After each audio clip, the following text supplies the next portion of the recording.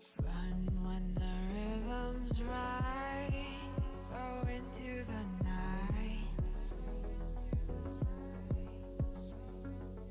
Go until you're out of sight and you're out of my mind. Run when the rhythm's right. Go into the night. Floating as the river flows, easy as it goes to the ocean. So walk on by, I've got no reason to love you, but I do, I do, I do. So walk on by, I've got no reason to love you, but I do, I do, I do. Show me colors of the sky, but all I see is gray. You lost me when you lied. Promise me, but you never try. Secrets in your eyes. You go and run, I'll hide. Show me colors of the sky, but all I see is gray. You lost me when you lied. I don't ever wanna be crowned, just another prize. It breaks my heart, heart. Breaks my heart, heart, heart, heart. Breaks my heart, heart, heart, heart. Breaks my heart, heart, heart. Breaks my heart.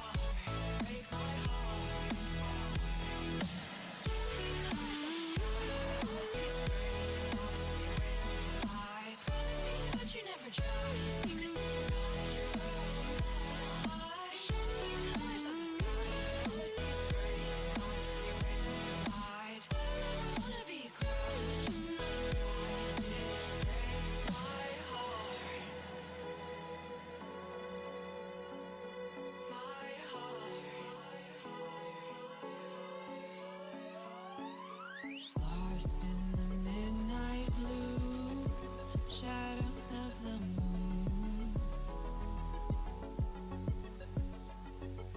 Here with open arms for you, feeling something so new. Said with me you'd reach the sun, oh but we were so young. Till the summer's done, we're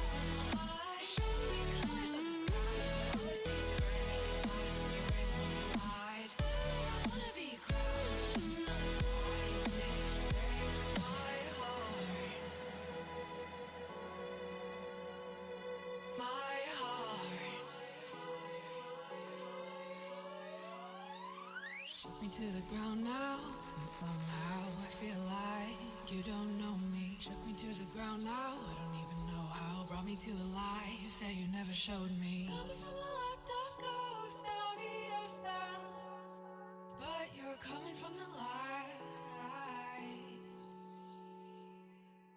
There's more to you than you ever thought there was. Yeah, you're coming from the light.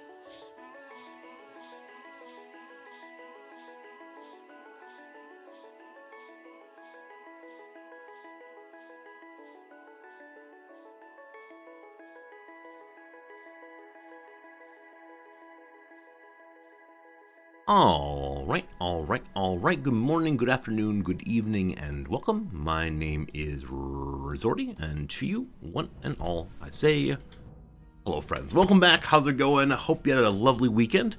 It's Monday morning here, bright and early. Probably the end of the weekend for a lot of you, and I hope things gone very, very well. To my left, you will see there's a slight green spot on the old green screen. The green spot has a hand. What? Good morning, Noms. Good morning. How are you doing? I'm okay. Are you wearing your brand new dressing gown? Is that right? Why, yes, I am. Yeah, this weekend, Noms went to IKEA. And this was on sale. And this is on sale. On clearance. And that is the whole story. Noms very much enjoys clearance. Clearance and sales and IKEA. I think you get a lot of satisfaction of walking from place to place, seeing the deals on deals. The deals on deals. It's true. More on that in just a little bit. Let's say hi to people. Would you like that? All right, Very good. Up to the top. So first of all, we say hello. Pepper. How's it going, Jack? Jack, I saw that you were here before Pepper. Good job. Keep it up.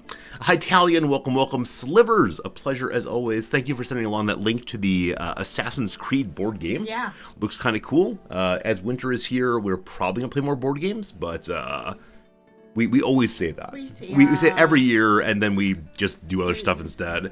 But this year, surely this year is different. We're going to the gym, we're getting good routines, we're eating healthfully, and we're playing board games. Jim, it's good to see you. I'm sorry your FM23 playthrough's having some troubles, but hopefully it goes well. I'm looking forward to Football Manager Day for myself in, I don't know, just a few days here. Thursday. 4 days, is that right? It was Monday, Tuesday, a few days, absolutely. Grok, good to see you. You got the gift of RimWorld for Christmas. Congratulations. Hope it's a lot of fun. Hope you have a lot of amazing stories and enjoy yourself through and through. Mm-hmm. Maybe you should play RimWorld sometime. Okay. I think you'd enjoy it. I mean, I think it's a really nice story generator, and you don't have to make it super hard. You can just, play house. It's like The Sims with guns. Oh. Well, I mean... That's fine. That's very good. Lauren, it's good to see you. Thank you. Hope you have a nice day also. How is it going today, Marks? How's it going today, Klaus? Klaus, you're lurking until you finish Monday's New York City crossword. Good luck to you, my friend. We have not done today's yet. Today's we have not. Wait, what is today? Today's Monday. It's Monday. Oh, it's wait, how? Oh, Monday comes out at 6 p.m. Eastern Time, New York, I think. Maybe. Oh. Anyway, have a good time. Good luck, etc. Hytalian celebrated little one's B-Day today. That's nice. Happy birthday, Hytalian, to your little one. That's very, very nice. Yeah, birthday celebrations, always great. Yeah. Youngsters especially love them. I think the older I get, the more I realize that so many holidays are especially for youngsters. I think I didn't really realize that. Do you feel left out? No. I mean, I think in my late 20s or so, I had a period of I'm too cool for holidays. I don't care about holidays at all. And then at some point, I saw some sort of joyful child being delighted over fireworks or something like that, and thought, oh, okay, I am old and cynical, and there's nothing good for me anymore. They believe in Santa Claus. And the Easter Bunny. We all believe in Cannibal Santa here, but more sincerely. I think it's really cool to see the joy of youth. And I don't want to say that everyone eventually hits cynicism and despair and so on, but... yeah, young people are still full of joy at novelty. Mm-hmm. Yeah, it's true. I'm full of joy at novelty. You're a young person. Indeed. Yeah, I do wonder at what point people will think I'm older than Noms. Has that happened yet? So Noms is about... I'm sure it has. About 2 years older than I am, I believe. 3 years older? Yeah, I'm 4 sure years it has. older? I'm sure it's already happened. It's probably happened, yeah, because you have a certain youthful energy. Woo! Woo! And I'm me. Very good, very good. Admiral Entropy is good seeing you. Fairness, hello. Is the Sims Gun Project Zomboid? I mean, yeah, Project Zomboid had the more explicit, like, need bars of, you have not eaten recently. Oh, no. But I guess Rimworld has this also. Really? Yeah. That's what I don't like about some of these quote-unquote chill games. It's not so chill when you have little people, like, screaming at you that they need food, and they need different food.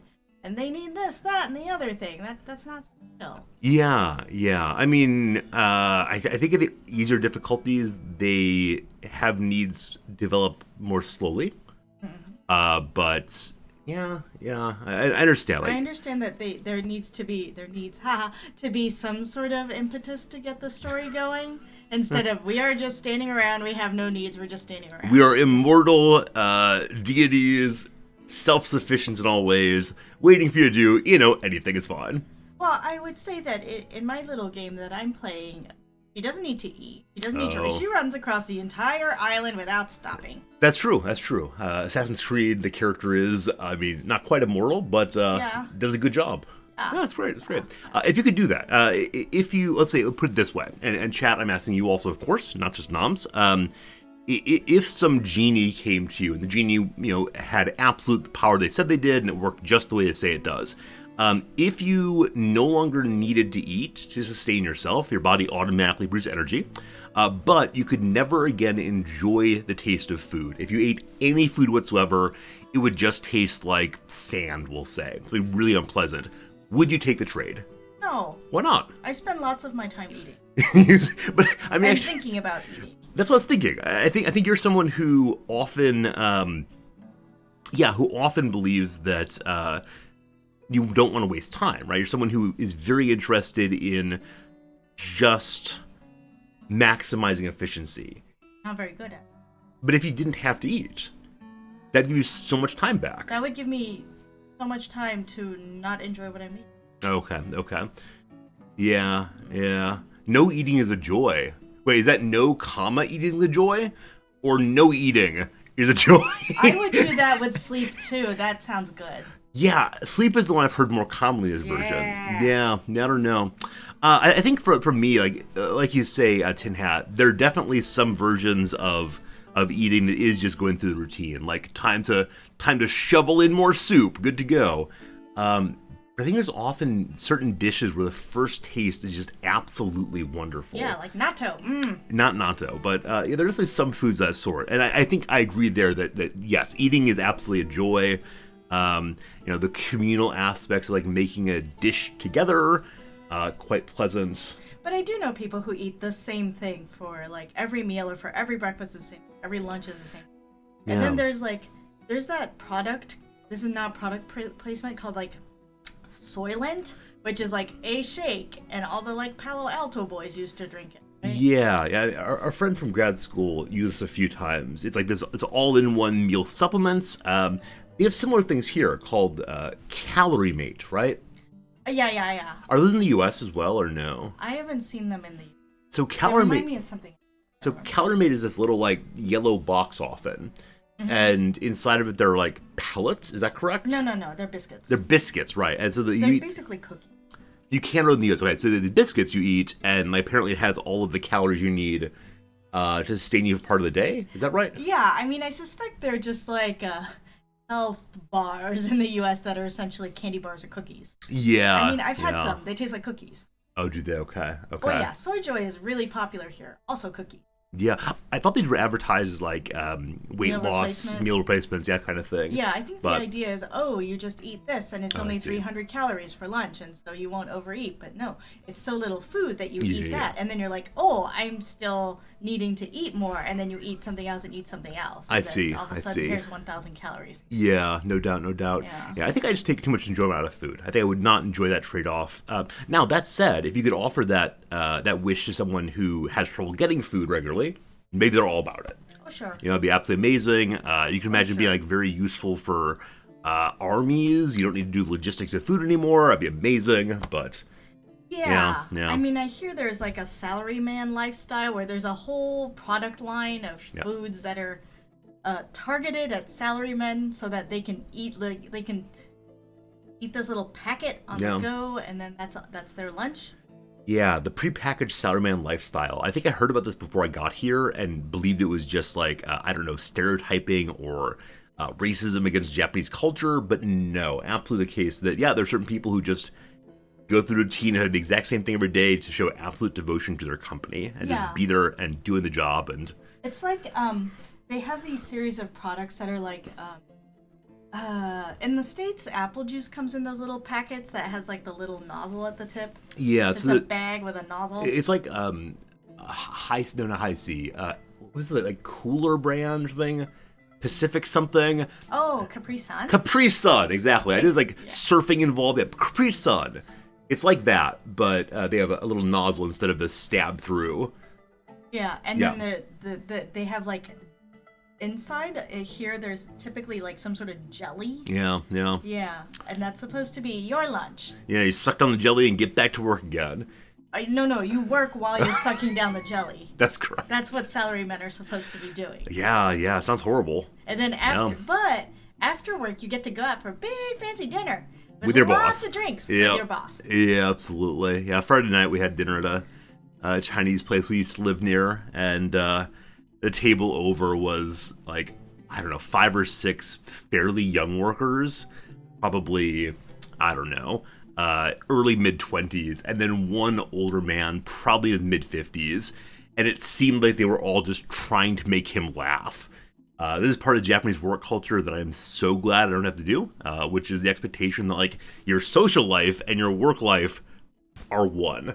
And so often there's stories about like people not going home to their families because they have to stay out with the boss, and this sort of drinking and hobnobbing is how you get ahead and get promotions, and oh god, no.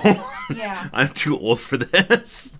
Yeah, the good thing is it's changing, like, because they realize that that's not... Oh, it's probably changing because they realize that that's why the birth rate is low in Japan. Yeah. It's not because they realize it's unhealthy. It's because they realize it's affecting the birth rate. I mean, same thing with, yesterday or day before, Prime Minister Kishida came out and said there needs to be nationwide wage increases. And one of the justifications he offered is because it's so expensive to raise kids here.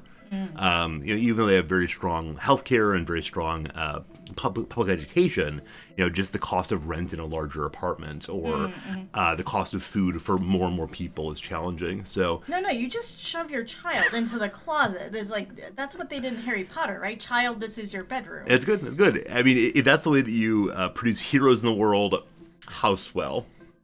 Yeah. But yeah, I also read that they're gonna give a 5,000 yen a month payment for each child you have, but that's so little. Yeah, I mean, it's not nothing. It's not nothing, but it's not gonna pay for a child. What, $43 American a month per child? Yeah. I mean, I think it doesn't completely. Like you could take the child out for fancy dinners. Possibly so. I think that it'll pay for a happy meal. It'll pay for 2 happy meals a week for a whole month. Yeah, I mean, I think the Japanese birth rate problem is something I'm only beginning to fully understand, but. Yeah, Japan's under replacement rate and has been for quite a long time.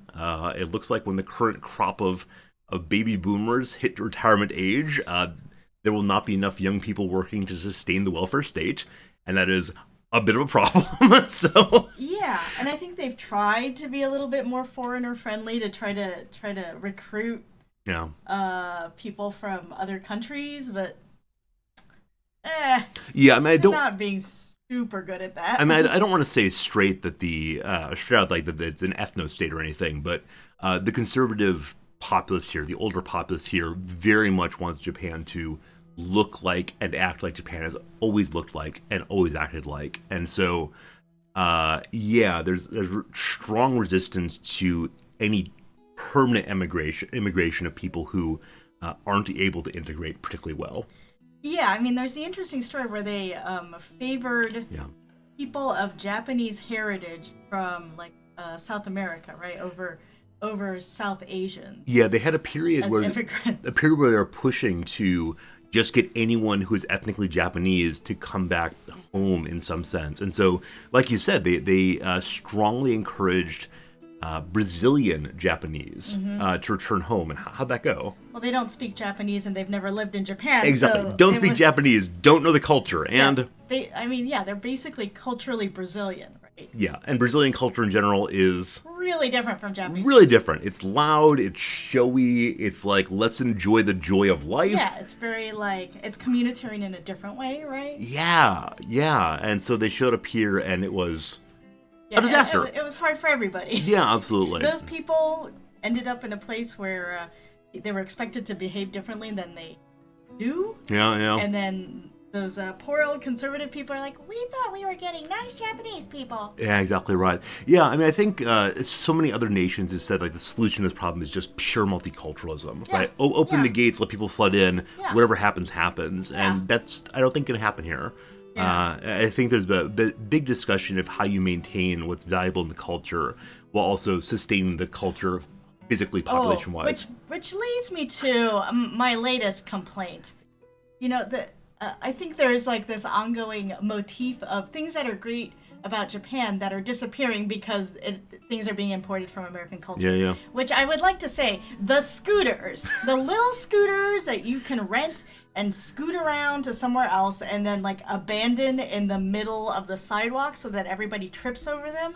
They've begun to proliferate here and I'm a little bit concerned. Yeah, like you use an app to check them out and you scan the little barcode and then you can deposit it wherever, and then in the middle of the night, the elves come around and collect all the scooters and charge them up, and then put them there. I've mentioned before, I have an anarchist friend who hates these so much that when he's in a big city, he will take them and throw them into the river. Oh, that's a good idea. Yeah, and so far he's not been caught, and he does not really care if he would be. But if we had a truck, it'd be easier to do that, because then we could pick them up, drive on down to the river, and throw them all in. Yeah, I don't think this is a necessary solution. I don't think it actually fixes anything, of course. You get a wheelbarrow, I guess. We're not going to get a wheelbarrow. Where do we store a wheelbarrow? Around the corner? Around the corner, very good. Yeah, because we don't want to be caught with it in our house. See. So we'll also throw the wheelbarrow into the river. And then we'll get a fresh one every time, Oh, absolutely. Boy. Yeah, I mean, I think that what I said when you expressed real concern about these proliferating here is we'll see how Japanese people do it. Because like, stereotypically, we've only seen them in the U.S., and the U.S. people do just kind of dump them wherever. Yeah, they're people can't get up and down handicap ramps. Yeah, wheelchair ramps, because they'll just dump them right there. Yeah, now, because there's like a communitarian collectivist conception here of like always attending to how other people are affected by your choices, I can imagine Japanese people will largely put them out of the way. Yeah. Hopefully. Yeah. Now, there's the other thing where you need a license to drive those. Yeah. And a lot of people don't have a license. That's true. Yeah, as right now they're counted as being motor vehicles, and so you have to have a license for them. Yeah. I wonder if this will change, but who knows? Yeah, like I don't know the difference between one of those little scooters and one of those electric bicycles. Because you don't need a license for your electric bicycle, but you do need a license for Yeah, I don't know. Hey, Kramer, it's good seeing you. You're really enjoying the YouTube playthrough? Thank you. Hopefully I can keep the schedule up and going. We can get one a week or so, but thanks a lot. I enjoy making those. I enjoy even more when people enjoy watching them. And I want to say, for the first time ever, this past video got 100 views in the first 24 hours. Oh. Yeah, so that kind of numbers usually happen for like tutorial videos, but not for my playthroughs. Oh. And so we're going in the right direction. While you're streaming, I'm going up there and like viewing them over and over. Thank you. Please watch the whole video, though, because views of about 3 seconds long are not so good for the algorithm. Oh, no, I just speed it up to 2.0 times. Yeah, she watches things and listens to podcasts at really, really fast speeds. Not really, really fast. Like, so yesterday I bought a new razor. I bought an electric shaver for the first time in my life. Mm-hmm. And I'm delighted to have it. It's worked very well, though it is causing some irritation. I'm sure I'll get over it. And as part of learning how to use it, we saw a video online of this guy like, I grew up my stubble for 7 days, now I'm going to shave myself. And it was like a 17-minute long video. Yeah. Yeah. It was a 7-day beard. Yeah. It took some time for him. And I definitely got the idea after like 30 seconds. And I said, now, how long is this thing? And it was still many, many minutes longer. And so now I'm put it on like 2.0 speed, and we watch this guy go. It was amazing.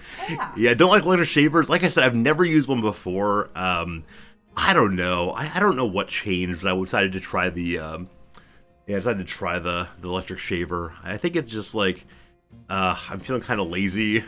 I'm not sure. I'm actually not sure what tipped it over. It must have been some ad or some kind of... Yeah, maybe some subliminal messaging. Yeah, it's true. But I think it was time to try something new. We'll see how it goes. This is great, but Gregarious Groundhog says that it counts as a vehicle for DUI statutes.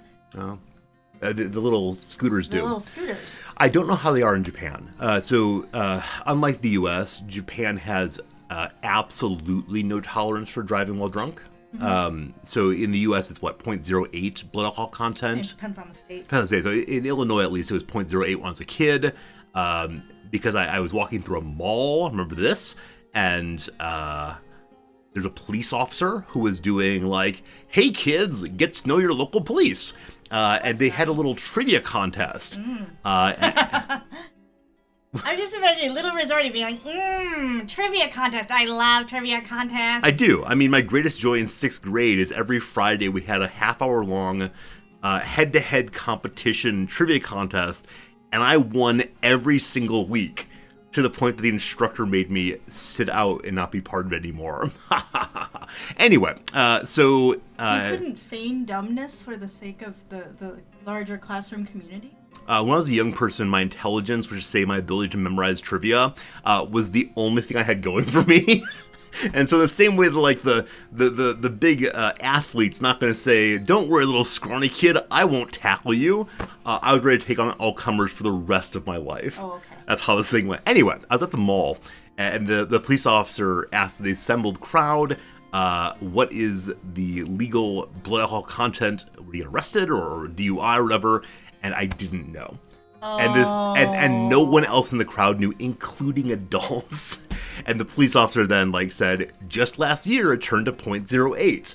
And though I have very, very bad memory of a lot of my youngsterhood, this stands out. What if they've changed it since? Well, that's fine.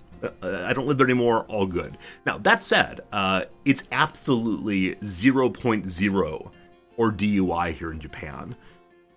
And so I wonder, will they also apply it to the scooters? Yeah. Because it seems that the scooters are often in places where there are a lot of bars. Because I can imagine the person saying, "I would walk home, but ... Yeah, let me make this bright decision to go on a zippy scooter. Yeah. Yeah, I can imagine people getting hurt that way too. Like the person riding it. Oh, sure. Now, hurt. we do have really good public transit here. It's amazing. We love it, etc. But it does shut down at a certain point. It's either 11 or 2. It depends on the night. Days, I think on the weekends it's 2. Yeah. I can imagine someone being out late after those close down and saying, "Well, I don't really want to walk or call a cab, so we'll try this little thing." Do they have public intoxication in Japan like they do in the States? No. So yesterday morning at, what was it? 10 maybe, 9:30, we were walking to Denny's. There were 2 guys just sitting and drinking. They were probably in their young 20s. Yeah. And having a drink outside. This is perfectly legal. There are people that we see on the trains having a little beer. Yeah, so drinking in public, no problem. Being drunk in public, no problem. Vomiting in public, no problem. It's only if you cause property damage or cause a ruckus that it becomes a problem. Yeah, last night at 8 o'clock or something, we saw somebody who was sleeping. Yeah. He was kind of in a little squat fetal position, upright fetal position, having a little sleep there. Absolutely. And I looked to make sure he was breathing. He definitely was. And he was wearing nice fancy clothes. Yeah, he was wearing a suit. I think he'd gone pretty hard and decided to sleep. And so all this is absolutely legal here, which as an American was such a big change. Now that said, people would look at him. Whenever I've seen somebody kind of sleeping on the street, people would kind of look at them. Yeah, absolutely. Yeah, I mean, it's out of place. People recognize it's not a great decision, but it's not illegal. Where I think in the United States, if you are obviously intoxicated, that's a problem. Yeah, that's how it goes. You're a public nuisance just by existing, I think, in those cases. Yeah, I don't know.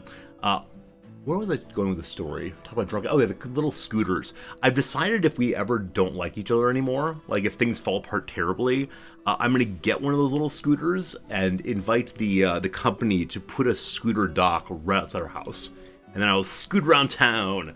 That's probably against our league. Probably. Yeah. That's fine. So this is actually part of why I do it, to get us thrown out of our house. Oh. This is great. Let's never hate each other, okay? Okay. Okay, very good, very good. I don't think it would get any traffic. It would get me, is what I mean. You would go out Just for you? walks. Like, we'd go somewhere together, you would walk, I would scoot, and I'd go very slowly next to you. Great. Oh, okay. Very good. Okay. Axix, it's good seeing you. Thanks for being here, everybody. Do we have any more weekend stories, or should we go to the big, exciting news? We should probably go to the big, exciting news, unless you want to just mention where we went over the weekend. Oh, yeah. Over the weekend, I went to a place called Odaiba. Odaiba is an island that has been built from the sea. Like the Dutch, the Japanese reclaim parts of the sea and turn them into fortresses often. This one is no longer a fort, though. It is now a public attraction. You referred to it as the Las Vegas of Japan. Yeah, it doesn't. Not that I've been to Las Vegas, but it wasn't kind of as overpopulated and loud and everything as I expect Las Vegas is. That said, it's the middle of winter here, so. It is. They're absolutely huge boulevards, lots of shiny things. They're various statues that belong in other countries. Everything is very big there. Like, the streets are very big, the buildings are very big. I feel like I'm in, like, I don't know, Giant World or something. Yeah, and there were a lot of tourists there even here in the winter. Oh, goodness, yeah. We were hearing a lot of Chinese, a lot of Korean. There were two incredibly loud Americans who we believe are probably soldiers from Okinawa, most likely. Yeah, I think one of them had, like, a bag. Yeah, had a military-style bag on. Yeah. And they were... They could be just wannabes. Not just loud, but they were speaking English and were ridiculously vulgar. Really? There was definitely some F-word use, like 8 times in 1 minute. Oh. And so I think one thing that often happens here is native English speakers forget that most Japanese people also speak English. Yeah. And so it's such an uncomfortable thing. Like, it's one thing if I can understand them, fine, whatever, but recognizing that everyone around them is being disturbed and is absolutely aware of the content of the disturbance. It's so weird. So weird. Anyway. Yeah, I'm sure that, like, especially with all of the films and the music that proliferates, I'm sure the F-bomb is something that a lot of people are quite familiar with. Oh, sure. Yeah. That said, over the weekend, you did look up the Japanese curse words. Yeah. Because we talked last time about not knowing them, and were you impressed by Japanese cursing?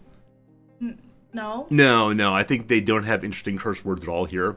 Yeah, it tends to be, like, scatological? Yeah, scatological yeah. or insulting. Yep, and that's about it. So, we were hoping there'd be, like, some new take on cursing that came from a new, like, cultural perspective on what's good and what's bad. And, nope, same kind of things in the U.S., but kind of boring. What's the thing from Monty Python? Your mother smelled of elderberries. Yeah, like, I bite my thumb at thee and so on. Your mother smelled elderberries. Yeah, I think part of that was Shakespearean. I don't exactly remember the ins and outs of it, but yeah. Maybe we could make it up. Maybe you can start a new trend in Japanese insulting. Okay, very good. Okay. Anyway, we'll have pictures from Odaiba probably tomorrow. One of them, I'll give you a little preview, is the Statue of Liberty is here.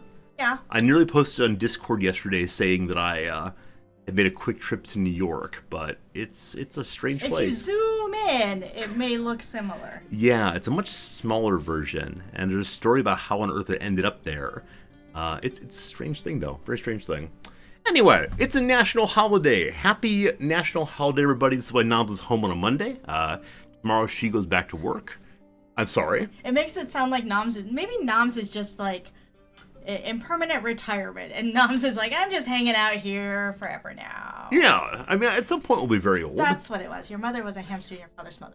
Yeah. At some point we'll be very old, and when that happens, maybe we'll have like morning coffee time and pull out the old crossword. Klaus, by the way, congratulations on maintaining your Monday streak. Well done. But yeah, maybe it's the case that we'll have morning coffee time every single day, and drink the coffee and say, back in my day, etc. okay. Do you have any back in my day stories yet? Probably. Yeah, mine are all of the forum back in my day students ... Yeah. that I use against my class. There's also like the back in my day, people used to play outside in the street. And Oh, that's true. That's true. Yeah. kids used to play outside and play with each other. Yeah, I definitely didn't. I was like computer games from the time I was born. Yeah. And I think my parents would have liked something else than that for me, but what's done is done. Yeah. Anyway, let's go ahead and learn about today's national holiday. We're still in our first year of living here, so I do not know anything about the holidays. Let's learn about this one. This one is called Coming of Age Day. Ooh, ah. So we're going to read this one, we're going to learn some things, and yeah, maybe we'll go celebrate this in the right way pretty soon. Anyway, Coming of Age Day, which we is... can't celebrate this. Why? It's for people who are turning 20. In the sense, well, I would like to challenge this, because it's held in order to congratulate and encourage those. So we can go outside and yell out like, "Hello, 20-year-olds, good job!" Okay. Or we can go find some students who are 20 years old now, and we can tell them good job. Yeah. I think like when it's Mountain Day, for instance, we don't say we can't celebrate this. We're not a mountain. Very good, very good, very good. Grow, it's good seeing you. How you doing? Appreciate you. Back in your day, you'd go to concerts and enjoy the show. Now everybody watches them on their phones. Yeah. I mean, I'm happy to complain about that. It is a very strange thing being at a concert, especially when people take their iPads and hold them up to record, because the iPad blocks like serious territory up there. Yeah. I think my real annoyance with that, of course, is the light. Like, if they were like just cameras or like solid black screen with nothing showing, that'd be not great, but okay. But yeah, with the way in which the screens all brighten up the rest of the audience, not ideal. Yeah. People start doing that at movies. I mean, I think at this point, like the MC... Hammer. M-A-P, M-P... AA? Is that the one? Whichever one is like... Motion Picture Association of America? Sounds good. Whichever one's responsible for ensuring copyright is defended forever. Be good. Last concert we went to with Jack White, very cool, made everyone lock up their phones. Yeah, I've seen more and more of that with, like, comedians especially do it so that their best material doesn't get on the internet. But yeah, I definitely see... the appeal of that. I can also see people resisting it, though. Yeah, they're like, I might be needed for an emergency. I need to text my boss and tell him important things. Well, there are some professors I've heard of. I don't think I've seen it, but there are some professors who ask all their students to put their phone on the front table when they come in, or to put them in like a basket. My colleague at my 2 schools ago had this like basket he would use, and you had to put your phone in the basket when you came in, and some students were radically opposed to this. Not just like, hey, it's mine, but instead like, you're trying to control me, comma man. I mean, yes, he was. He absolutely was. I think he was someone who was trying very much to reassert a certain like conception of the classroom, which has kind of been lost through the incursion of technologies. I'm just imagining what that would be like at a Jack White concert, where it's like, here is a giant garbage barrel. Everybody put your phone in there. And then later dig it out. Is this my plain black iPhone? I don't know. It's like key parties back in the 70s. You pick out a phone, and that person is the person you're going home with. Wait, so I agreed with you. I nodded along to that story while thinking about something else, and I realized only too late where we were going.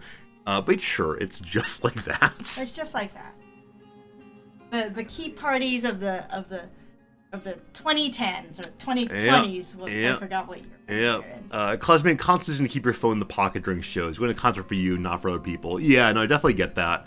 This is something I struggle with as a content creator, and we've talked about this before on stream. But yesterday, for instance, at Odaiba, I think I took one picture, and as we were starting out, looking at a beautiful ocean scene, I had a moment of, okay, if I want to offer the best possible story of the day for stream, I should get my phone out and take a picture now. But I was like, it's my 1 day a week off from streaming. I'm just not going to this time because I wanted to be like with you. That's okay. You have a personal assistant to take your photos for you and then text them to you. Noms does enjoy taking the photos. That said, I think the photos we took yesterday were kind of organic. They're things we wanted to see anyway. Where I think if I'm like thinking about streaming entirely, I'll take photos of basically everything, because I want to be able to talk about every single step all the way through. There is one photo you took just for you on the train. I posted it on Discord, actually. You did, okay. Yeah, if you didn't see the picture on Discord, there was a little sign that said like SOS is where the emergency button is, and it said in English, if you, or it is, it was a little arrow that said, it is by a contralateral door. Contralateral, right. And it's like, if you are looking for the SOS button, it is on the contralateral door. Exactly. And like, is there a Japanese word that means contralateral? I wouldn't know it if there were. Yeah, it's one of these words like... I'm sure it is, but... As I read it, I said, okay, I know what that word means. I would never use that word. I have to construct it somehow. But...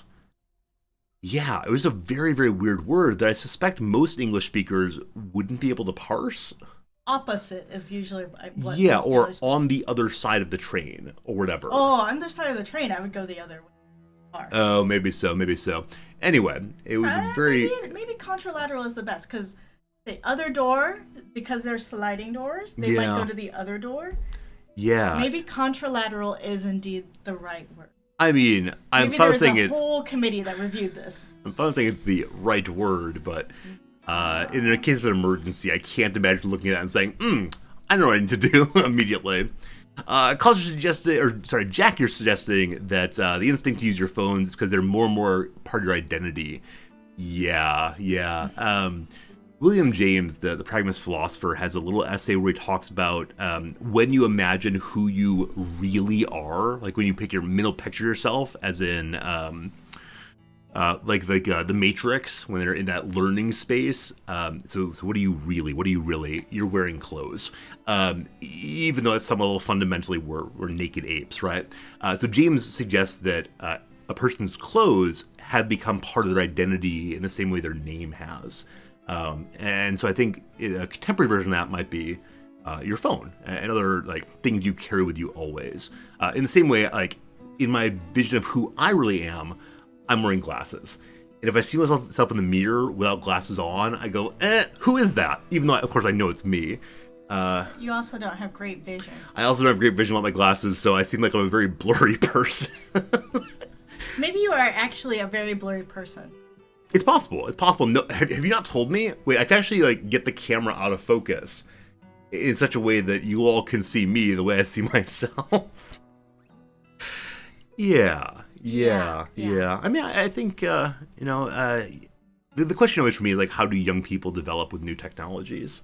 I remember back when there was first like multiple tab browsing. Oh yeah. There was a concern that would lead us to all being kind of scatterbrained, and the efficiency of multitasking would very quickly turn over to like an ADHD culture somehow. I mean, that's happened. My computer. Yeah. No, you always have like 17 tabs open, yeah. That's because of the particular infrastructure, like of web resources that my work has. Yeah. Where like if you have to be logged in and I don't know, it's just too much of a pain to find the link, open it up again, and log in again. So I just leave them open. Absolutely, all of them. And so you have like 3 different browsers open, you said, right? 3 different browsers? Yeah. Logged into 3 different accounts. Now, that said, our librarian friend from our previous school, I would walk into his office to go chit-chat with him, and he had like 20 tabs open. They were all like less than a centimeter wide. And very hard to find then. And he's not a youngster. He's older than we are. It's true. But I get it. I think I often leave... Maybe he doesn't know how to close tabs. Maybe that's what it is. Just keeps adding to close the browser. Yeah, no, for me, like I definitely leave tabs open as a reminder to do this thing later. Or like, I want to read that article. I don't have time to do so, but I'll leave it here. And like, I know there's a bookmarking system. Yeah. I have never made it. I don't think I've ever used the bookmarking system on any of my browsers ever. I use bookmarks for like places I go frequently, like our institutional login page. Yeah, I trust autocomplete. Yeah, so I type in like Outlook.office.com or office.outlook, whatever it is, and and it pops right up, and that's fine. But Oh. yeah, it might be faster to like pull up the bookmark page or tab and then like push the right one, but Yeah, it's just one. Never have. It's Never just have. one thing for add to bookmark. yeah, Bookmarks. yeah. Add to bookmarks. Ding. Yeah, I remember back in the days on stream, like after the first stream crisis, the first time in which I stopped streaming for a period. On the first stream back, someone came and said, "Resorty, when I push the R key in my web browser's search bar, twitch.tv/Resorty is no longer the first thing that comes up. You better fix that." So, feeling a need to have technology as a person is not really a new thing. Oh, totally. I don't want to suggest in any way that like, technology is bad, MK. Anytime I have a student advance that position, I then ask them, do you believe we should stop using technology? And they often say yes. And so I take off my glasses and I start taking off my clothes. I've got my shirt half unbuttoned one time as the class. Oh boy. I wear undershirts. It's fine. But yeah, I mean, I want to take seriously that yes, we all love and indeed need technologies to survive well in our world. Yeah, I've seen fewer of them here, but especially in the States, there was a proliferation of the upper arm patch for diabetes. Sure. For insulin. Yeah. Like that might be a technology some students have around. Oh, sure, absolutely. And like, I don't want to suggest again that technology is bad, MK, but I think like we shouldn't just gesture at technology entirely. We should think about individual technologies and how they change the affordances of our world, right? How they change the possibilities that attend to us. So it's like, it's one thing that if you're using a technology that helps you survive, certainly. I think for me it's always about, does the technology help you to be attentive to the things that matter? And like, what are the things that matter? Blah, blah, hard question. But yeah, I think though it's the case that cell phones are profoundly powerful, especially now they're little magic technology, computers, encyclopedias in a box, amazing. But having them available at all times, I don't want to say causes, but allows people to step out of the present situation. And there's like phenomenologically, myself, I'll say like I have avoided so many conversations and situations in which I should have been more engaged, or I regret not being engaged because of the ease of just dropping into my phone. And I wasn't doing this because, oh gosh, I wanted to read an article, or oh gosh, I wanted to learn something. It was entirely, it's easier to stare at this screen than it is take the risk of saying hello. Yeah. There's a lot of that. Yeah, and again, like you can entirely point to personal responsibility and gosh, I've already made bad choices. But I think different technologies make it easier to make that kind of decision. Yeah. Anyway, It's a very hard conversation. I actually took a graduate level course on philosophy of technology some years back, and it was one of the more fascinating classes I've ever taken, because obviously there's like the ethics question of how to use technologies and the ethics question of AI and sort of like space age stuff, but also the recognition that we're just stuck with technology. It is what it is to be a human.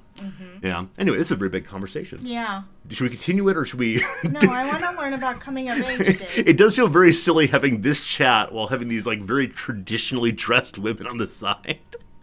All right, we're gonna read now. It's a great conversation. If you want to talk about more, definitely Discord. We can do that. All right.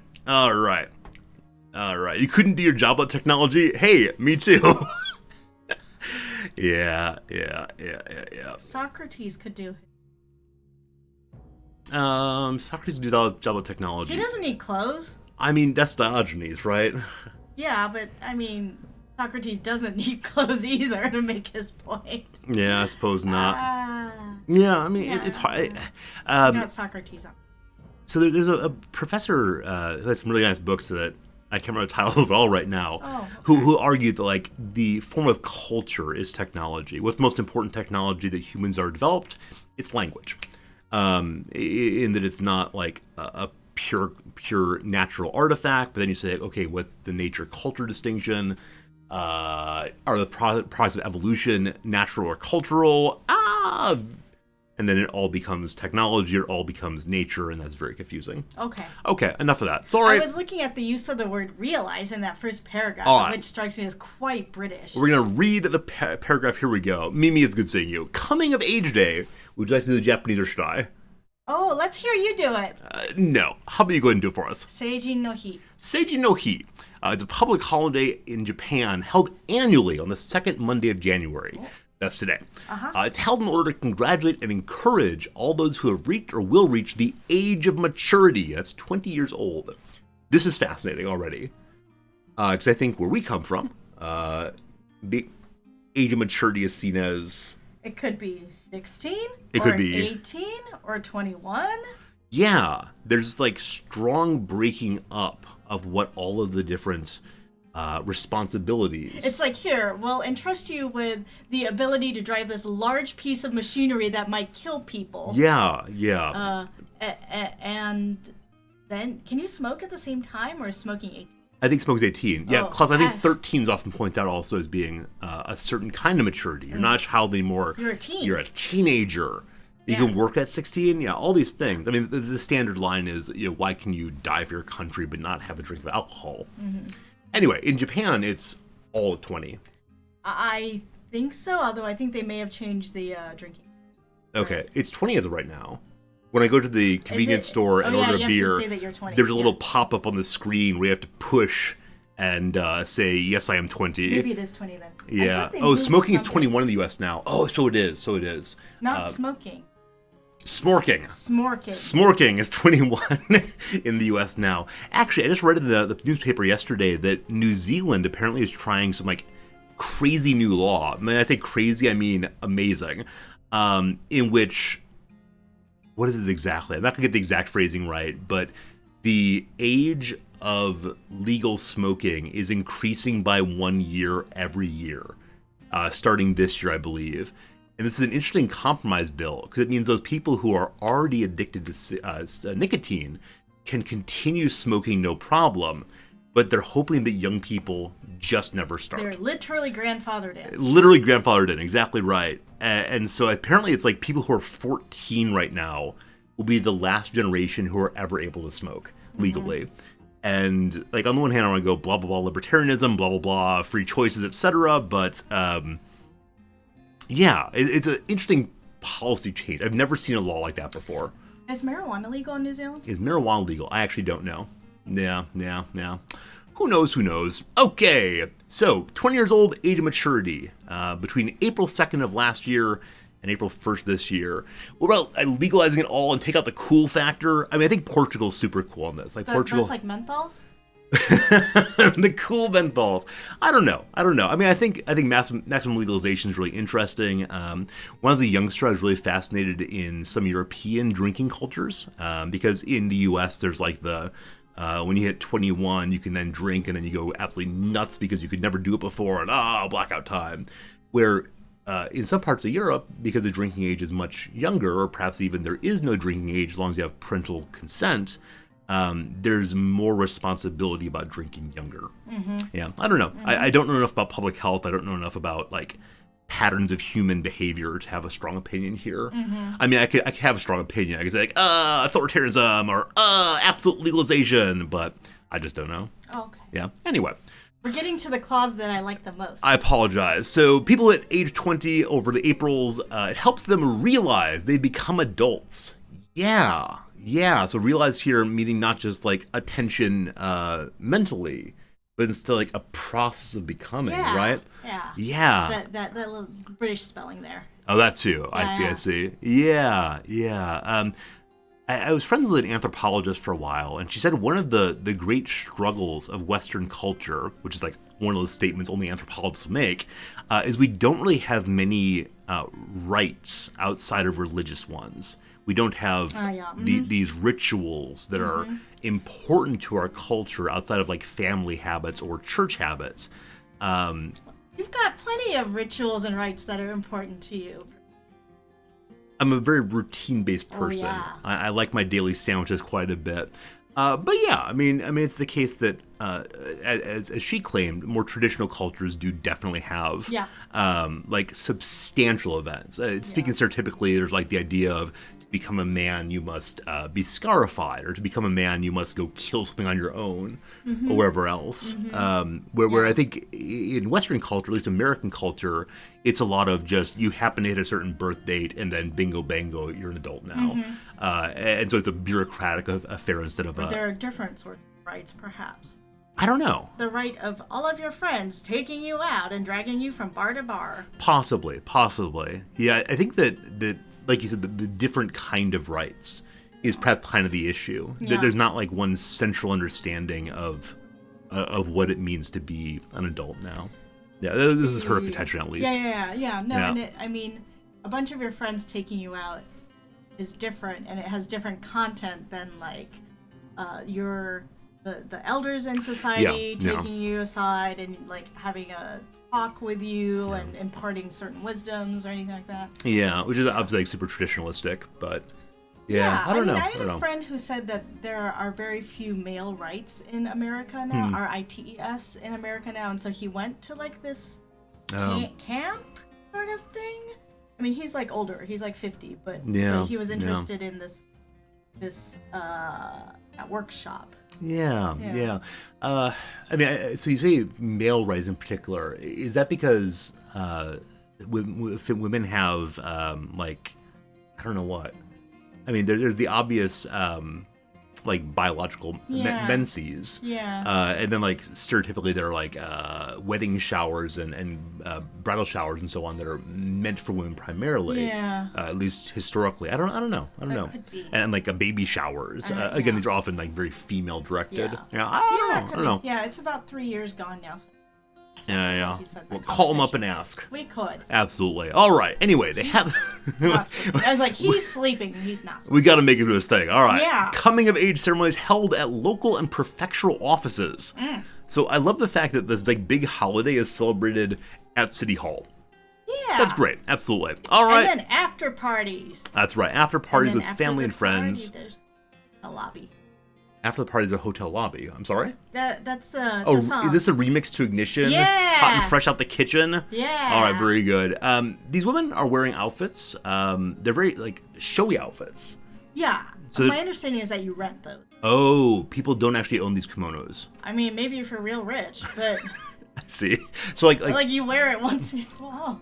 Maybe you don't wear it once in a while. So it's like the kind of like suits that are rented primarily for guys at weddings or for prom nights. Yeah, tuxedo, right? Absolutely. Yeah, I saw a little bit of news today that there are some of those companies that have gone out of business. Oh. And so people are having a hard time finding kimonos for. So no kimonos come age day because of probably COVID, right? Yeah, I think so they didn't hold the traditional festivals. This is the first one back, I believe, and so it's sad. It's sad. No graduation gowns. No graduation gowns. Very sad. All right, gotta read. Coming of age ceremonies, oh gosh, have been celebrated in Japan since at least 714 of the Common Era, during the reign of Empress Jean-Mei?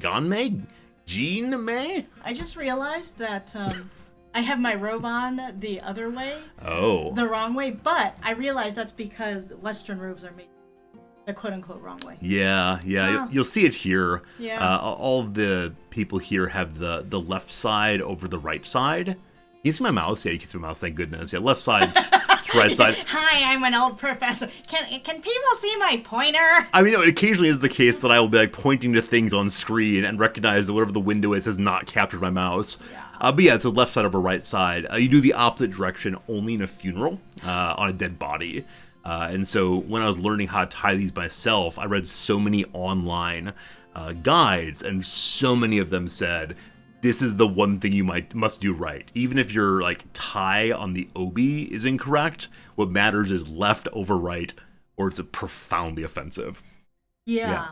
But yours is backwards because in the West, either there's no caring about this. Because apparently the Swedes prefer right over left. There you go. Hello, Swedes. All right, back to it. So Empress Genmei. Hi. Oh, look at her. Hi, lady. Hello, lady. Yeah. 43rd monarch of Japan. Austere, severe, absolutely. But an empress was a monarch. Yeah. Japan has had historically all kinds of folks as emperor. Empress, yeah.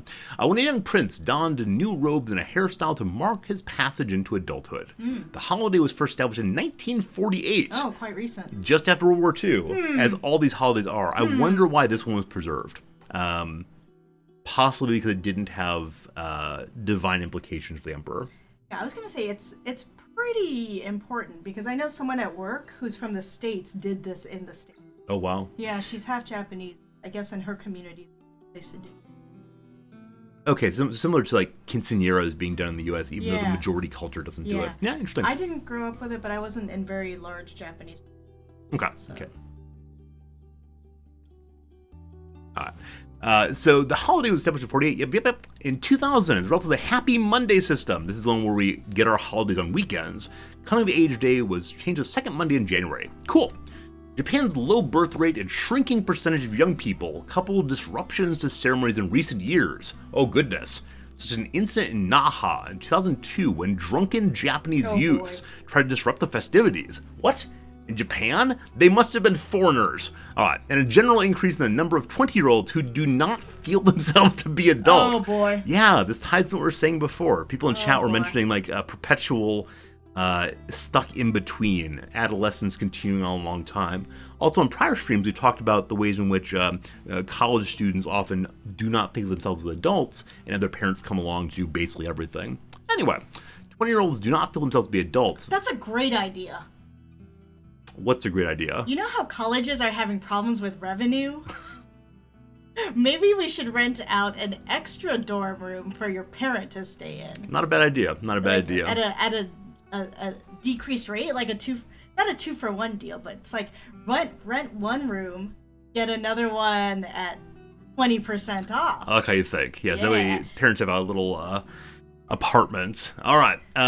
So decreased attendance to the ceremonies, which caused some concern among the older Japanese. Yeah, maybe it's the place where like the culture is going to turn over before too long. All right. In 2012, the decline continued for the 5th year in a row, with a total of 1.22 million adults celebrating the holiday in 2012, under half the participants from 1976, when 2.76 million adults attended ceremonies.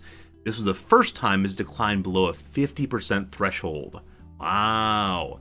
Furthermore, Japan lowered the age of adulthood from 20 years to 18, which took effect last year. There we go.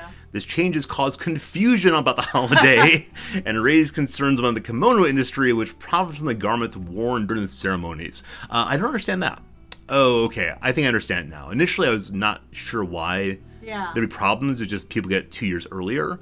But if the change has been to 18 legally, but ceremonial it's still 20, then people get very, very confused. Really, they should be entrepreneurial about this and be like an year 18 kimono, and then market a separate add-on for your age 20 kimono. Like you get a fancier obi or something. That's nice. It's nice. So in the same way that people have like senior pictures after high school, people also have like middle school now, and they're like elementary school graduation ceremonies, which I definitely didn't have part of. For instance, one of your relatives bought a condo near their son's university. Yeah, absolutely can be done. I know there are some parents who will buy their students a house near the college. Yeah. And it also has a room for them to come and stay in regularly. Sometimes it's because dorms are so expensive now. Dorms can be expensive. It also is an investment. And so in college towns, as long as the school's not falling apart, real estate appreciates, etc. What school isn't falling apart?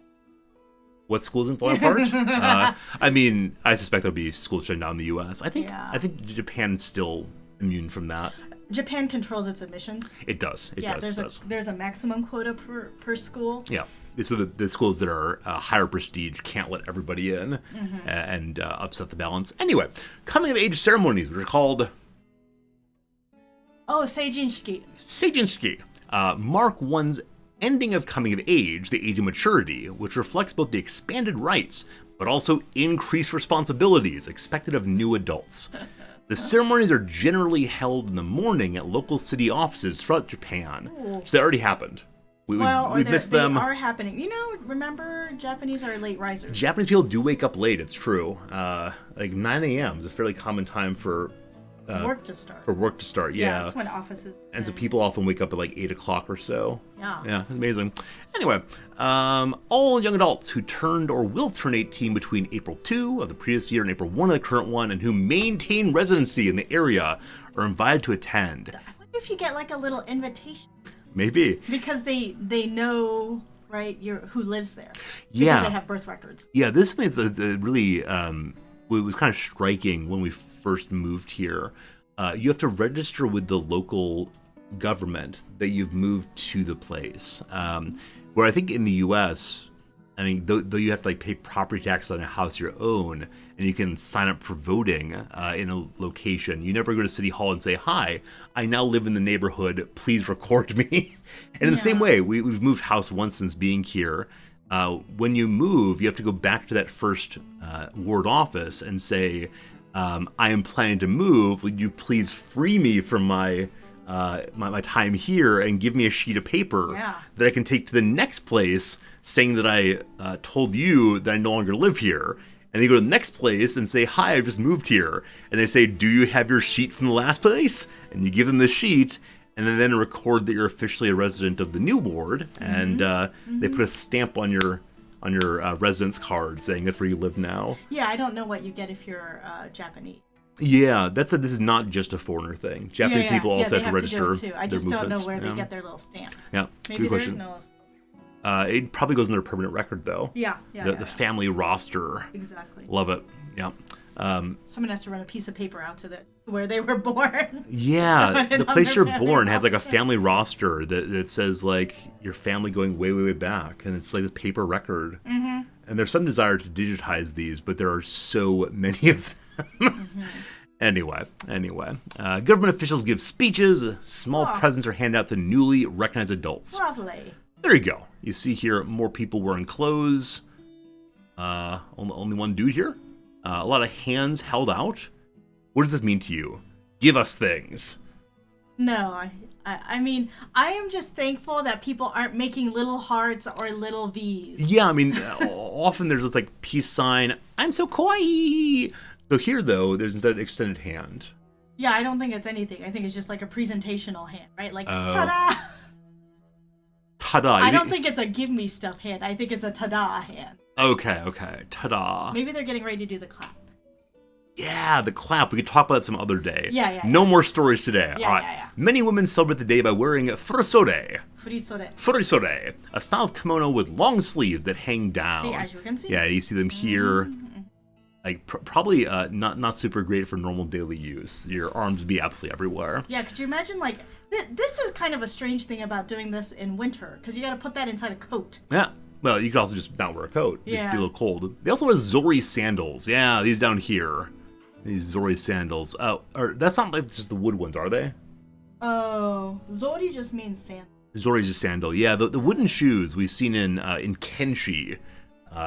Wearing those little wooden slippers make you run faster in that game. I can't. Really? Yes.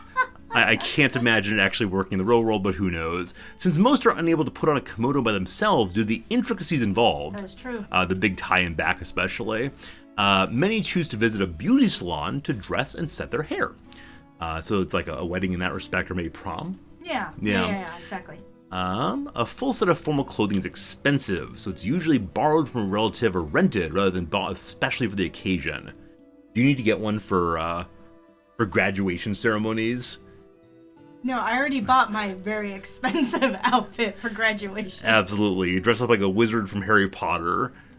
I think this year we'll bring that back on stream. We'll have the graduation stream over my little outfit. On your adult now day, you can't dress yourself. Exactly right. Yeah. Men sometimes wear a traditional dress, a dark kimono with hakama. I assume that's the little belt part here?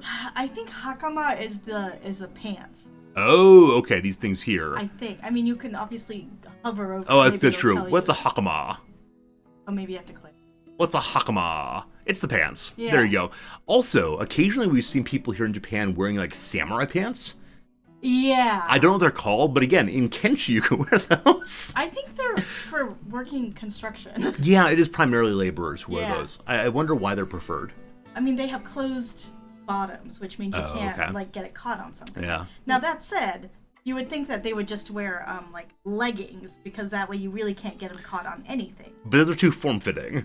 And people look at you and say like, "Oh, I like your leggings." That's true. I have noticed that people, when they go running, they Yep. put shorts over their leggings. They do. And you know, also at yoga, people don't just wear the leggings the way they would in the U.S., do Well, they? they do. It's just when you're done, they put things on Yeah, over yeah. it Interesting. instead of just walking around that. Nowadays, many men wear formal Western clothes like a suit and tie more often than traditional hakama. Oh, that's so sad. Native culture being destroyed. Yeah. Because surely this is native culture. Although maybe then they can use their suit and have it on hand for when they go on their job interviews. Yeah, maybe so. Yeah. You can't wear this to your job interview? I mean, it depends what your job Yeah, I suppose you're so. going for. After the ceremony, young adults often celebrate in groups by going to parties or going out drinking. Yeah.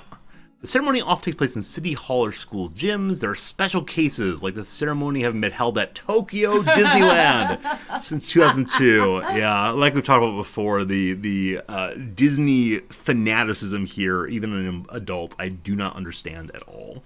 Yeah, I've never lived in a Disney town before, so I don't know if this is normal, like for a Disney town. Yeah. I don't know. A lot of my students very much want to go to Tokyo Disney, which fine. There's students. That's so interesting. Yeah, but it's something that I have never had a desire to do. So I I'm don't know. curious to know whether they'll want to go to the new Harry Potter thing as much, or as the new Studio Ghibli Yeah. amusement park, or if it's something about Disney. Yeah, I don't know. In particular. Speaking of Harry Potter, apparently the top game on Steam right now is a new Harry Potter game that is coming out in a week or so. Wow. Yeah, there you go. Huh. I'll Are be you gonna play it? No. Actually, I had a viewer come in and ask that a couple days back. Are you playing Harry Potter? I'm like, oh, I don't know.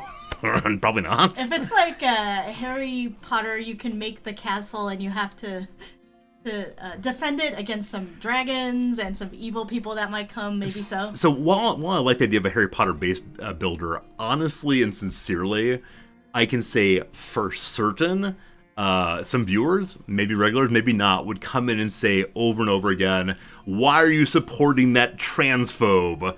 And like, I mean, there's an interesting argument there, and I just don't want to deal with it. So, Yeah, I mean, does a percentage of it still go back to J.K. Rowling? I have no idea. Or is she who shall not be named? Say her name. Yeah, I don't know. I mean, Okay. truthfully, I have no dog in this fight. I mean, I have dog in the fight, a question of like trans rights, etc., all very important. But in the fight of like, is Harry Potter worth saving? I just don't care. Someone would like to know your Hogwarts house, though. Hogwarts house, you may have guessed, is Hufflepuff. Hufflepuff. I'm a nice person. I'm also stupid, and I like food. Is that true of Hufflepuff? I have no idea. All right. Furthermore, what's a new adult? New adults, the ones who will welcome their birthdays during the year between the next day of the last coming of age day and the next coming of age day. Citizens were initially asked to take part in the ceremony until after the 20th birthday. A change to a school age method. Naruhodo. Why are we Naruhodoing here? I was trying to figure out why it was April 1 to April 1. Because it's based on the school year. Makes sense. Yeah. It's not, haha, April Fools! I see. So, Happy Monday system was released due to the issue of younger individuals who participated with other strangers. Oh, so they want you to stay with your schoolmates instead of with just random people who are technically your age. There you go. With other strangers. That's great way of putting that. Absolutely. See also, Genpuku, Japanese coming of age ceremony back to the Naka period. Interesting. That's long ago. And then secular coming of age ceremony called civil confirmations. Huh. Well, there you go. That is today's holiday. What are we doing for it? Literally nothing. What is that video show? Yep. Young people dressed up for coming of age day walk in front of a shrine before twilight. Oh. Do you want to see it? Yeah. All right. It's only 12 seconds. Yep. You don't have to watch it too. Oh, there they go. There are people walking. There's a shrine. Oh, taxi. How exciting. Yeah, having a good old time. Wow, these taxi cabs look a little bit older. The video looks a little older, honestly. Yeah. Yeah, there you go. It's not in HD. It's not in HD. I can't see every pore. Yeah, so, like I said, we're doing literally nothing for this one, but how nice that we get a day off from work. How nice that you get a day off from work. Here I am. Because of this. Yeah, maybe I'll get to go see them. Maybe I'll go outside and see if there's anybody walking around in traditional clothing. Yeah, unfortunately, our ward office is kind of far away. Yeah. Like, it's not just, I mean, you can go there if you want to, of course, but we live in one of the larger wards, and so it's kind of tough to get in places. Yeah. Yeah, where are you going today? What are you doing for your last day before you have to go back to work? Nothing. Nothing. Are you going back to the same store you've been to for the last 2 days? Maybe. Because you want to buy a new notebook?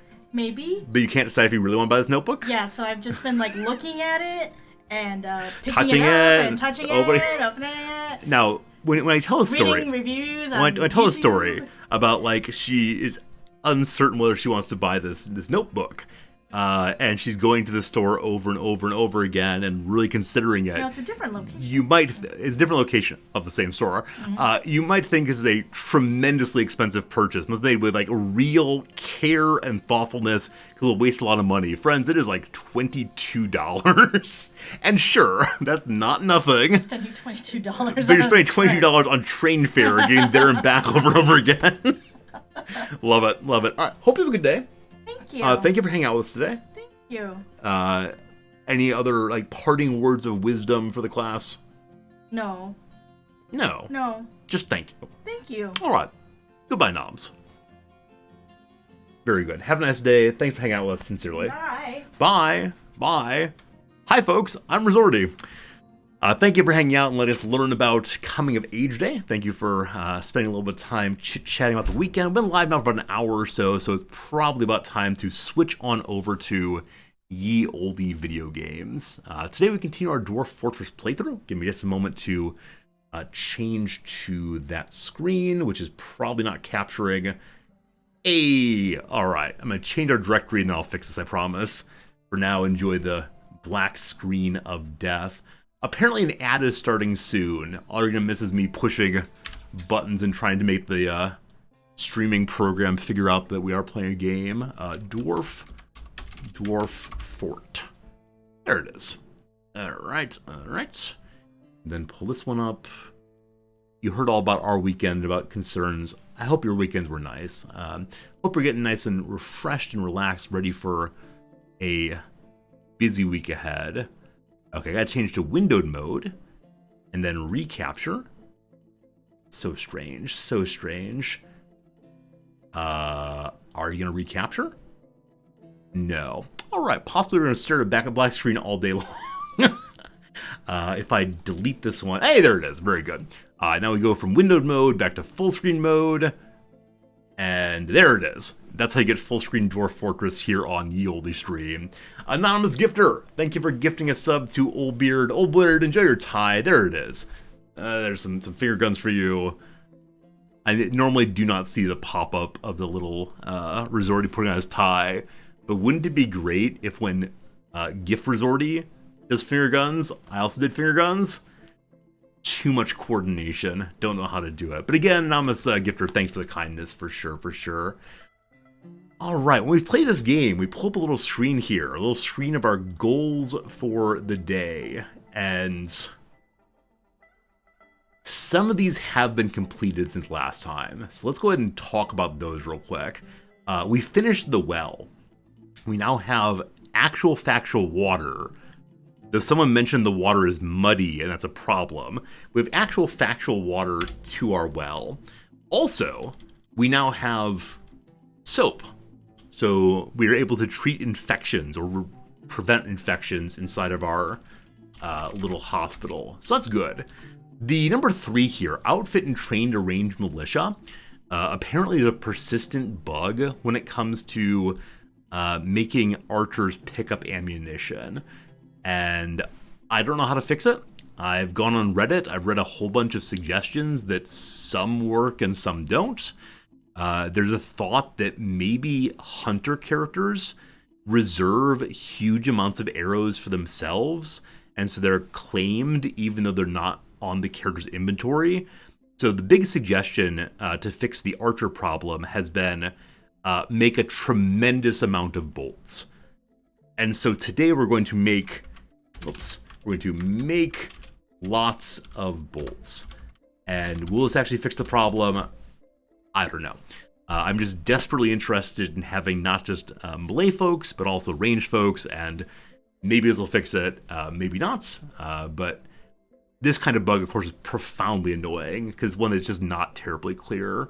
Crafton, what you did is go to the Archer Armor profile and don't change anything in it. We can try that too. Unfortunate kind of bug. I mean, it's weird. I think in any other game, the idea that your characters cannot do their basic job and pick up ammunition on the game's release would be one of these bugs that you make fun of the authors for, right? Like, this is a basic bug that should have been caught before being released. But Dwarf Fortress, we kind of just shrug it, right? And say like, it's Dwarf Fortress. And I wonder why exactly that happens. Why exactly do we give certain permissions for DF that are not given for other games? Only 19 years in quality assurance? Yeah, it's strange. It's absolutely strange, but it does set the kind of bug they should address fairly quickly because it seems like so obvious. Now, maybe the solution is not obvious. I know nothing about programming at all, but it does feel like one of those things that like any player is going to run into because it's very, very obvious how you'd outfit people with arrows, and it's one of these bugs where I can imagine a player being convinced they're doing something wrong and then struggling to fix it. But that's how it goes. You have to love it despite its flaws. Yeah, I think that's right. It'll be fixed one of these years. Absolutely. All right. Expand mountain entrance. We started that last time. We started building both a tavern and a trade post. I intend to continue that today. We'll see. And I don't know what else I want to do. There was definitely something we're talking about, like looking for coal continues to be one of my desires, but pretty sure there is none. Let's say dig down 5 more levels. Eventually we'll find some nonsense far below, but there are the goals. We'll see how they go. I sure do hope we get some coal. Last time we had the Dwarf Caravan visit, and they got stuck in the base again. Merchants getting stuck, another fun bug. But they are going to bring us lots of coal next season, or next year. Can't wait for it. All right, we continue now. Last time we got our very first local baron. We appointed our great war hero who lost both of his feet in combat as our baron, and we made him a very nice home in which to live. Apparently he has a grand throne room already, despite the fact it's just a little bigger than an average study for me. Now with that said, I have watched some other streamers who make these tiny little like 3x2 rooms. And I realize how you can use space so much more efficiently in this game than what I've done, but it's working. All right, so as stream ended last time, we deconstructed yet another trade post in order to make merchants go away. I know it is the case that we get a reputation hit for destroying it, but I feel bad about that, and so I crushed this. Should I make the list transparent or smaller? Smaller I definitely should be doing, sorry. Yeah, I put it like this usually, but I don't know. There's no good place to put it on the screen. Like, I recognize maybe up here would be better. I don't know. I put, I guess like nothing's important over here. Put it there maybe. Is that fine? Yeah, we'll try here, I guess. I know yesterday, last Thursday, I was very excited about something on the screen. Like, oh, look at this. And no one could see it because it was behind the black box. But hopefully that works all right. The reason I don't do transparency, like make it just the plain text, is because I tried that before, and on certain backgrounds it was absolutely illegible, and so people asked for me to change it. Anyway, we'll see how this goes. Okay. Like I said, last time we did go ahead and destroy the trade post, and so I'd like to go ahead and try and destroy all these items, which are owned illicitly, unfortunately. So our little dwarf friends should be hauling them outside to this spot. We'll then smash them terribly, and that'll be a-okay. Are the merchants leaving us? The merchants are gone, thank goodness. But we do not currently have a trade post, and so next merchants will be very cranky to have no place to trade.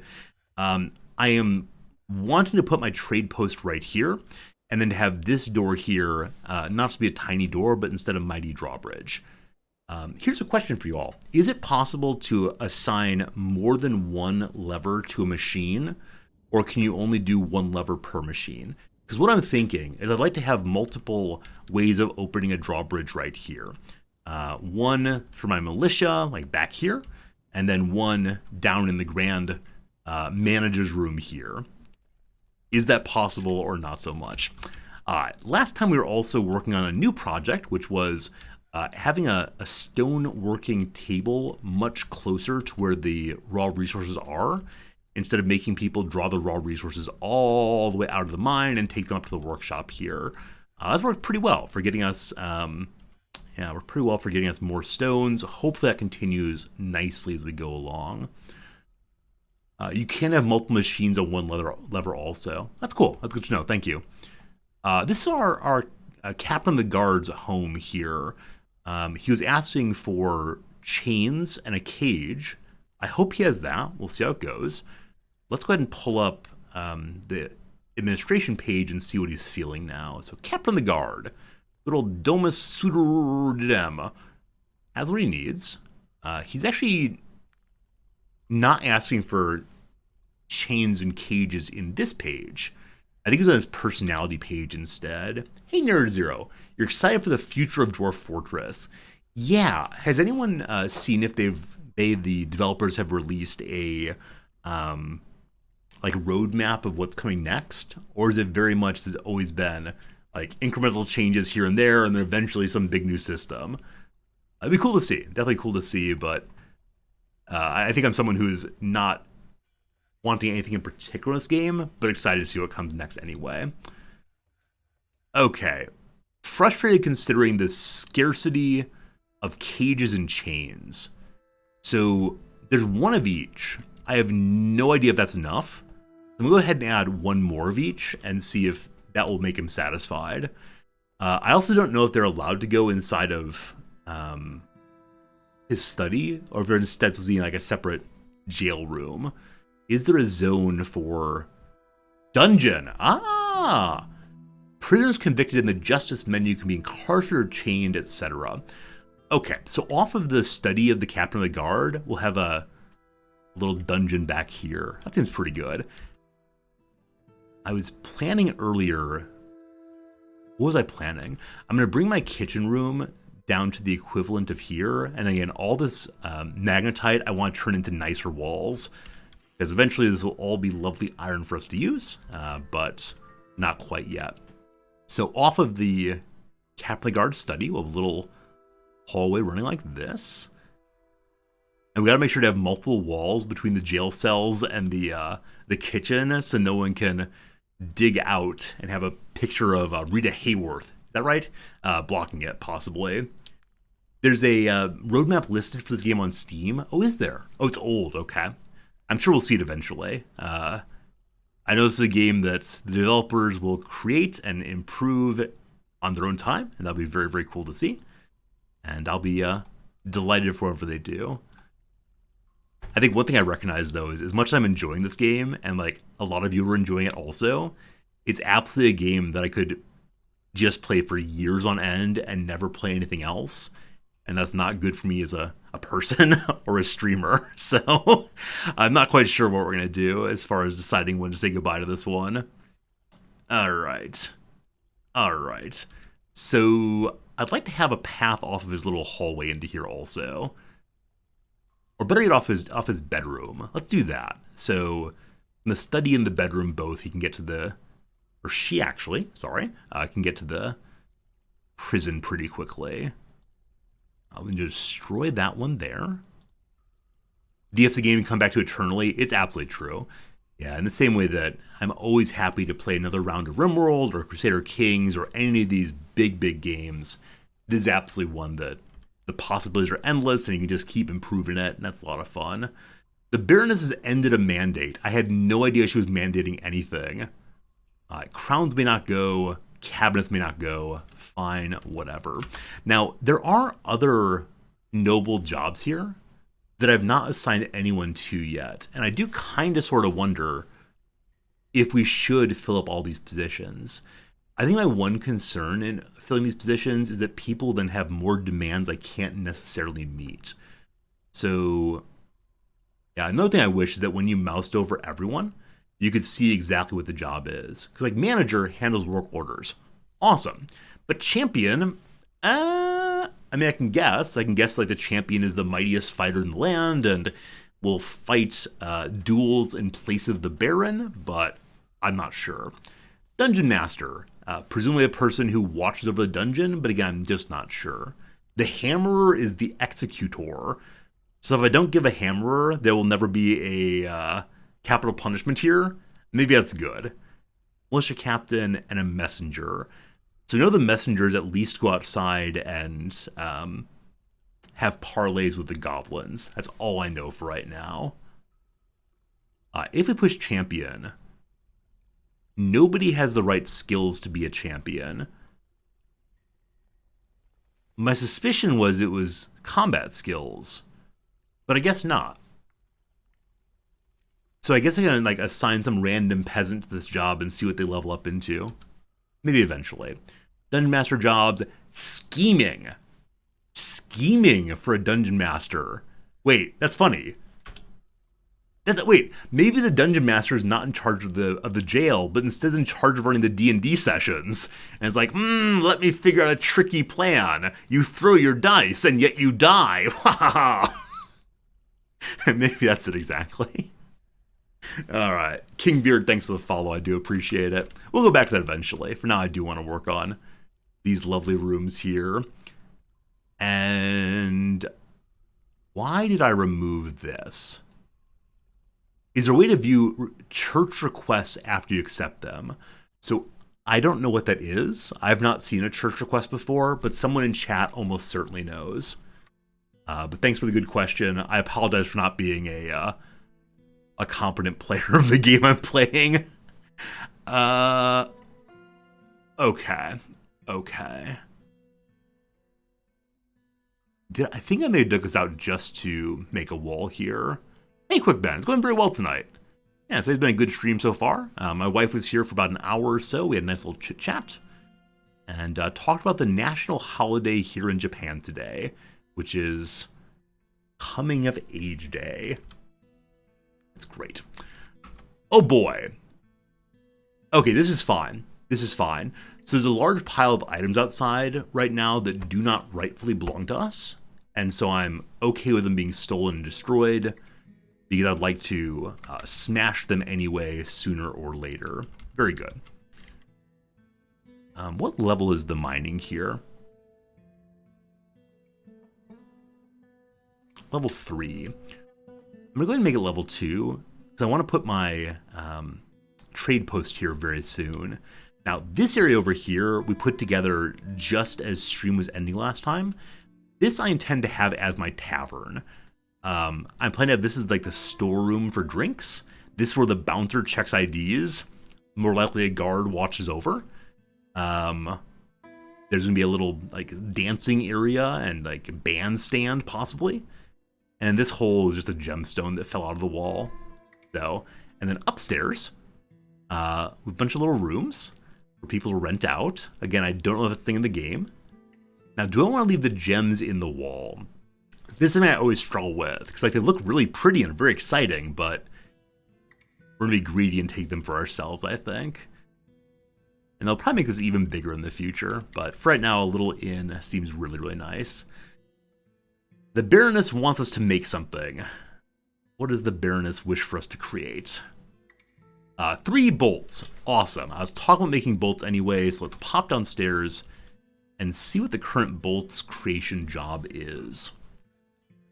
I think we said to make 500 bolts, and we maybe have done that.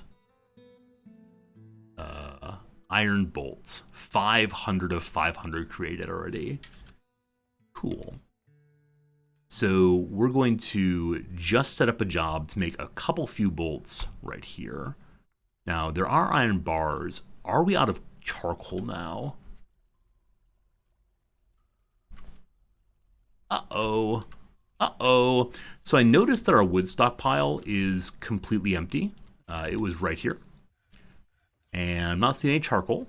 That's a little unfortunate. So let's go to the surface. I think on the civilization page, I can see how many more trees I can cut down before the elves get cranky. Is that true? Okay, 15 out of 25. Does that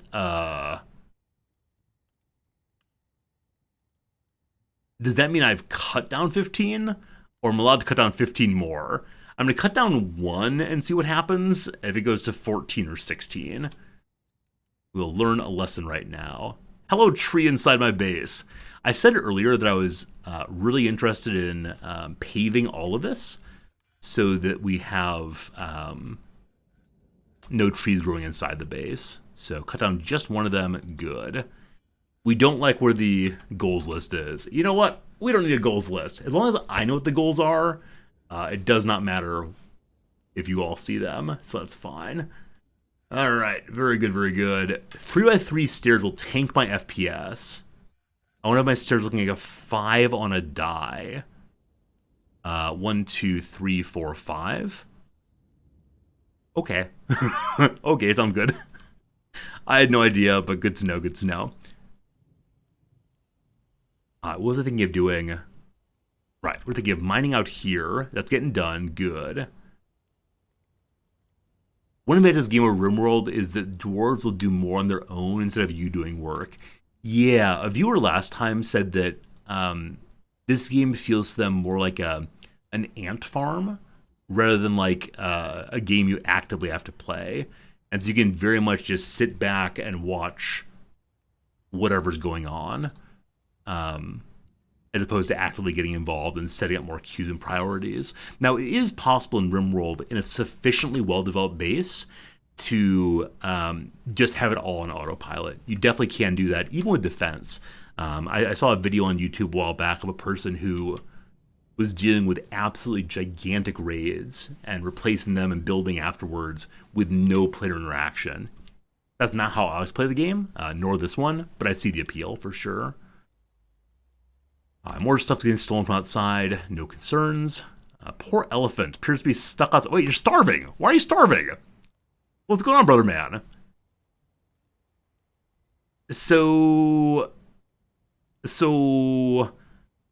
I thought this one's no longer assigned to the pasture. I think I let it wander freely with its master. Is that true?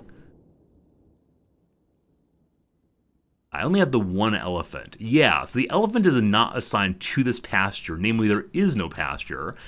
I was thinking, perhaps incorrectly, that animals that were not locked to any place in particular would just go eat some food. Now, like I said, they are, I believe, assigned to a dwarf. So maybe they want to go hang out with the dwarf rather than eating to stop its starvation. And I can't unown it, unfortunately. So I guess we want to go ahead and open the drawbridge to see if we can get inside. That'll smash some of the items, which is just fine. So we go downstairs. We throw this switch. Boop. And hopefully no one comes by while the door's opening. It should be a dwarf's job to feed the elephant. I'm fairly sure they can graze. But maybe they can only graze if they're assigned to a pasture. I don't know. Alright, someone's coming to flip this. Switch flipped. No one's getting smashed, thank goodness. The door is now open. And the elephant is trying to go inside through this door instead. I may lock it into a pasture just so it will eat something. Now, it is going downstairs. I'm going to stop that for the moment just so it eats some food. It is very strange though to watch an animal walk past things it could eat without eating them. Apparently elephants are grazing animals in DF. Oh, absolutely. But it was standing right here.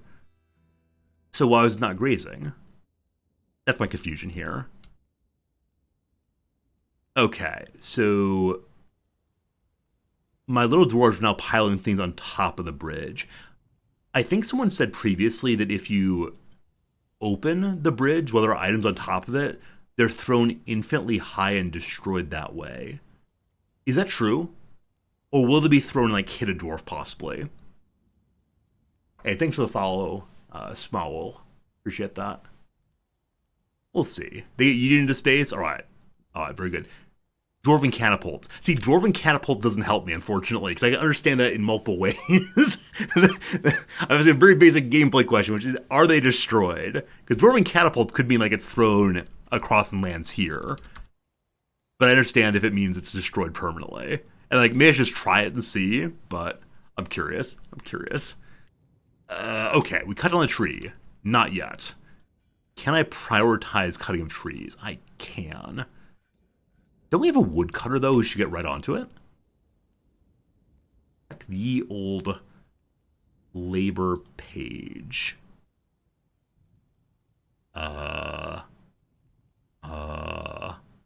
Okay. Woodcutting.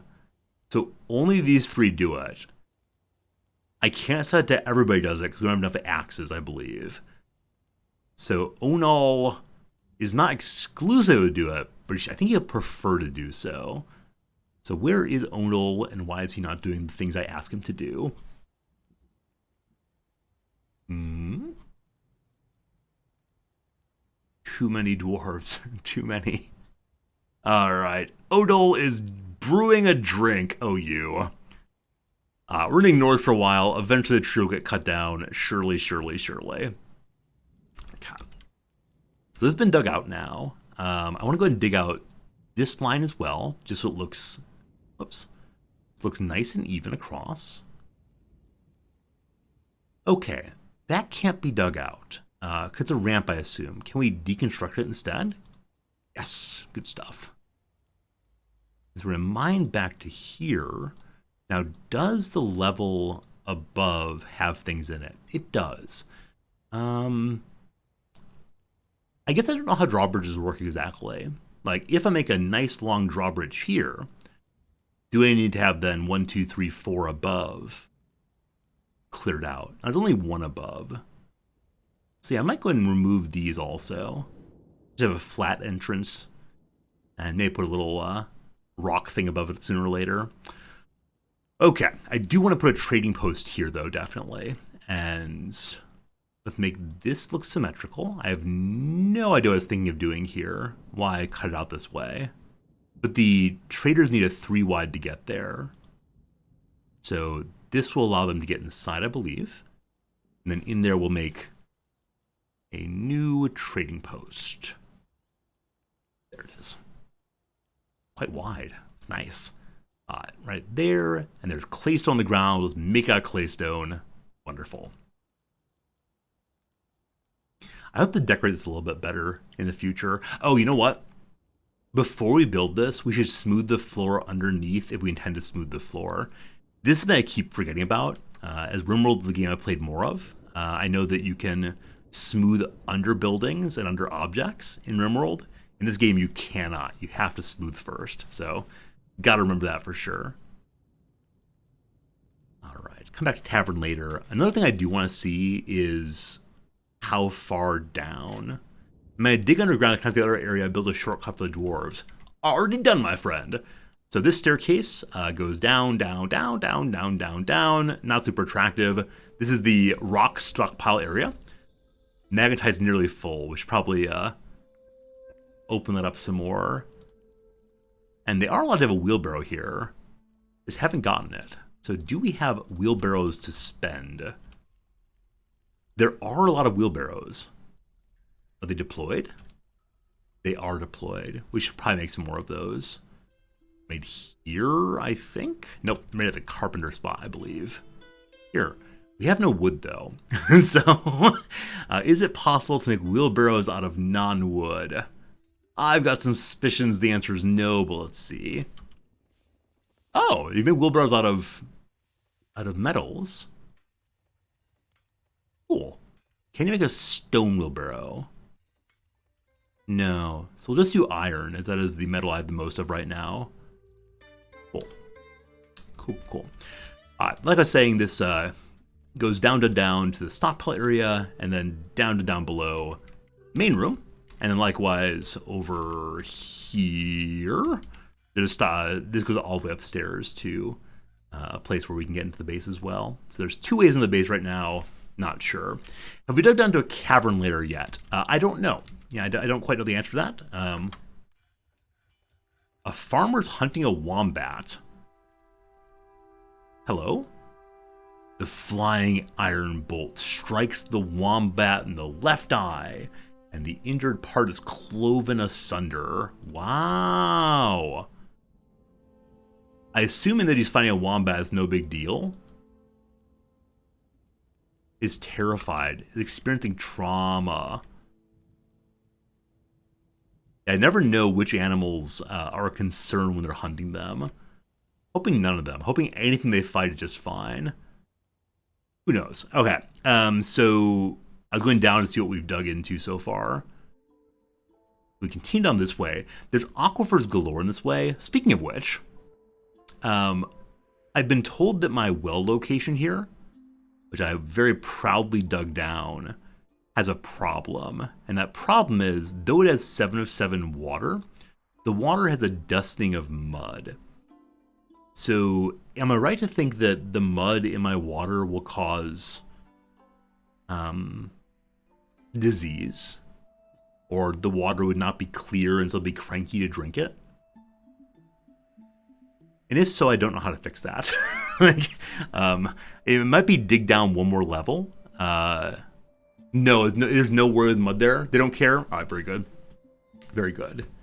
It's not the dusting of mud, it's the muddy water that's the trouble. How do I know it's muddy water? It just says water. Okay, muddy water or stagnant water was dangerous. Got it. So it just says water 7 of 7. Would it say muddy water or stagnant water if there were a problem? No dwarfs drink water. I've been told this is necessary for the hospital. Now maybe it's for washing wounds. Why are they not washing wounds with beer? That's my question. I can surround it with constructed walls and floors. Okay, I think I'm struggling right now to understand. Is this a generalized comment about the way the game could be played? Or is there actually a concern here right now?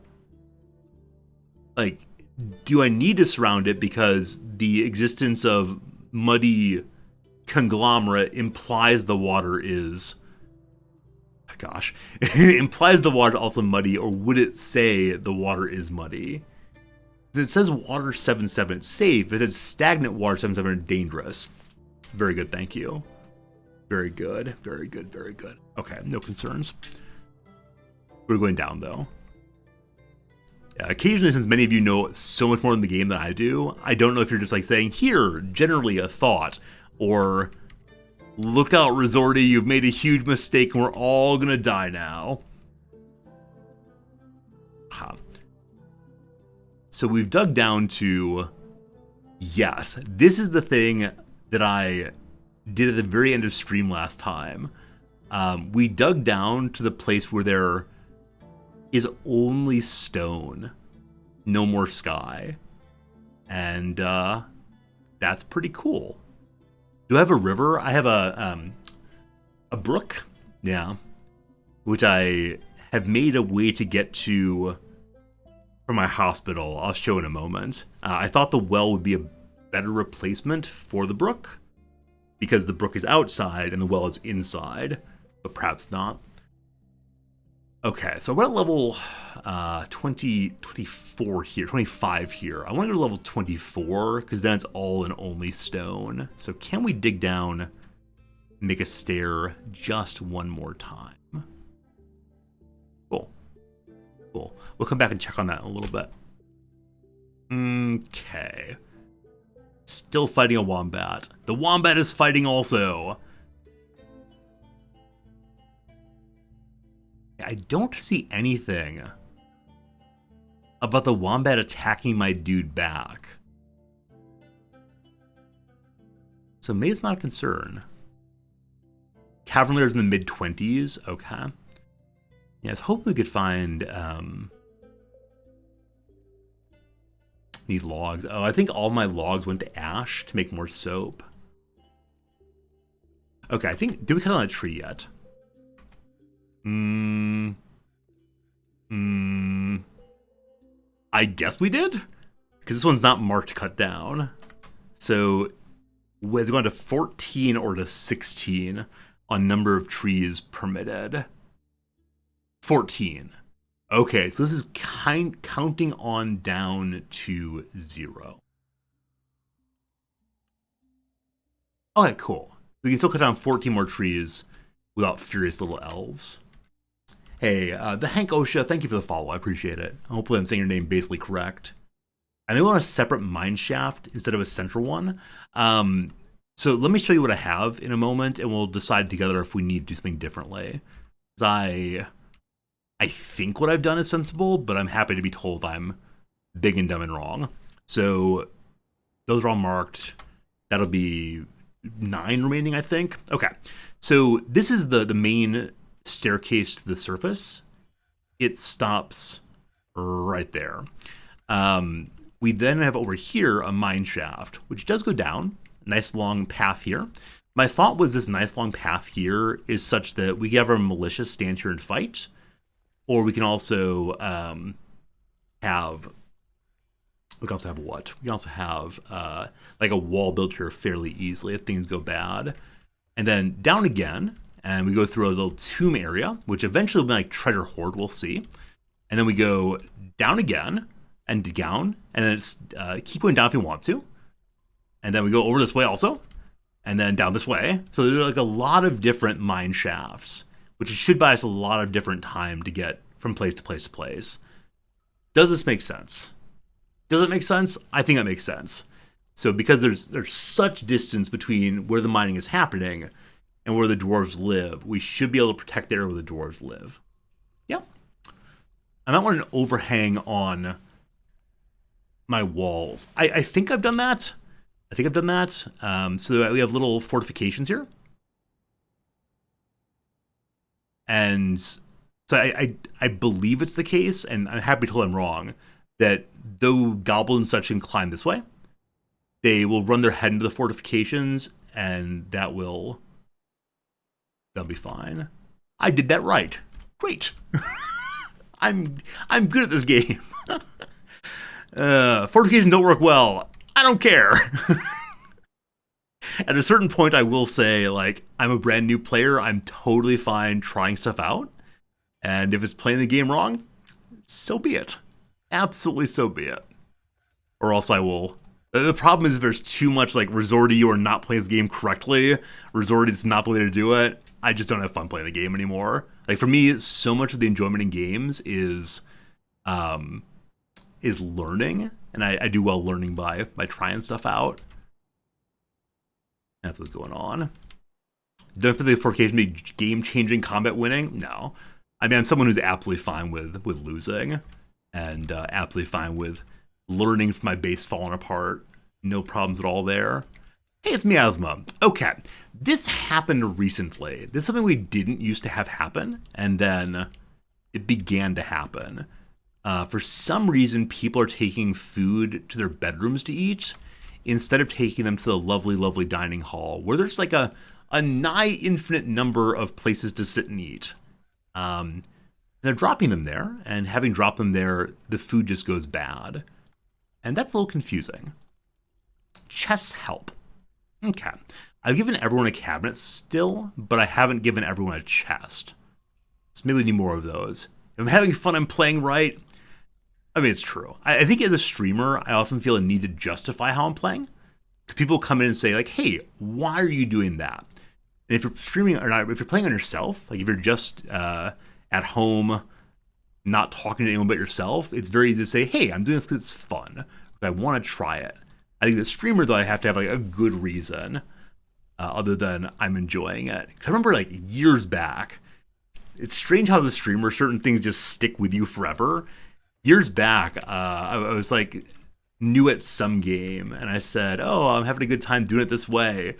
And someone said, like, you're having fun being bad. Something like that. I was like, oh, man, how do you even respond to that? Other than ban, go away, no one likes you. That's how this goes. It's the military carrying their food around. When they go off duty, they leave food around. Oh. Yeah, the military does have backpacks, right? I made that so they'd have food out on the battlefield. Yeah? And so I think I assumed that they would be responsible with the food I gave them. Also, why are you not having clothes on? What's going on here? He's not wearing iron gauntlets. I assume we have iron gauntlets. We have a lot of iron gauntlets. Like so many, too many perhaps. So why are you not wearing them, little buddy? What's going on? What's going on? And this person's supposed to have, I believe, a weapon of their choice. Yeah, any melee weapon you want. And that's confusing. Hit update equipment. I mean, I'm happy to do that. I just don't understand why it's necessary. I think it's confusing to me what that button does in this context. This person needs pants. They're supposed to wear the grievances. Do we have greaves in the old stockpile? Lots of them. Scads of them. I got no idea, folks. Hey, masterpiece quality leather shield. Nice, nice, nice. Why am I making leather shields? I'm relatively sure I made them for a demand from a leader at some point, and then don't necessarily need any more of them. Whoops. Ah, shoot. What was the leather shield issue? Where has it gone? Leather stuff. There it is. All right, so we're just trying to make 10 of them. Why are we doing that? I think one of you wanted leather shields. No, seemingly not. There's currently a bug where wearing socks prevent dwarves from equipping shoes. I think part of being a competent player of this game is just knowing where all of the bugs are, as opposed to slamming your head against the wall over and over again, saying, I'll figure this out, I'll figure this out. Oh, what a delight, what a delight. People might be wearing the greaves and the stocks. Oh, interesting. So I assumed, I guess incorrectly, that the stocks button would show me what's in the stockpile, not would show me anything inside the base anywhere. Fascinating. Give me 1 second here. So grievances. I know I'm saying that word wrong intentionally. Boop. Okay. Okay. Good to know that. So all of my work orders, oh gosh, how are we going to deal with this? All of my work orders are set up based on that assumption. So, like, this here,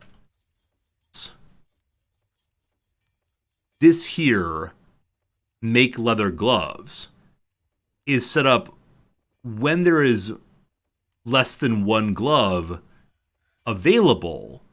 I took that to mean available in the stockpile, not available in the base anywhere.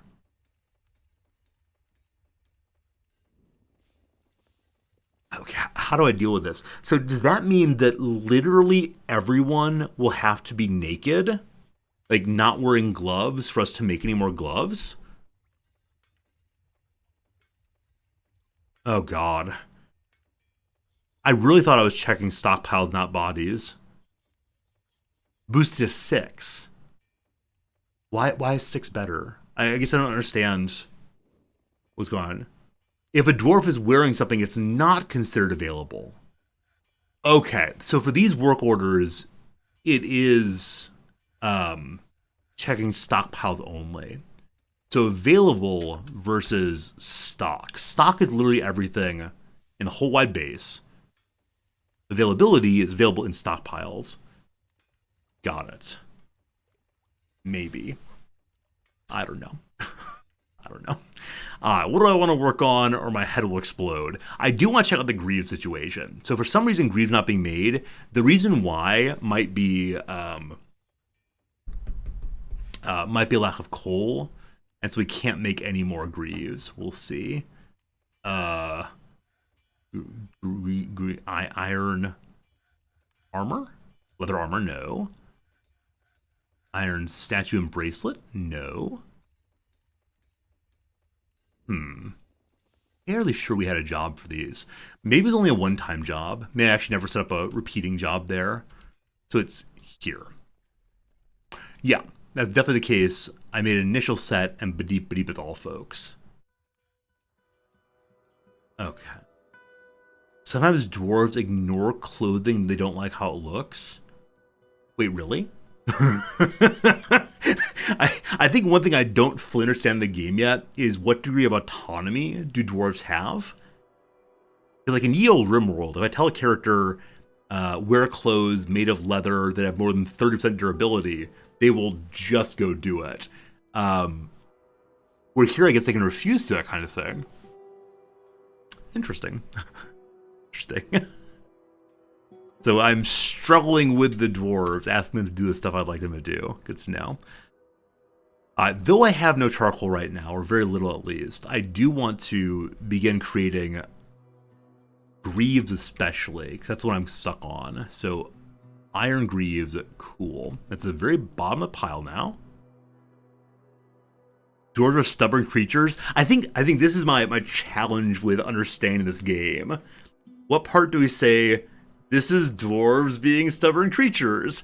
In which part do we say, the game is fundamentally bugged? Understand the difference between those two is my real challenge. So, we'll see. Alright. Not amount of items. I mean, maybe items here refers to the item involved, but I like to be more explicit. So, if there are fewer than 1 Iron Greaves, get to work. So, apparently, there are 4 Iron Greaves available in the world. So, why is that one dude not wearing Iron Greaves? Maybe he hates iron. Maybe that is the issue here. Alright, what was your name again? We're going to figure this one out. It's you. Bomric, Bato, etc. You're not really wearing your proper armor at all, are you? You're on staggered training. I could make them go ready and see if they throw their clothes on that way. While we're here, what do you like and not like? They're a dislike to iron? Detests fire snakes.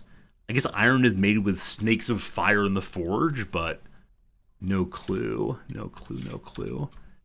Whatever. Alright, so lots of food on the floor. So rotten food, I believe, is supposed to go... Yeah, there's a tremendous amount of food here. Like a really upsetting amount of food.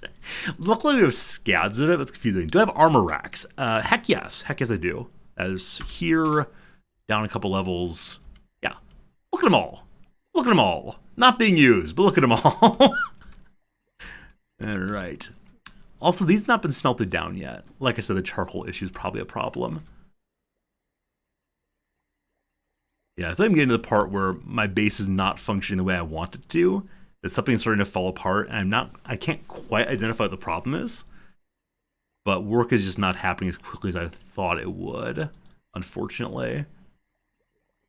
9 blocks, not enough. Melting items, sure I have an order for melting items. I think I have a forever job on that, but I can check and see.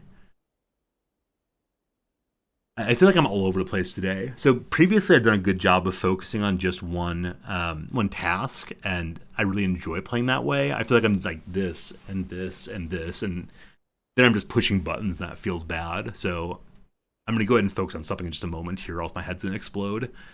Okay, I was looking at, do I have a job for melting things down? It may be at a particular station instead of a global job. I can't quite remember. It'd be so cool for a search function on this page.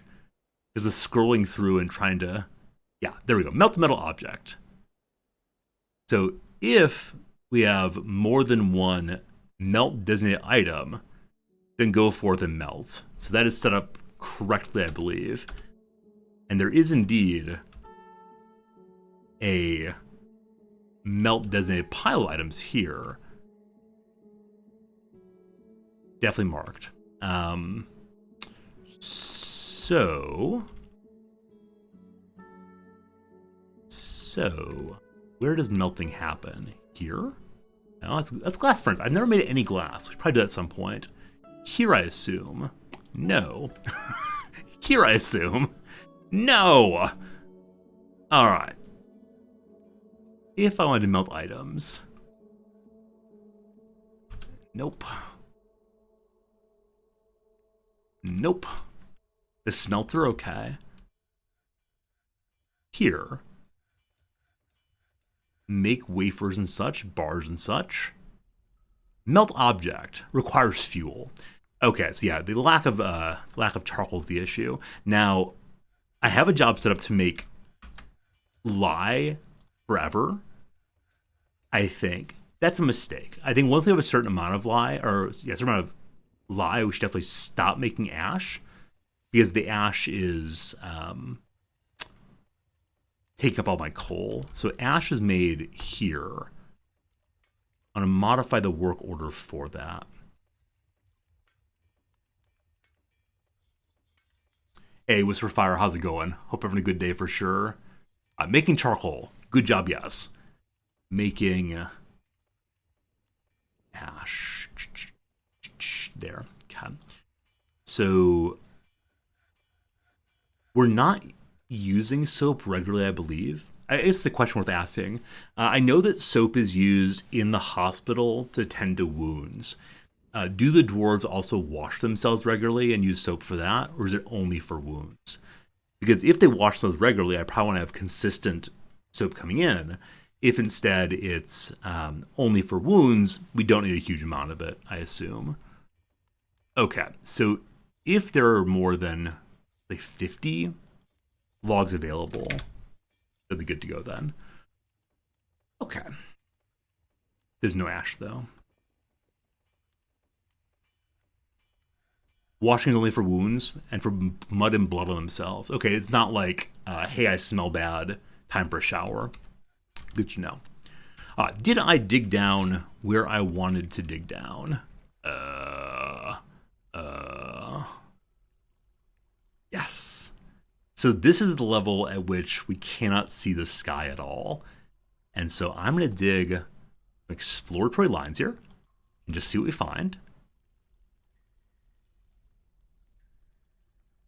And the big hope is coal, but we'll see past that. Okay. What I want to work on, though, is the second entrance up here.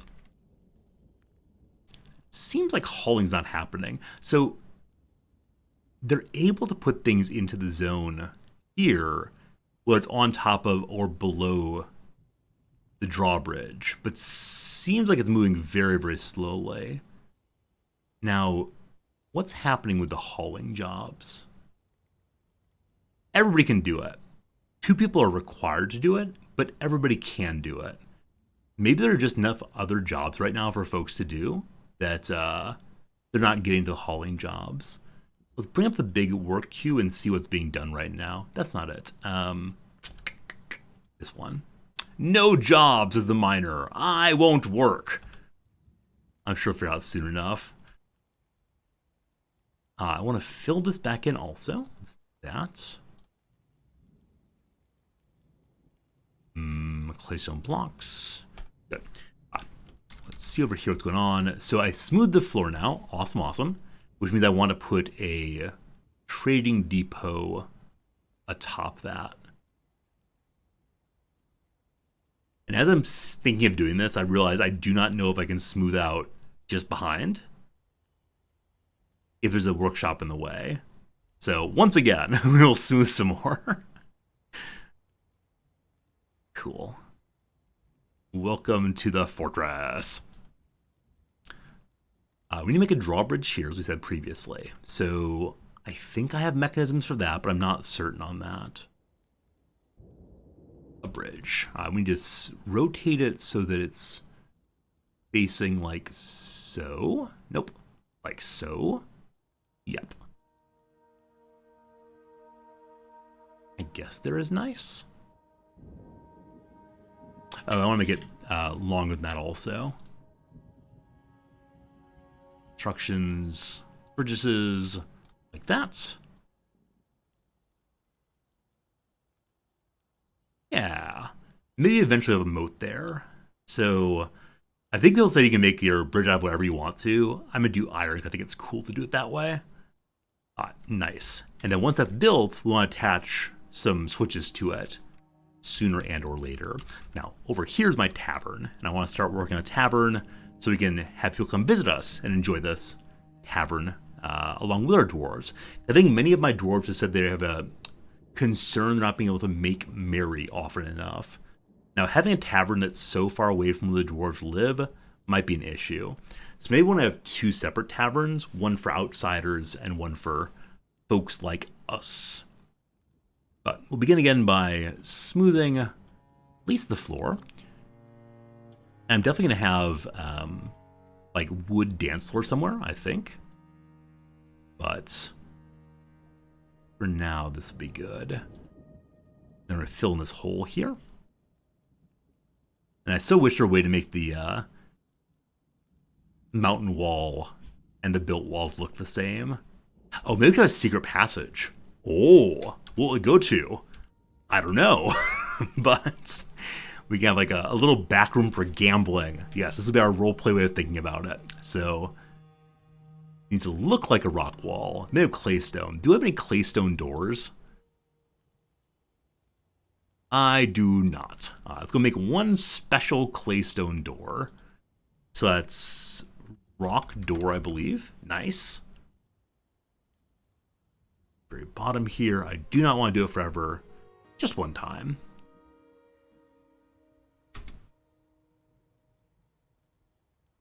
Cool. I'm not going to get done straight away, so up the pile if it goes. Taverns have rentable rooms attached to them. Okay, I made up this myself before and said I wanted them to have rentable rooms. I'm very glad, though, it's actually part of the game. I did put some in already. I'll show them in a second, though.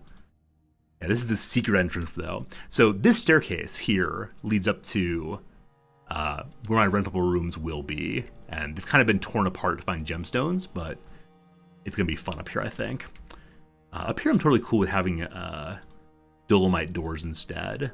So they pop out. And probably pretty plain ones for most of it would be good. Though I will use the best quality one I have for the honeymoon suite down the way.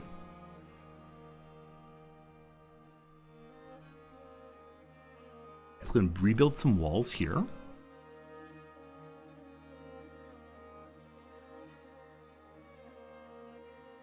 Stone bricks. Nice. I really am considering tearing down absolutely all of this. Hey, fighting! Thank you so much for the Prime sub, I appreciate it. The game seems too complicated for you, you're enjoying watching. That's what counts, right? I'm glad you can hang out with us, rather. I'm glad you can enjoy hanging out here. Thank you for the subscription, sincerely. And, yeah. I bet you're someone who could figure out if you decide to, like, give the time to it. I'm a player who really believes with any strategy game, if you just take the time to like think really hard and focus really hard, you can get pretty good at them. Now, I don't think that's true with every game. Games like Call of Duty, where you need like very fast movement and good aim, probably some players are not ever going to figure it out. But games like this, where you can just take time to think, is probably doable. Now, will it be fun? Hard to say. I have a thought. This may be a ridiculous thought. Should we put a private pool in our big bedroom here? And can I find a way to do it where I won't need to like haul a bucket of water here? Some of you have mentioned there are pumps. Some of you have mentioned there's some way to like suck water out of the ground in one place and spit it out somewhere else. I don't want to flood the tavern. All right, this is a long-term construction goal, but I think it'd be really fun to do. Okay. Past that, I have some nice little beds in here. Oh, wood beds. Goodbye to all of our precious wood. I don't know if there's any like major difference in how these beds function. They definitely look different as you build them out of different materials, but hopefully they all work pretty well. It's a nice homey feeling, right? Every room can't be just the same, or else it feels too corporate. Why is this room slightly larger? Did I do that intentionally? Or is it like failing counting? So this is the single room, this is the double room, and this is the either treble room or master suite, we'll call it. The word master is kind of ugly in that context, so I'm not sure. I'll put two beds side by side to imagine two people are sharing it. We'll have to do 3 side by side to cover the wall. Well, one there and one there. That's fine too. The grand suite, that's much better, yeah. The main suite, something like that. Okay. I'll probably expand out some more of this later, but that's a nice little start.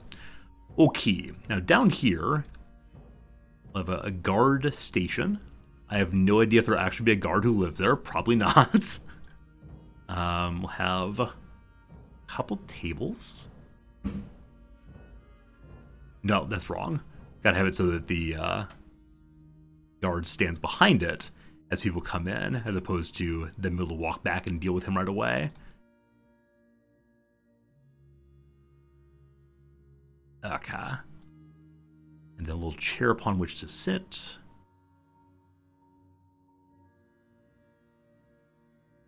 Show me your ID. Show me your ID, man. Okay, that's all been smooth now. Fantastic. Let's go ahead and make our trade depot right there. Nope, not dolomite blocks. What am I doing? I was wondering how many dolomite blocks I had, and because I was thinking about that, I definitely almost wasted my preciouses. There we go. You like my coat check guard station? Thank you. Again, I'm not sure if anything will be done with it, but I think it looks pretty cool. And then we're going to use a different kind of door than usual. The limestone door, welcoming people in. This way to the secret gambling chamber. The back room. Maybe the boss's room will be back here. It's to hide from the captain of the guard. I need to find a way to exclude the captain of the guard from our gambling den of sin and iniquity. Okay. I'd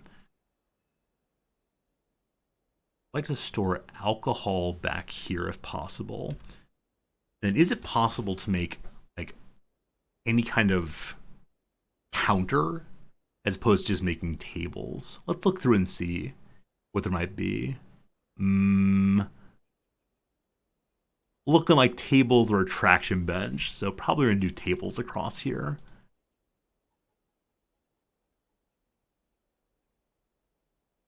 I want to have one more probably. Or I can just flip this, can't I? I could put the door to the back room on this side instead. Let's have one more across. I think that's good. And then back here, I want to have like proper shelves, but I think bookcases are the only possibility. So yeah, I think we'll just need to make stockpiles instead. Or can we use chests? Chests and coffers used in personal bedrooms, but also used in zone-based locations like taverns. Okay, cool. That might work well then. Cabinets are only used for storing clothing, I believe, unfortunately. But yeah, chests might be good in here. Lots to work on. Did that claystone door get made yet? Not quite yet. Soon enough it will be for sure. Okay, I believe it's the case that traders will now come and trade here, as opposed to being cranky. There's nothing here at all. Need chests in the tavern to store mugs. Okay, cool. We'll do it sooner or later. All right, so I want to have multiple ways to pull this switch. One, I want the tavern master to have. So lever goes there. And then I want to have one in the manager's office also, the other switches. And how I'll remember which switch is which. As of right now, it's North Drawbridge, South Drawbridge. Okay. The northern entrance to the fortress goes here.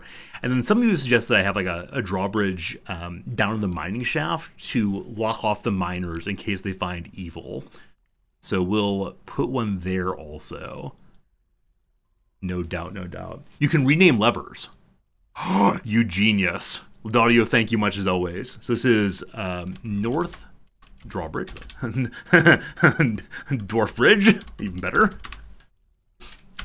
And this is the south one.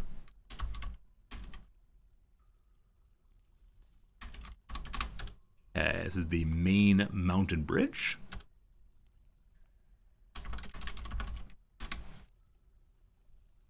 And this one will go down below eventually. So this we want to attach to that. Awesome. Awesome.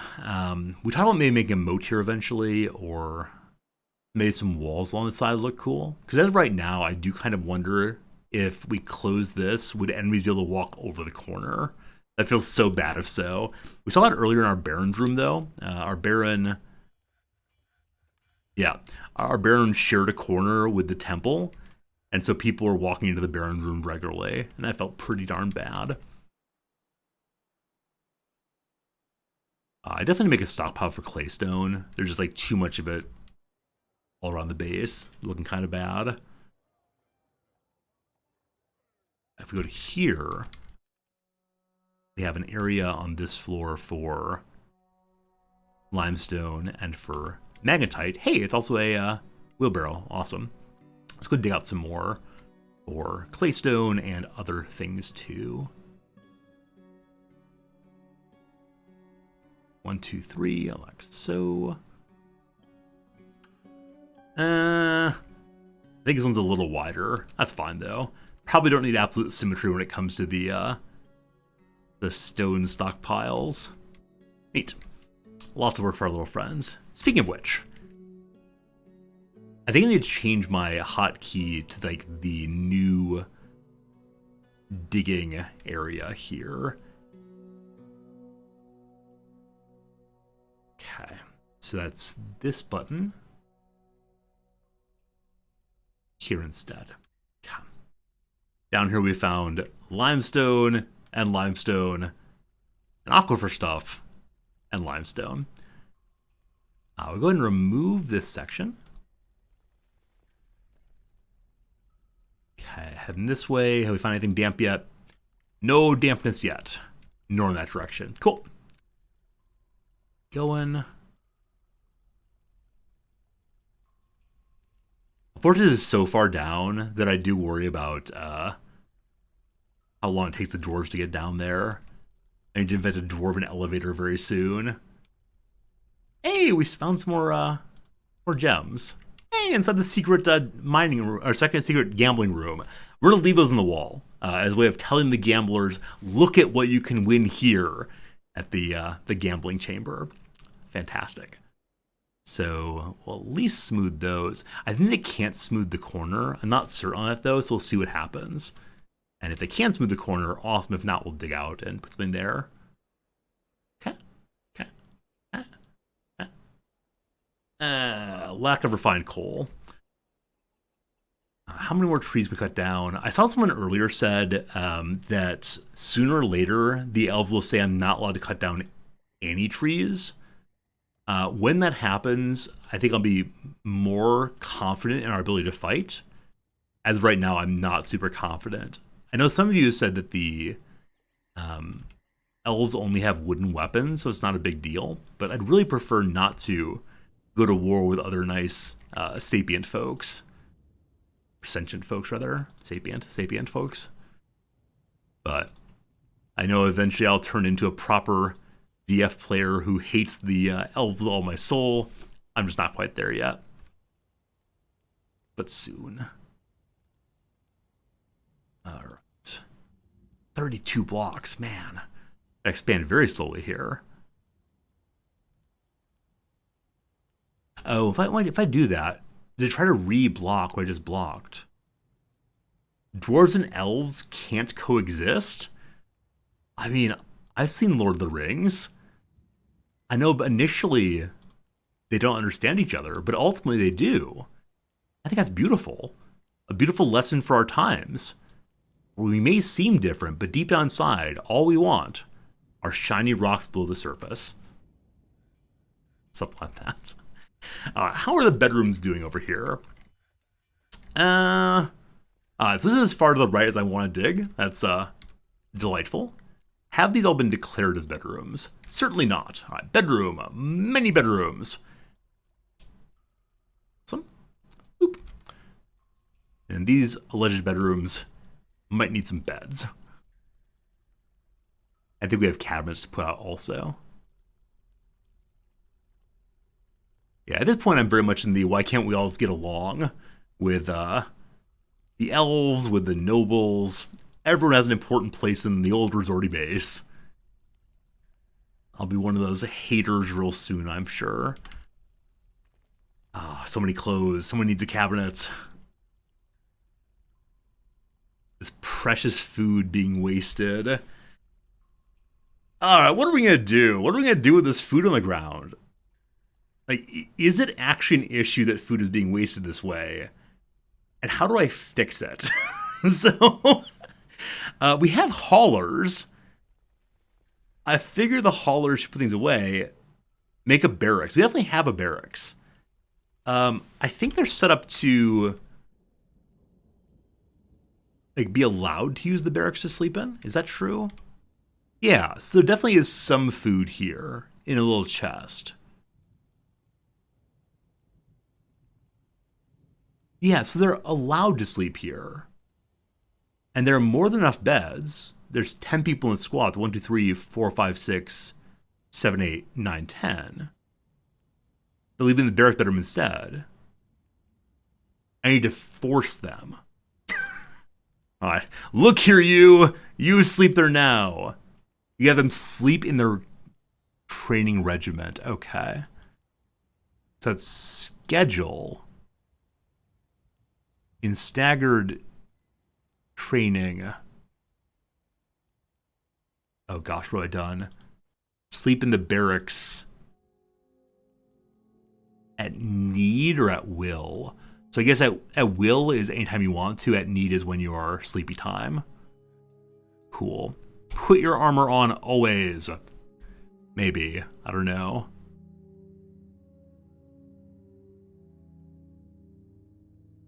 No orders.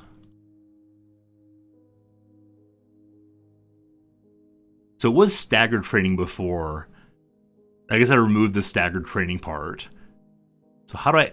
it says staggered training. That's fine then. Control order, bird defense, training. There we go. Hopefully... I think constant training and staggered training may not be the same now. As okay. Holy cow, Synthol. So, I'm very glad that you know how to do things in the game. Please do not just say one message after another. It throws me off in a big way. If it's just like one person saying, push this button, push that button, give me your mouse, push this button. It really throws me off. Please do not do that. It makes me not want to stream a game anymore. It's cool, but okay. So when they are in the ready mode, they will all sleep in the barracks. Cool. Hopefully everyone will go here and use the things. Now, apparently I need more of these armor stands to ensure that everyone has a place to put their armor. We can definitely do that. Okay, so we have, 5 right now? Let's put 5 over here also. We need to make armor stands first. Cool. Who's this? Ah, my Baron. Yeah, he is unfortunately in fairly bad shape. I don't know how to make prosthetic feet yet, so maybe someday. All right, people change their jobs. Good. I wonder what else I'm using wood on right now that I shouldn't be using wood on. I mean, we have set up a whole bunch of, like, go forth and make me... Oh, maybe not. I thought we had a job set up to make a bunch of bracelets and such. So we're selling in the future, but maybe those have been satisfied. Hopefully then make armor. Okay. We said we want to put another drawbridge somewhere. This is the safest place relative to the base. It feels like such a terrible thing to put it here, though, because then I really am damning all the miners to dying down below. Now this area, which is where we have the tombs, I should include that also. The Baron's hauling stone with no feet? Guess so, what an absolute hero. This direction, unfortunately, is where we start opening out more and more. So, no, that's too confusing. So I guess we're going to say right here is the cutoff point. And I guess we have multiple cutoff points in hopes the miners safely get back. So we'll want to put a drawbridge here also.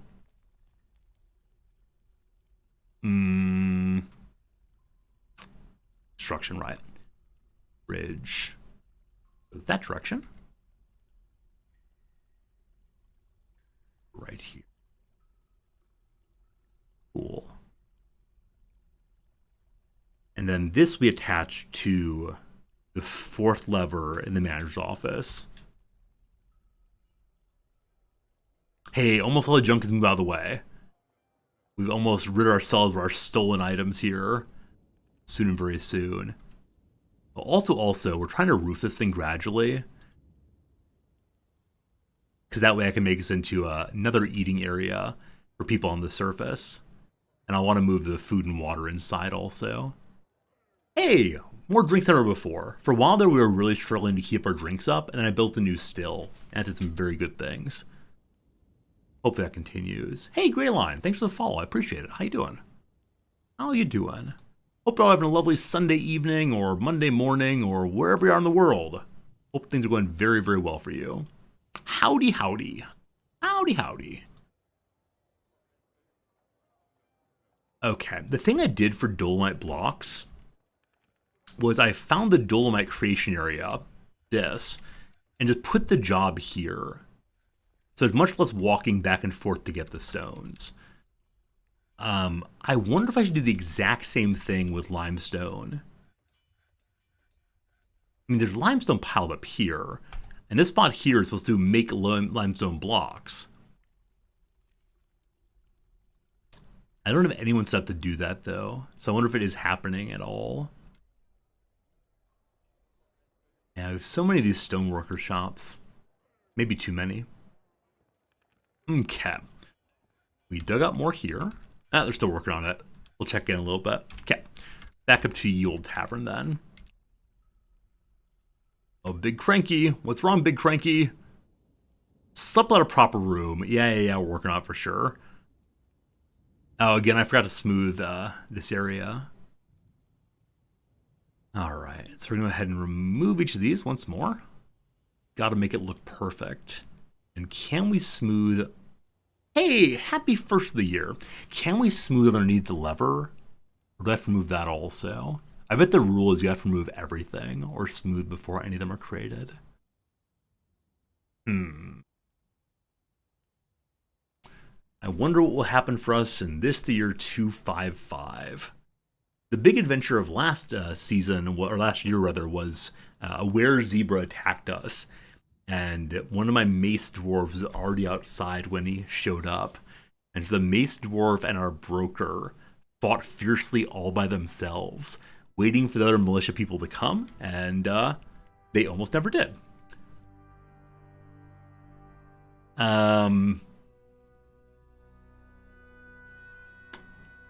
Well, some of my people have been found dead. Happy New Year! We'll get right to that. No idea what happened, but We'll figure it out. What do you want to bet a tree fell on them? What do you want to bet?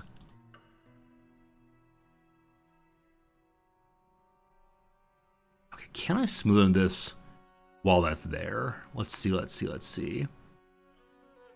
Smoothing button. Oh, cool, you can. Wait, can you smooth underneath these?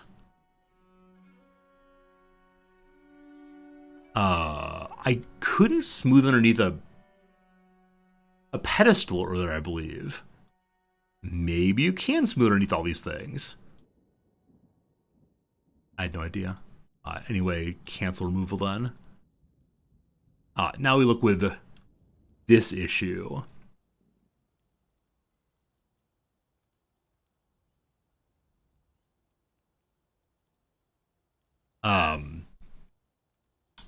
This seems like a pretty central location. Do dwarves die of old age, possibly?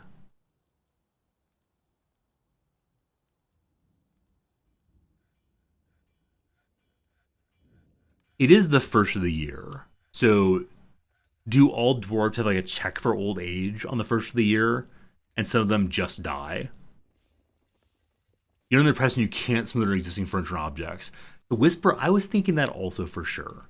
And that's why I'm confused why I was able to mouse over it. Will they go and try to do so and fail, and this will go away then? Maybe. You can smooth under furniture as long as it's placed. Huh.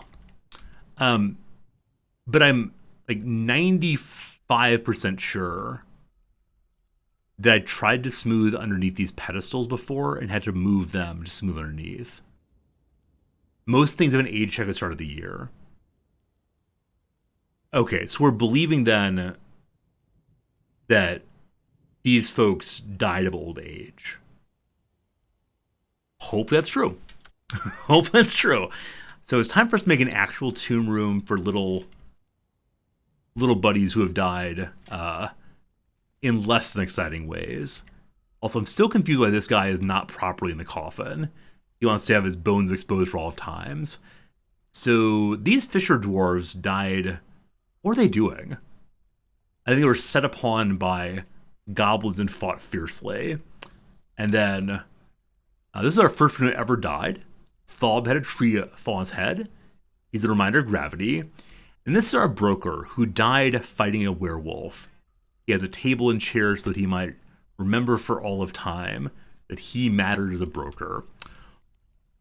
Okay, like I said previously, people who die under less than exciting circumstances, I'm not going to give these giant rooms to.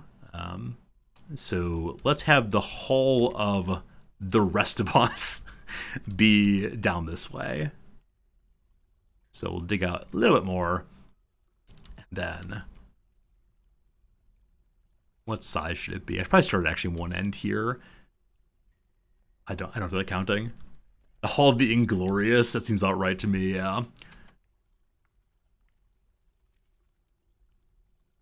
I guess we could just do that, right? Just have a coffin there and bitty with all folks. We even go smaller, couldn't we? I like threes, though. I don't know why I like threes, but I like threes, though. And then maybe an inset door and then the coffin. That's fine. I'm sorry, dead friends. We have 4 big cranky people. I should probably look into that at some point fairly soon and see why they're big cranky. A masterpiece leather shield. Cool. So, why do we have big crankiness today? Oh, can I have it organized by crankiness?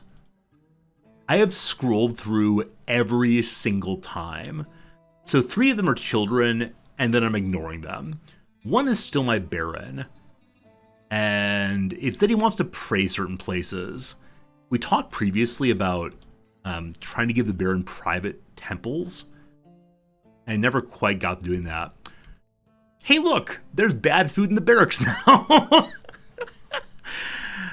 Oh, this is maddening, the issue of bad food. Okay, so this is intended to be the barracks, or the Baron's private temples. And I tend to have like a different altar for each of the different deities. And I'm hoping it's the case that he's willing to And like a big open room with lots of different things to pray at, or lots of different gods to pray for. I'll fix that next. Under justice, is it possible that there are something about death? I don't know about a justice tab. If you have a law enforcement administrator like a sheriff or a captain of the guard, witnesses of crimes will make reports which find their way here. Certain crimes are indicative of larger problems. You should pay attention to them, and affected victims and family members get upset if crimes ignored. It's up to me to choose whom to convict. All available witness information presented for each case. I can also interrogate suspects. It's particularly important for schemes where witnesses may not have a full story. It's recommended to place a certain number of cages and chains and assign them to a dungeon zone. Officers may opt for physical punishment if they cannot carry out custodial sentences. Yeah, we definitely have to get ourselves a, what's it called? A dungeon. I think we started digging it out and then I got distracted. So, no open cases, no closed cases, no cold cases. The captain of the guard wants 13 cages and chains. I've given him 2, I believe. No convicts, and we know nothing. Huh. Maddening. Do I have enough barrels to store all my food? I'm not sure on that. I'll go look in a second. The problem is the backpacks. Food's spoiling them. They aren't needed unless they're sending missions to the world map. Oh, so maybe we should stop making backpacks and hope the current backpacks decay sufficiently that they'll stop wearing them. Good to know. I thought it was cool to have my little buddy dwarves carrying food around, but that could be the issue for sure. B is for backpack.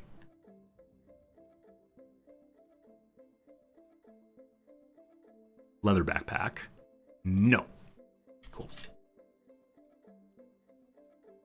Why am I here? What was I thinking of doing? While I'm here, I can go and fill another limestone hole. I was thinking of moving the claystone, I know. I don't think I dug out an area to put the claystone in. I talked about it, but didn't do that. Instead, what I did was, on this floor, dig out more area for everything. Cool. Alright. And unfortunately, as we dig out, we get more limestone. So we have to always make a new area for limestone. Like so. You're going to be stones, but when I say stones, I mean only the limestone. Good. And then down here, we'll have one for clay stones. I think there's a way I can set up some kind of like sequence where I can make sure magnetite's available downstairs where it's used, and then move from stockpile to stockpile in kind of a assembly line fashion. We'll see. All right, now this one is claystone, which is other, apparently. Yes. So there is now a claystone stockpile. Hopefully we find more wheelbarrows to help out. And I don't really want to dig here, so I'm going to stop doing so. Now, did we... this button? Finish build this. No. Someone's on the way for it. Fine. Ah! A fish worker is taken by a fey mood. All right, my friend. What is it that you would like to make? It's here, I believe. Nope. It's a leather working shop, which is this one here. All right. Found some leather. So usually anytime they start asking for leather, we have a little tradition we do, which is I go see what puppies there are who deserve to die. Oh, alligators. This is my first time seeing alligators. Maybe we can get some melee training by going and fighting those. I think we'll try that in a second. But unnamed puppies. Hello, unnamed puppies. I am in need of more leather. I sure do wish you were any other animal. That's a lot of puppies. All right. All right, this is not good. All those poor puppy parents. Am I currently engaged in some kind of like animal breeding immoral activity? Possibly. Okay, we'll come and check on them again soon. Puppy mill, that's the word for it. I couldn't remember what the word was. Puppy mill, though. Let's learn about alligators real quick. So where are the alligators? And how may I interact with them? Hello. There's one there. 2 there, 3 there. They're 27 years old, high stamina and strong. One is sickly and low stamina. Got it. Hello, Noms. Oh, I hear you're just puppies. I'm fighting a lot of puppies. The puppies are guilty. My captain of the guard has decided they are committing many crimes, especially the crime of having leather when I need leather. You're fighting them? Fighting them, yes. I thought you were just taking advantage of them. Don't know what you mean. All right. Cool to see that most of my lovely little soldiers have all they need. There's still some issues here. Hopefully they find some clothes soon. All right. This might be a very, very dumb idea, but I'm going to go ahead and move my militia here. Now I'm still free to let the cat in. Thank you. For some reason, my older cat wants to be in the stream room. She almost never wants to, but if she comes over, I will show you the kitty cat. All right, soldiers hopefully on the way. And you're crying for what? Hey, it's an alert. How exciting. Snatchers! I'm already sending my militia outside. Perfect timing. All right, must have bones. Must have cut gems. Metal bars. So bones are the issue. Very good thing that we decided to gain ourselves some bones. Where are the snatchers? So that part where I said I was going to make a drawbridge, we did do that. They're unfortunately very, very close to the drawbridge. This may be more of a weak point than I realized it was. I'm not trying to think about this, but I doubt we can get this closed before this one, right? Yeah. I doubt we can get this closed before the snatchers get inside. We'll see. Okay. I'm going to send my ranged militia up here, just in case they get through. And I say ranged militia because, unfortunately, they don't have any arrows. So you all go deploy here. And then it's time for us to move all citizens into the borough. Now, the non-ranged folks sending against the alligators, they're already partially outside. So I'm going to send them to the front gate instead. Let's just try to kill this dude here. All right. Advance time a little bit. See what happens. Oh, cool. I'm surprised to see they didn't drop down here. Instead, they're coming towards my meleeers. What's wrong with you folks? Like, strategically poor choosing rather. And why do you have no helmet on? Is my militia commander not wearing a helmet? Does he have a particular job set for no helmets? Yellow. What does yellow mean? There is no helmet required of him. Oh, there is. Iron helm. It's a masterwork iron helm that he's allegedly wearing. Where is it, though, in his list of clothes being worn?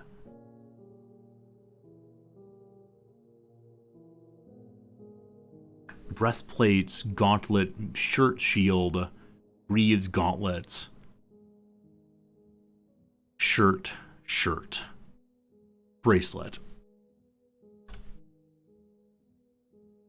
This is confusion. Oh, don't get hit in the head, please. Does that mean like it's available to him, but it's not actually being worn? One snatcher has gone this way. The other two gone this way. So the ranged militia, I believe, I said to come up here. Is that true?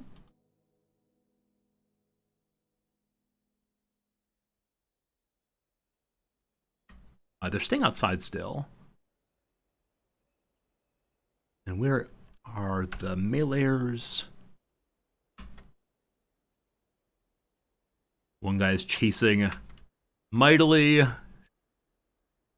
this part of Dwarfers is always very funny to me. Can my little short-legged dwarves catch literally anyone? Getting close, always terrified. Come on, Captain, you can do it. Okay. Whammo, says the captain of the guard. So much happened in that single strike there. The militia commander's crying out, I must withdraw, I must withdraw. Jumps away from a flying arrow. So the goblin pikeman. No, this is old. This is old stuff, I'm sorry.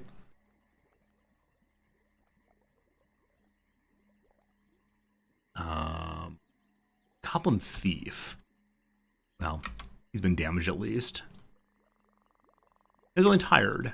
There we go, not bleeding terribly. Good job to the commander. One goblin down. Some dudes standing outside. All right. So the drawbridge has now been closed. Some of my archers are outside, some are inside.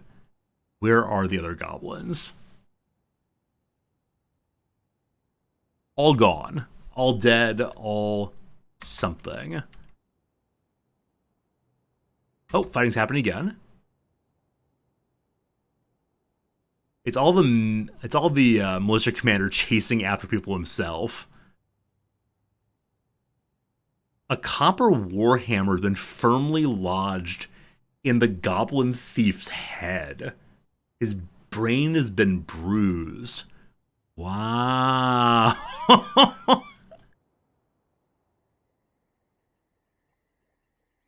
Okay, cool. So the commander is doing just fine, apparently. And are you going to anywhere in particular or just wandering around? These injuries, be gone, fear. He has no injuries. So maybe just like seeing anyone's injuries really throws him off. If it's the case, there are no other enemies here. I think at the bottom shows the ones most recently here. So two thieves appear to have disappeared. That's right, they appeared to have disappeared. And one is still fine. So we'll see if a goblin snatcher got inside and steals our children. I just don't know. I'm going to go ahead and reopen this lever. And then let our ranged folks return to their lives. Have the melee folks, as before, go fight some alligators. Which were over here somewhere.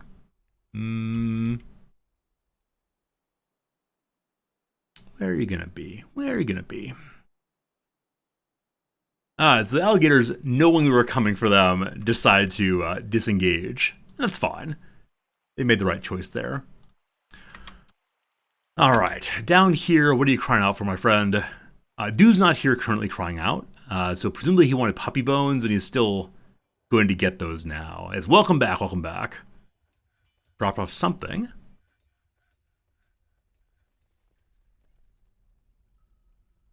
A masterwork has been lost.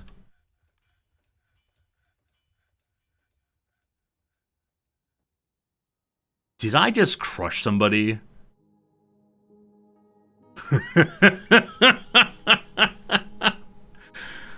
Oh, that has to open a drawbridge without seeing if anyone's standing there. That's unfortunate.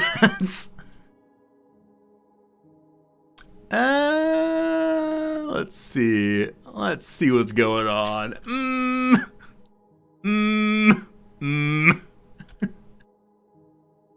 Oh, this game. This game, though. Okay. Okay. Okay, fine. Does that person get a tomb? Possibly. So will there never be a pop-up of like, the body's been found because they've been totally destroyed out of existence, I believe? I think so. Okay. So everything into the trash zone has been put there. So we want to throw that thing now. I just need to be more cautious about who is standing where when we pull levers. Please don't. Please be careful. Please be careful. You go for a ride? You go for a ride, are you? You go for a ride? All good. I definitely see why someone earlier suggested having, wee! Wee! Wee!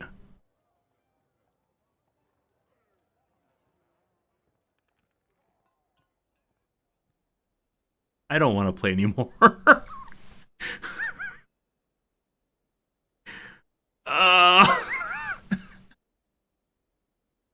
Oh gosh. Oh gosh. So earlier someone suggested that I was making a dwarven catapult that would throw them as high as possible. And I asked pretty directly, does this mean they'll be thrown to like the skybox and disappear in the same way they'll be smashed down? And no one answered, and I was like, that must be how it works, no worries.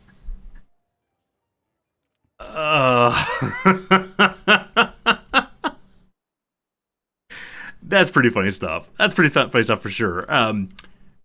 If you please answer this. If you throw a dwarf, will they die, or will the dwarf just go for a ride and be just fine? That's funny. That's some funny stuff. All right, our Fey guy's gotten everything he needs to do the work he needs to do. Good. Let's go through and mark all these items to be destroyed again. That's a great mechanic. That's absolutely delightful. I also need to unforbid them as well.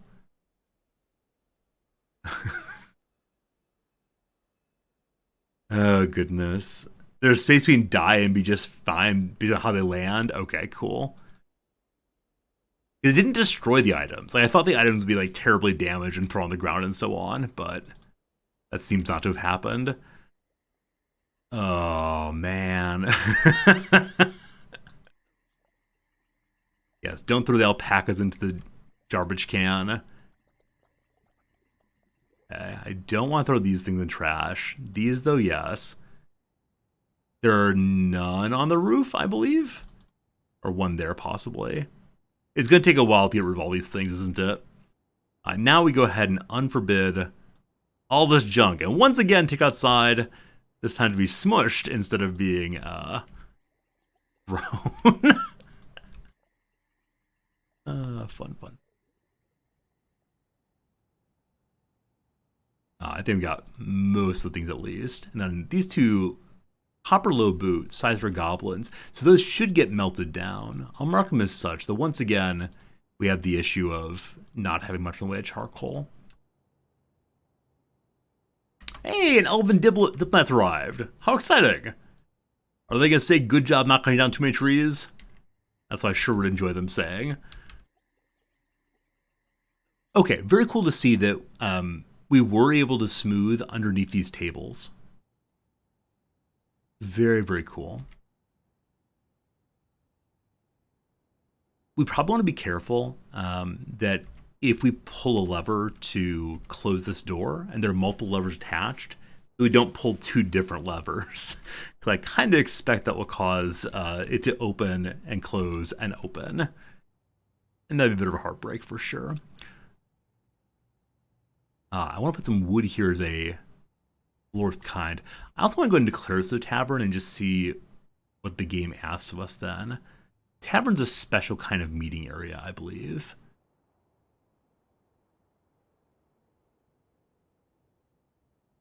This room also, and then go upstairs. Oh, can you not have a meeting area on multiple floors? Hey, we made a hyena leather buckler. Thanks, boss. put that out on display somewhere sooner or later.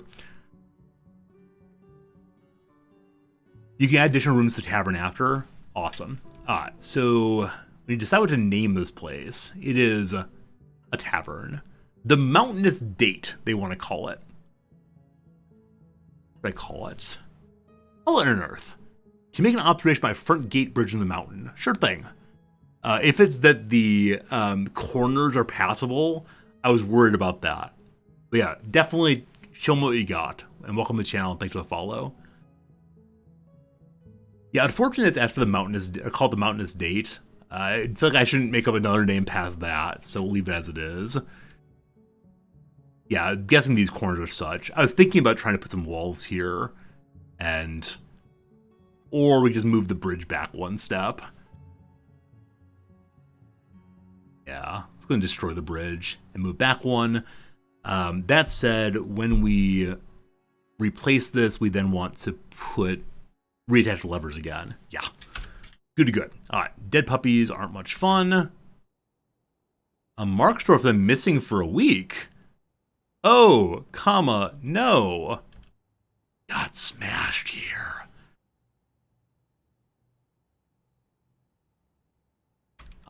I'm sure he's fine. Hopefully didn't smash anybody who was like an absolute legendary crafter. But we'll see. I can build a slab for them to remember the poor dead folks. I don't know how slabs work exactly. Let's see if we can find one though. Oh wait, I want to put it in a dance hall. I said that earlier and it didn't actually do that. But first I want to see what's required for this place. Goblets, so mugs will work for that. Instruments, we need chests for both. I should build slabs so they don't haunt me. Is this a real mechanic or just ha ha ha hee hee?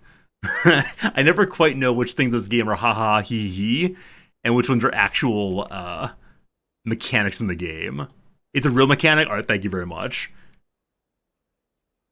Alright, so down here is our Hall of Memories. I think we killed 2 people. There are 2 people who aged out and died, and then 2 who got crushed. Let's go ahead and mark this as job 1 digging. That'll be good. Right. More alerts. Other guy missing. Elven Caravan, how exciting.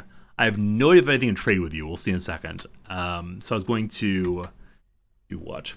Right, mark as job 1, mining, just to get it done. And then we need to return our mining to job 4, so it doesn't exactly go too far. All right, Masterwork Dog Litter Water Skin. Ooh, comma, ah. And these are just getting on the map right now, correct? Good. Good, good. Now, have we destroyed this?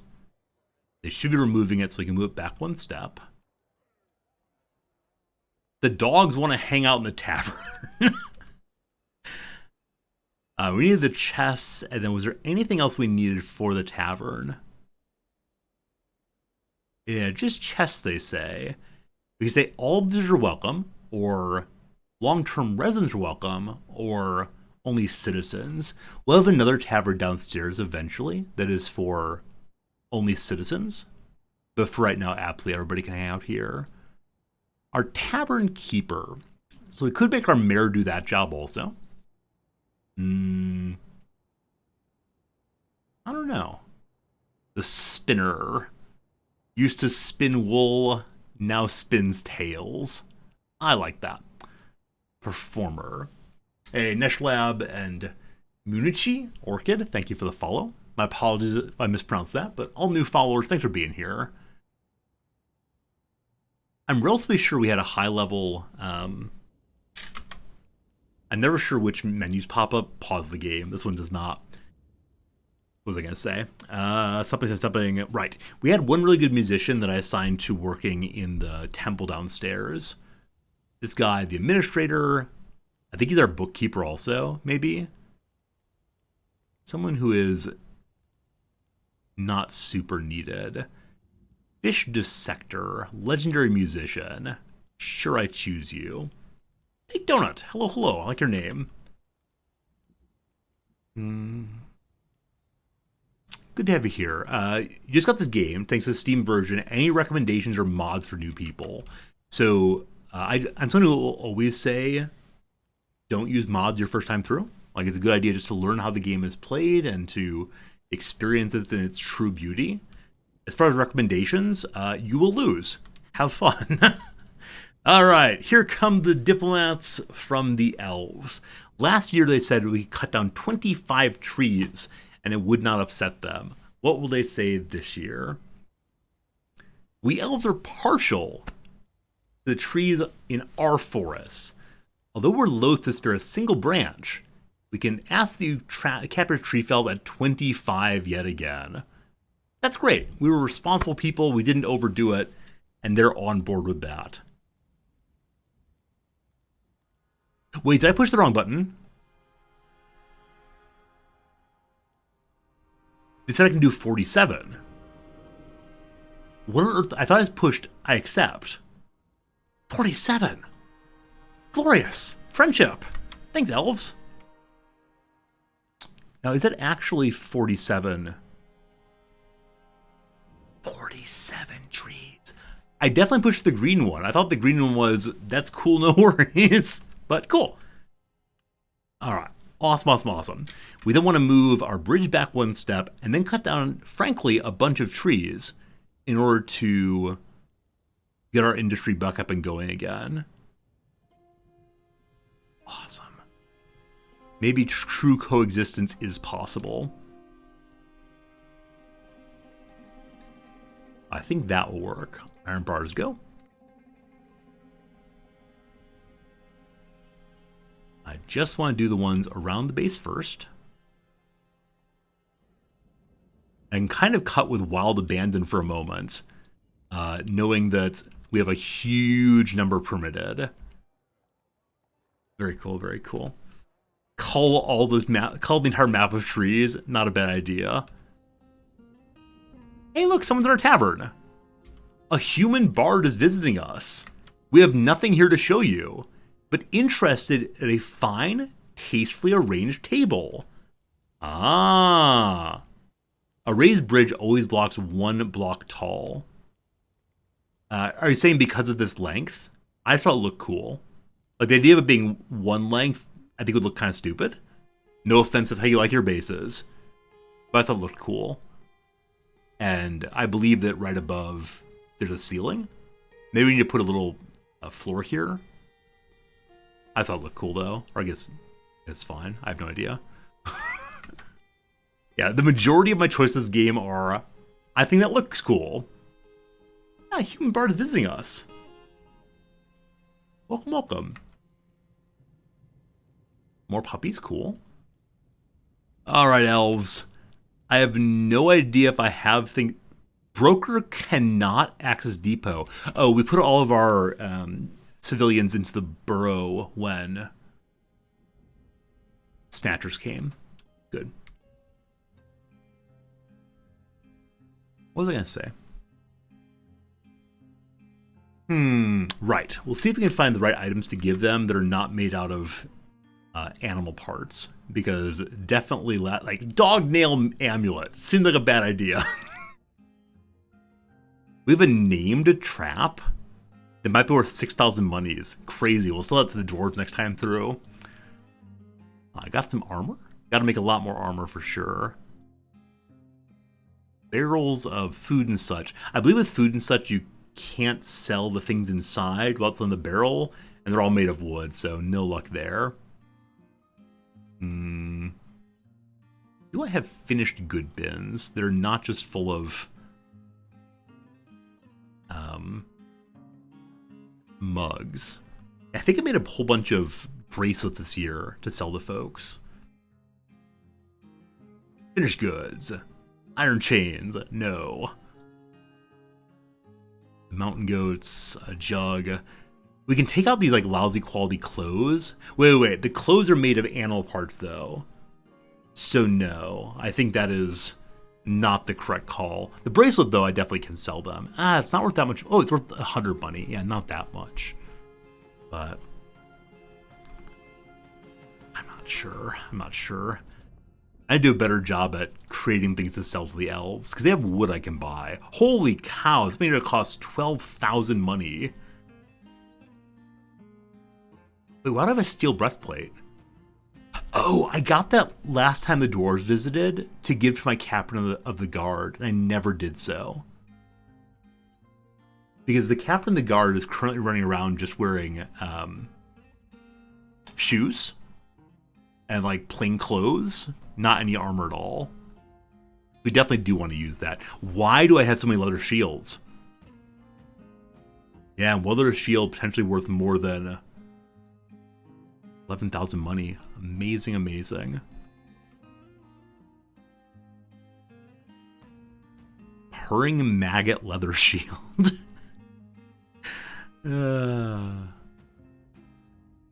Okay, I think I'm just going to sell them gems if I can find them. And I assume they're in a bin, unfortunately. It's a matter of scrolling through so we found, like, gem bin. Hopefully it's not, like, finished good gems. Rough gems. No, I want the finished gems. I think that for they are in bins or boxes or something.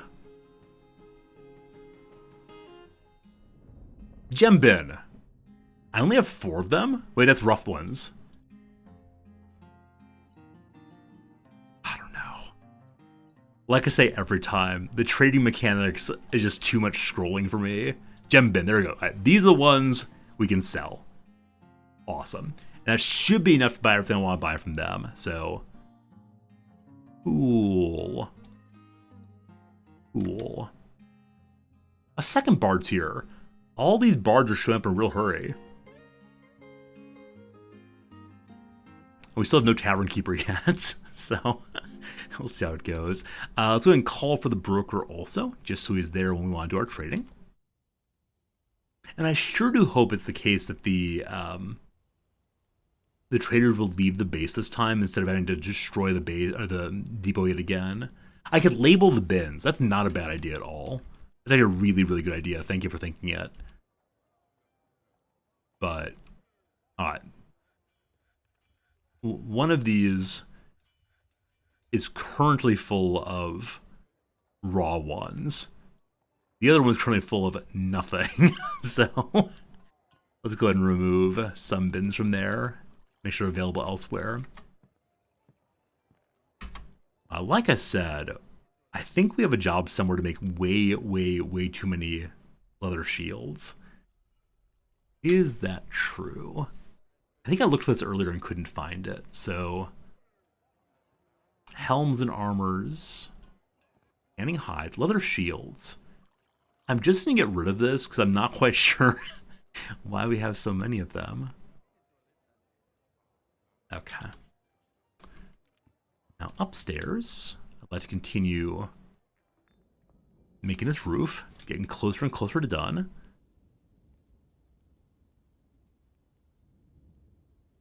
Made one too many for the number of blocks we have available. I expect that downstairs we've also successfully dug out the area where we want to put our poor dead folks, which is this button here. They're working on it right now. We'll come back real soon. Oh, look at that circle of life right there, huh? Like, simultaneously, a character says, "We killed a dog!" And at the same time, a newborn dog came into the world. I wonder if it has the same spirit. Let's go ahead and smooth this room. I don't know if it's actually necessary, but it'd be a nice way to show that we appreciate our defeated friends. I don't actually want to smooth the hallway, though. It's not to smooth the entire hallway. But I do want to smooth the floor bit there. Cool. Okay. Also want to go see our digging area here. So this is the farthest down we've dug. In every direction right now, it is just limestone. And woofer, I believe. Okay, I'm going to set up to dig this way again, just to see what we find. Good night for this. See you again tomorrow. And because I'm feeling lucky... Oh, this is the edge of the world. Whoops. Because I'm feeling lucky, let's go down yet again. And I'm going to go down 5 levels. 1, 2, 3, 4, 5. Level 19, here we come. The farthest down we've ever been. Okay, this pile of stuff here, I'm guessing is actually not mine. So let's put it in the trash can and unforbid it.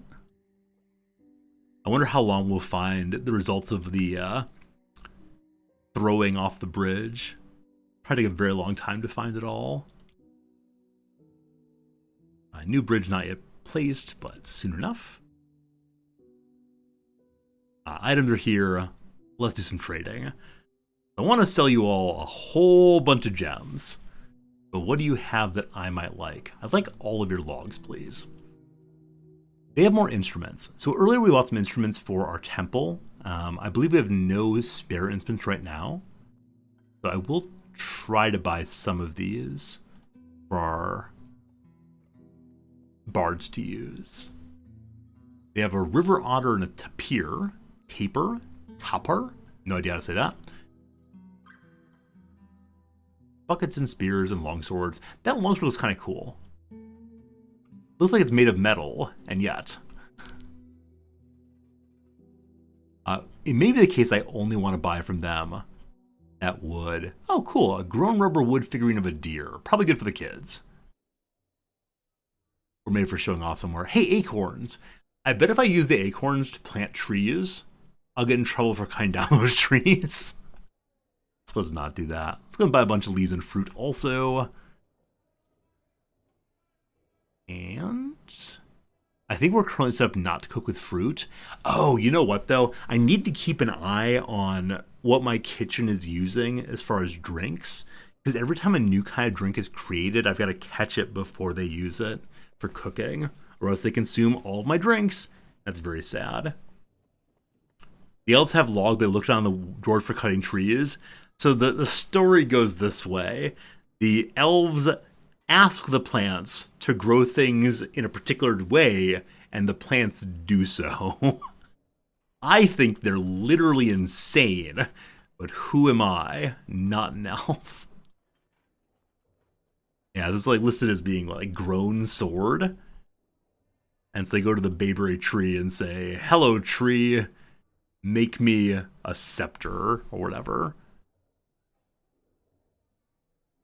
I believe it's the case they don't mind getting these gems, though we're surely hurting the earth to get them. At this point, they're now making profit.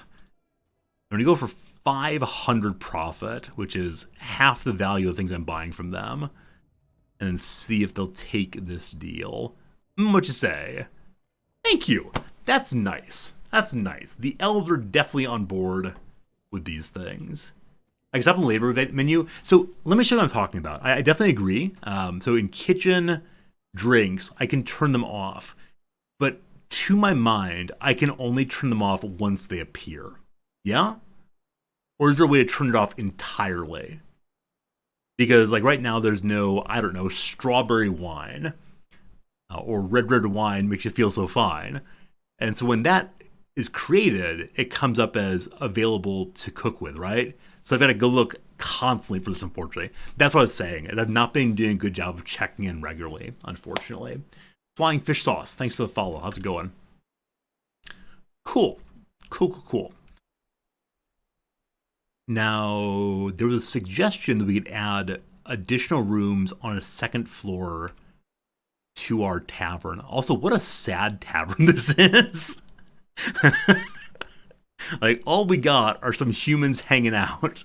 A human and an elf, actually. And there's no barkeep, there's no party, nothing is happening. Am I allowed to smooth the staircase? I think I may not be able to. Let's find out real quick. Nope, can't do so. Okay, so I want to add all of this floor to the same tavern if possible. So if I select the tavern and then do the draw thing, I could then go upstairs, I think, and use paint to add more. Uh-oh, uh-oh, uh-oh. It may all need to be on one floor, unfortunately. Or may have to do it a different way. So this is still the correct zone. If I go upstairs and make it a different zone, but still a meeting area, maybe I can then combine them somehow. Whoops.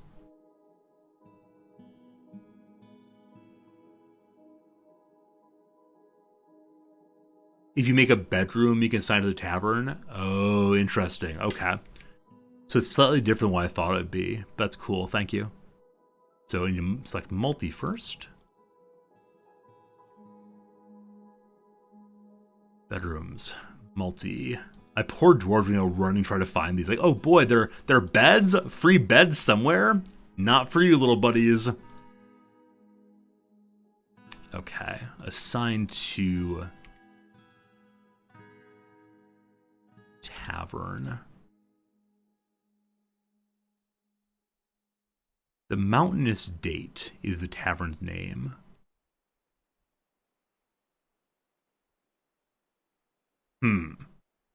That didn't work the way I thought it would. What if I go down to the tavern, select it,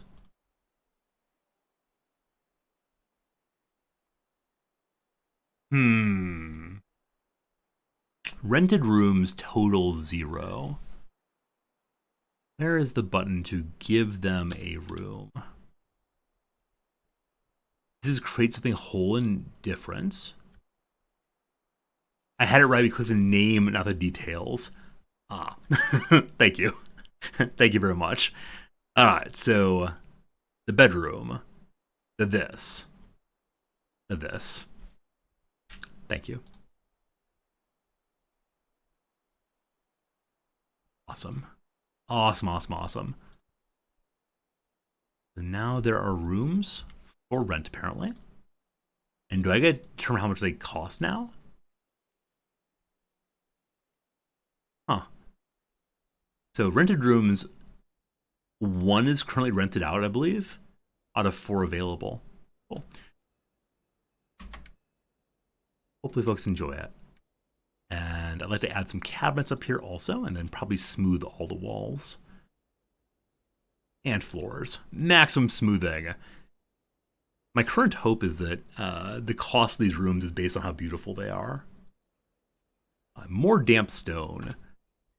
Okay, so in our attempt to get down to level 20, we've yet again run into aquifer, or maybe magma, but probably aquifer. So I'm going to go to level 21 and dig out in exploratory ways again. And hopefully find a place where we can dig down once more. Now, with that said, I realize the way I'm digging right now is towards where I think the aquifer is. I think the aquifer's up this way primarily. So we'll see. This way, and we'll see what we get. Okay, upstairs, did I finish remaking this thing? No, because someone was walking over it. This part's gonna be unfortunate, where I have to constantly keep an eye on, does the construction get done? Or is an animal standing on top of it when the constructor comes? Eventually we get lucky. Eventually. We did our trading, correct? Yes, we did. So no trader needed. And then fingers crossed, hopefully, that the traders will actually leave this time. Oh, talking. Discussing an acquaintance's problems. The visitors come to perform. She's curious about the Mountainous Date. Wow, people are showing up. People are having a good time. Do we get that claystone door done right here? We did. Secret door in place. Gem colors hanging up here. I saw a human recite my friend failures at the Mountainous Date. It's interesting. So apparently it's not excitement exactly, but it's got to be getting closer. More damp stone. I think it was them just finishing the attempt to dig down there and failing consistently. I'm guessing all the digging is done here. So it is. And the smoothing is done at that spot. I don't know why they didn't finish all of it, unfortunately, but they'll get there soon enough. However, we can now put one coffin. And really, these are plain coffins for plain dead folks. And we need a door also.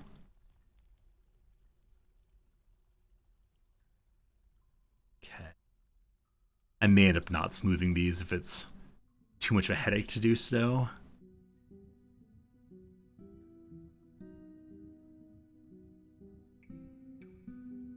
So I don't want to do the outside wall because it required me to do the entire hallway then to make it look right.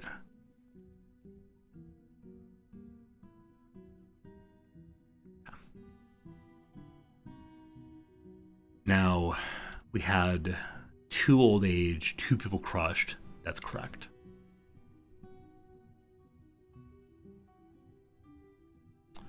I bet I just made a bunch of ash. I know I set up a job to only make ash if we had over a certain amount of wood. I may have set it too low.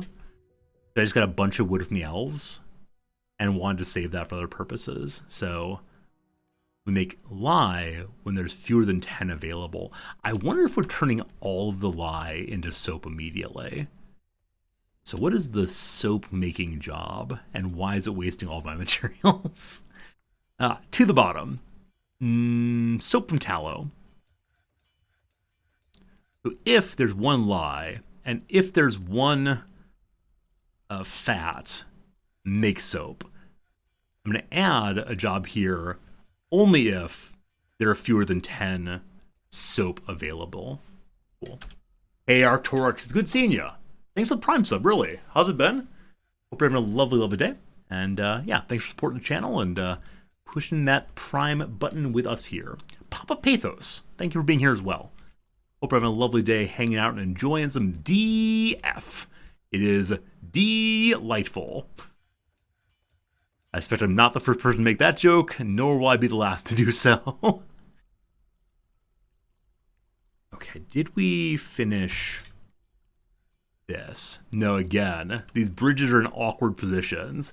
I may have to lock everyone inside of a burrow and then let just a constructor go free to make these. Otherwise, it's going to be a constant process of, have you done it? Have you finished it? Nope. They failed twice in a row there. That's annoying. That's really annoying, actually. Okay, I talked about making a dance floor. I don't know if there's actually a way to designate an area for dancing, but what I'm going to do for right now is just put down a little wooden floor in this area and hope someone will use it in that way, or at least we can imagine people using it in that way.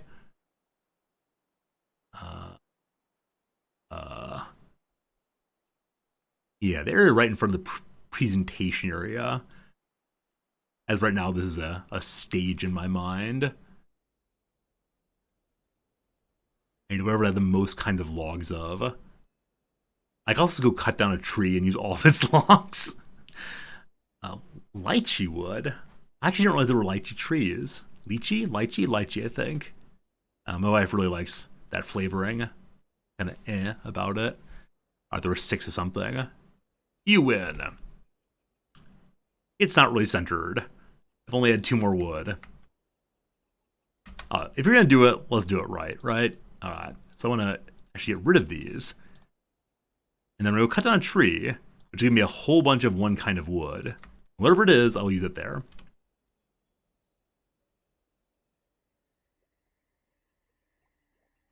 And I hasten cutting. Can. This one is oak. Lots of oak. Gotta keep an eye on it to make sure we get that turned into something else soon.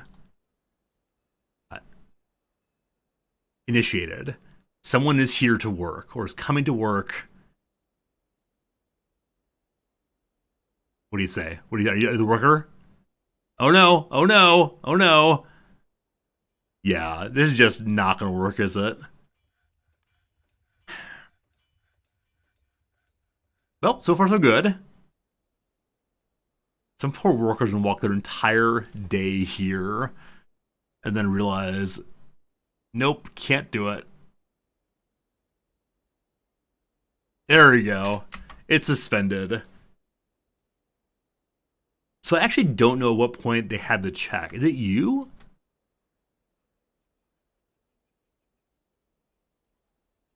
I don't know if they get in relative proximity, because I didn't see anyone try to work.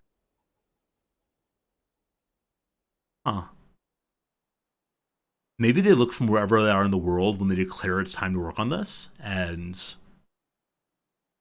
if someone's standing there in that moment.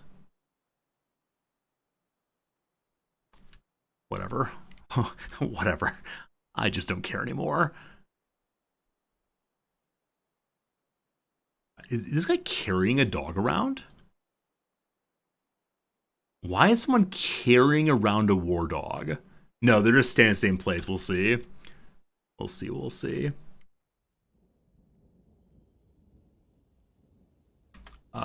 Dead dog, fine.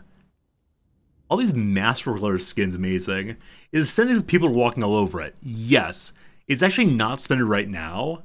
I keep hoping that we can get someone to make it in the period when it's not suspended. And if we can't, like I said, I'll definitely make a burrow so they don't go there. Let's not be silly. Let's go ahead and do it. So, all you citizens, get out of my way.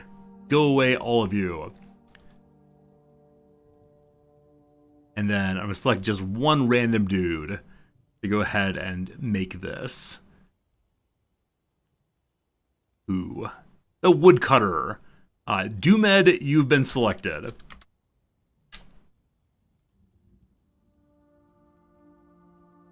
Not this one. Labor queue. Instructing. Oh, too many names. On this page, you can't organize them, can you?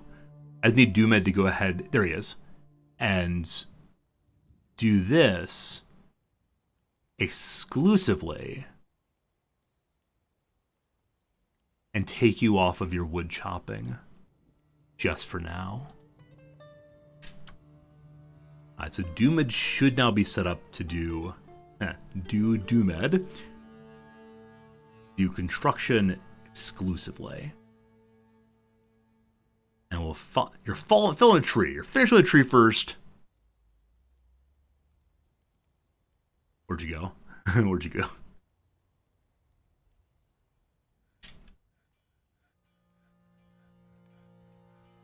Alright, so a jeweler's just standing here.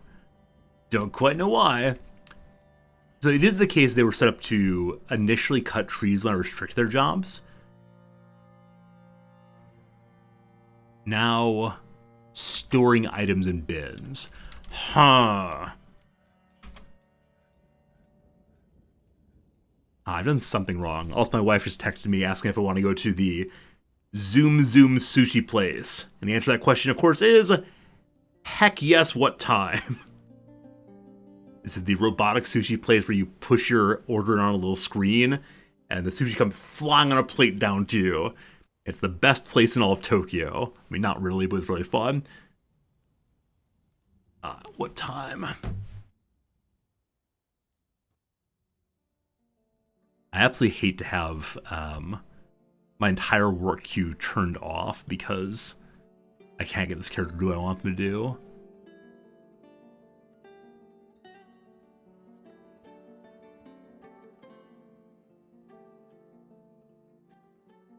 They're putting an item in the barrel first.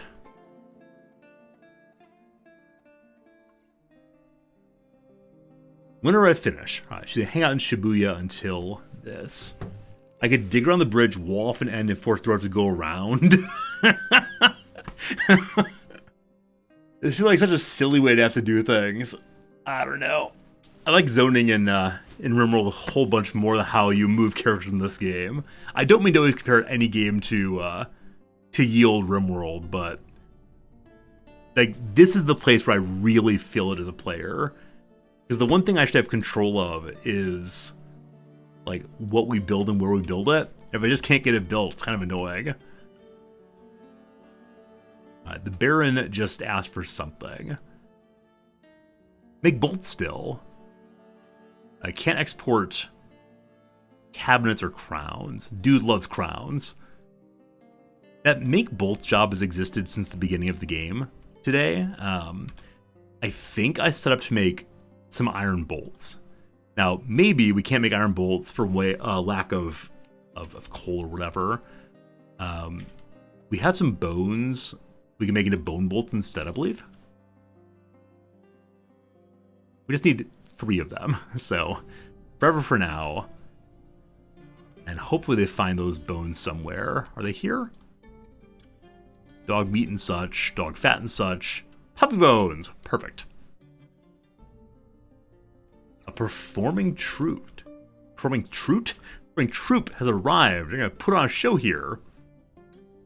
The path priority tool to deter people going certain ways. I've never seen that. Is it this? Set high and low traffic areas. I never saw that. Oh gosh, okay. Unfortunately, I mouse over it. The pop-up is off the right-hand side. No idea what that says. But set a restricted traffic area. Citizens will look hard for better routes. They'll still use the area if there are no other routes. So I just want to say, thou shalt not go here. This is probably so I have less agency on individuals. Now you're absolutely right. I'm a bit of a control freak. I want my dwarves to do exactly what I tell them to do, or else. I should allow the burrow to let them come up to the tavern also, I suspect. I believe the burrow is locked down to primarily this floor. But there's surely other places where I could do some work. Like, up here. So we'll expand this some more. That's painting. Recenter, workshops, repaint, yes. I saw repaint has changed the color, but it's also that kind of painting also. So, all of that. I think the burrow is what it is since very early in the game, and... Oh, I'm very glad it's actually already included, but the places where there is Dolomite available, we need also. Then up this way, like continue organizing all those many stones. Those who play the game regularly, how do you deal with all the stones? Like, do you eventually make a floor like this, or are you somewhat better organized? I'm just consistently kind of amazed at how many stones we have, and I do wonder if we could work through them more efficiently, having fewer available. But I'm guessing that any mountain base ends up with just tons and tons of them.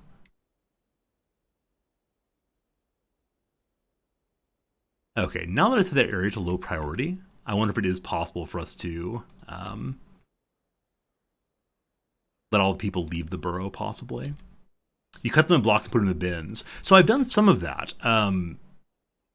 I have some people making blocks. Do you have a lot of dwarves making blocks then? The merchants are leaving soon. Goodbye, friends. If in a road, use a temporary dump tile, toss them all in. Okay. Yeah, I completely forgot that it is possible to dump them all in one single block instead of doing what I've done and kind of throwing them everywhere. I'm going to remove everyone from the burrow and see if this thing gets fixed. Awesome. Because now it is a low traffic area, so I hope people will not use it. I guess I could like cut in a second entrance for them to use in particular, but hopefully we get lucky on that. Now with that said, I marked as a pure constructor Doomid here. So everybody can do this now, not Doomid. Wood cutting, Doomid's allowed to do that again. Good. Good. And then down here, That one got made. Amazing. So I'm going to put a lever that attaches to this, which is down into the pit, and hopefully will keep us safe from that. So it's this one here, which is not yet named. I want to refer to as downstairs restriction. A fine name if I ever picked one. It's down to this button. There. I think I did that wrong. What did I do wrong? I pulled the lever, not linked the lever. Sorry. Linked the lever to there. There we go. Okay, cool. Now with that done, let's go down once more and see what we find. Inside, appreciate the follow. Thank you for that. I know we asked to dig down farther before. So we do now have down to level 21, but no one dug here yet. I wonder if there are other digging jobs set up. I expect there are. So make it job 2. I'm curious. I'm really hoping to find a place where we can get to level 20. Because we ended the stream last time at 25, is that right? Wait, which was which? Which is which? Yeah, we ended at 25 last time. So if we can go down 5 more each stream, I'll be very, very pleased. But we'll see. Things are gradually getting put into the pile of smashing again. Someday. Construction nearly done. And people are still using this path. So probably they're using this path because the only other path from the base is down here, which is way out of the way. So I guess I'll go ahead and just dig a second entrance here. That I'll then refill in a moment. I think we need to remove that ramp also. Cool. And that unfortunately need to mark as job 1, get it done.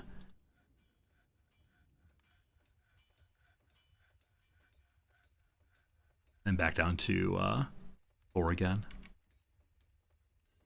It finished or looked away? It did finish! Thank you for noticing that. I was so focused on how do I fix this? Awesome. Awesome. Thank you for noticing that. So cool. And now it's in a position where it will function, I believe. And I don't know if I need to cover this, but I'm going to cover it anyway, just to make sure. Okay, so I'm going to put construction floor right there. I'll make it out of, I don't know, claystone block. Cool. We attach that also to levers. This lever we link to there. And then same thing down here. We link this one to here as well. So there's 2 switches attached to it, I think. Now we can go and remove the restriction here and just make it normal.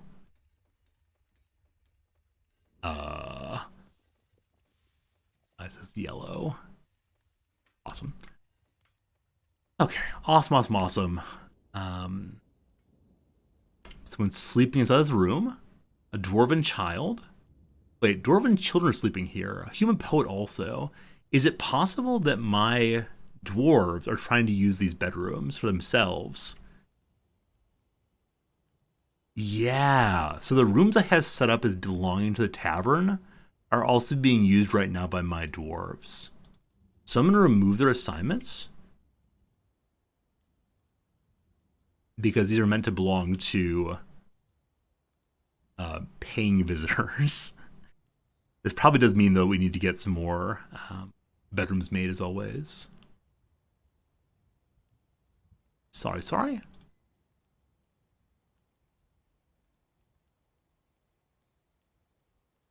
Oh, are they going to continue to prep it more and more people in there?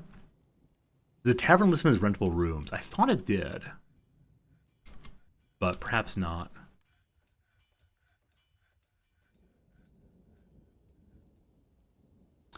Yeah, rented rooms 4. Now, is it possible that my citizens were spending money on them and I just evicted them for no good reason? Am I, in fact, was known as a bad person? Allegedly, the visitors are leaving. Will you actually get off the map this time? We'll check back in a little bit and see. Okay, I want to have a small stockpile here of drinks also. I don't know how drinks are used yet inside of the tavern, but it seems like fun for sure. So, just along this wall, be called the Tavern Zone. The Tavern Tap Room, even better. And drinks. Drinks. It's food, but a custom kind. The plant drinks. Now, the worry is always that all of them will end up here, and very few will end up downstairs. So maybe I should go and remove it to just one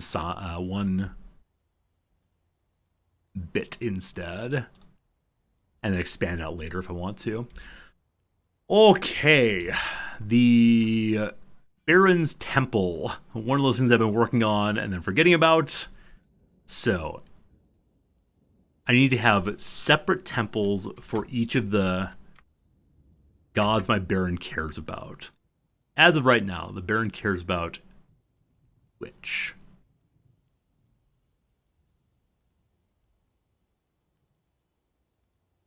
There you are.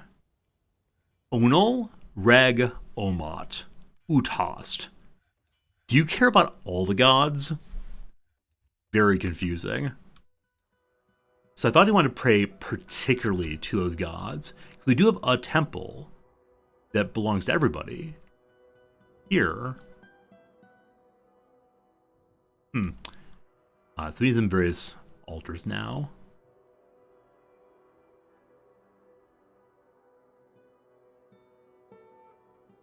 Only have the one. That's fine.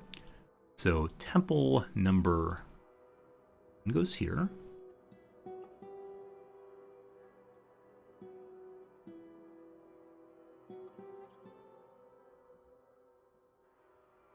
Oh wow. So we can see here who all worships these folks. And there are enough people on each of these that we can see some people must worship more than one.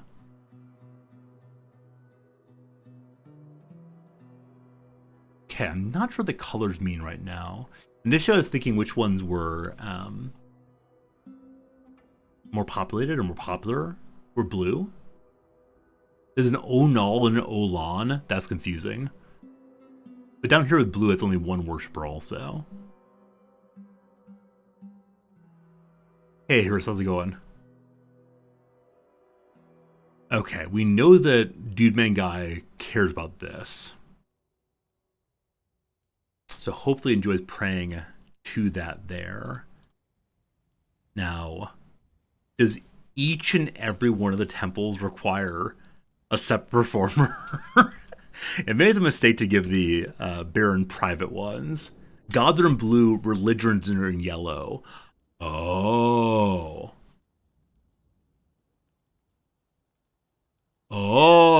interesting. So, like, there's only one god, but the Episcopals and the Unitarians and the Free Methodists and everybody else allegedly worship the same god. Got it. Migrants. Oh no. Gotta get more bedrooms getting made very soon. Who are the new migrants? A ranger. Awesome. Animal trainer. Fine. A blacksmith. Not flashy kind, but it's fine. A flashy weaponsmith. What are you quite good at, my friend? Legendary weaponsmith.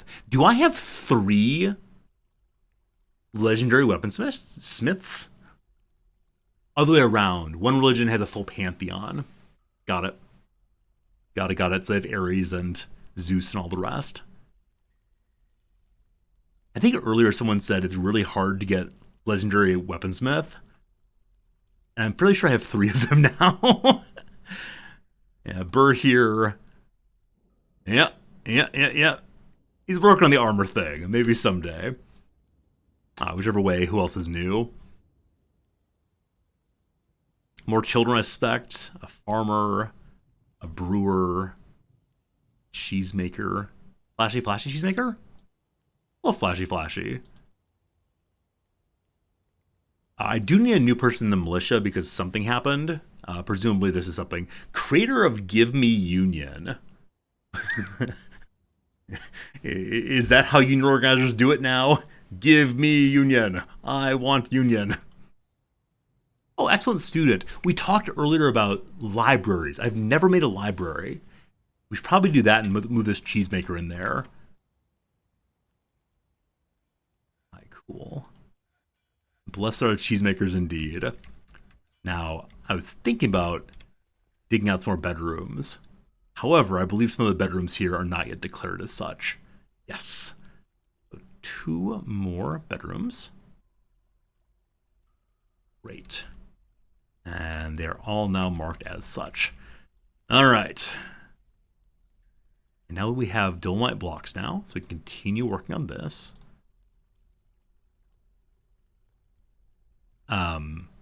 No, this room is incorrect size. How did that happen? I might want to build a wall or something. I think that's exactly what it is. Dolomite blocks and dolomite blocks. I'm not going to have quite enough of those.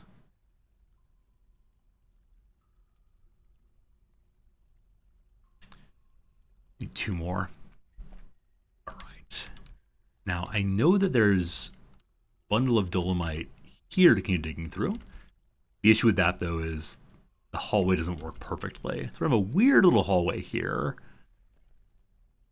Goes down there. I believe this dampness does not leak.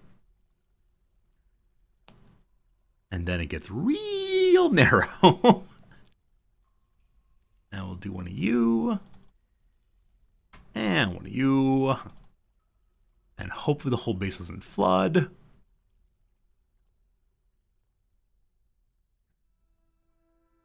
Ever since my wife and I decided we're having sushi for lunch, it's all I can think about. Like, oh, I gotta keep streaming for another 20, 30 minutes, but when I say goodbye, I gotta hop on a train and go get sushi in Shibuya. One of the happiest days possible.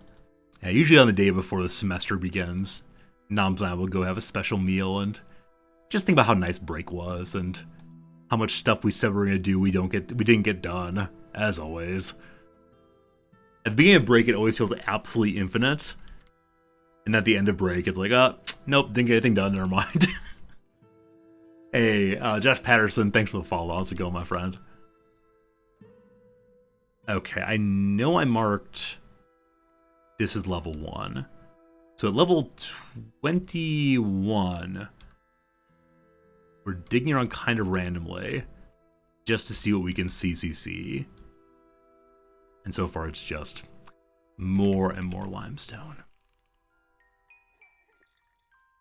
Someone gave birth to a boy. I think we get this 200 level population very, very soon. I think that's where it maxes out in our current base settings. Alright. We now give you the limestone altar and the temple. Now, do we have a job set up to make more altars? I think we don't, actually.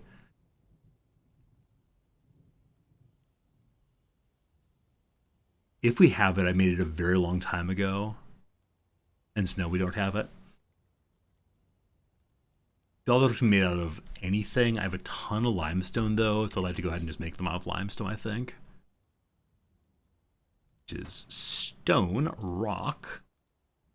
The very bottom right now. So up you go.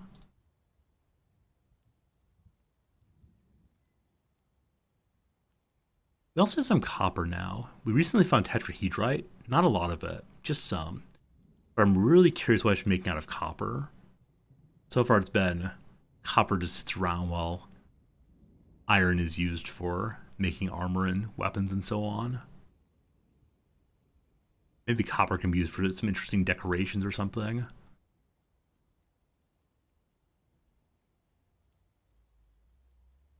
Oh, the clicking. Oh, the clicking game. I'm gonna move it above coffers and such. That said, these are all marked as good to go for right now. So I think I'm gonna make you out of, like I said, limestone. 10 is fine. So if there are fewer than 2, make 10. Great. Great. We only have 4 fierce people right now, so maybe the Baron has lost a bit of his fury.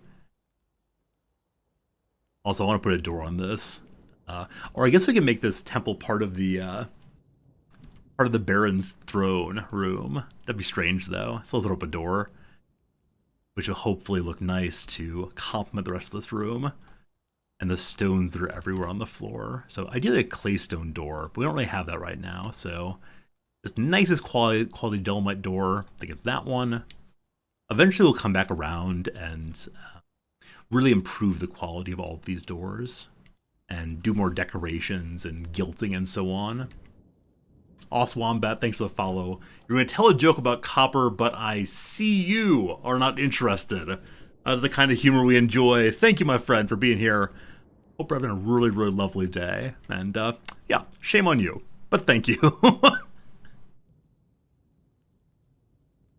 Alright, has Buddy Man gotten a little happier now? The Baron is still furious. Had an intellectual discussion. It was interesting. Fine. So, what else you got, boss? What are your thoughts? Yeah, uneasy due to lack of prayer. Lonely due to missing family. I can't help that, unfortunately. Embarrassed dining in an awful dining room? I'm sorry, what? Embarrassed sleeping in a poor bedroom? Has the Baron lost his territory?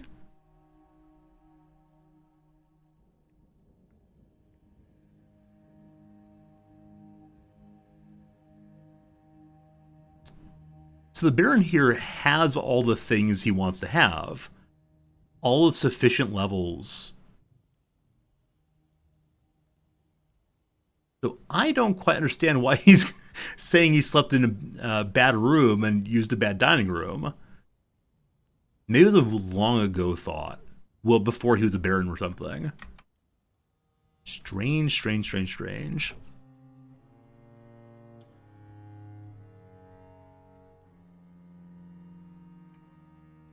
I'm sure many of you know, I see a discussion of puns going on. I know many of you probably know the quotation that, like, what, puns are the lowest form of humor. I think it's Samuel Johnson maybe who said that. Yesterday I was reading an article on something, and there was a throwaway line about how puns are the worst form of humor if you didn't think of it at first. Which, gotta say, seems about right to me. Kaya stole prepared dog brain stew 22. That's fine. That's still a smashing. Oh, that's actually not fine. They're probably stealing from my food buckets. I'm gonna move these food buckets inside for our secondary dining room here. Also, why are you restricted? No. Also, we have a new thing I've never seen before called the Healador. It shines like the sun and smells bad. Okay. Before I can move tables and chairs in here, it has to be fully roofed. I can move the stockpiles in with no problem, though. We do want to do that. Do we have more? Tie check? Wait, Sally, what do you mean tie check? Was that time check, maybe? I'm good on time. I had 20 minutes still. Thank you for ensuring I go to lunch instead of just standing here all day. Oh, annoyingly with this bridge closed, I have to walk all the way around carrying this stuff. I'm sorry, little friends. It is terrible. Man, I wonder if this is all the food and drink in the entire base right here. And so all of our buddies have to go all the way out here to get stuff and then carry it all the way back inside. I'm just getting rid of these zones for right now. Like, they served a purpose once upon a time. Or I thought they would. But I don't want everyone to go outside for this.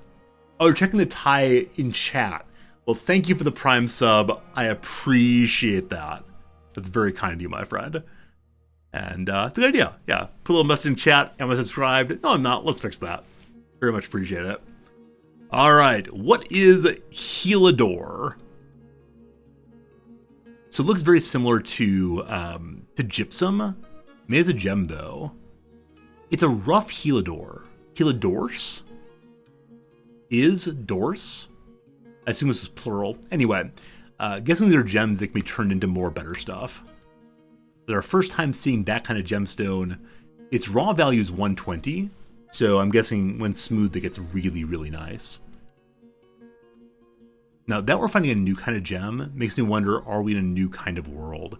Yeah, this stuff too. Schist?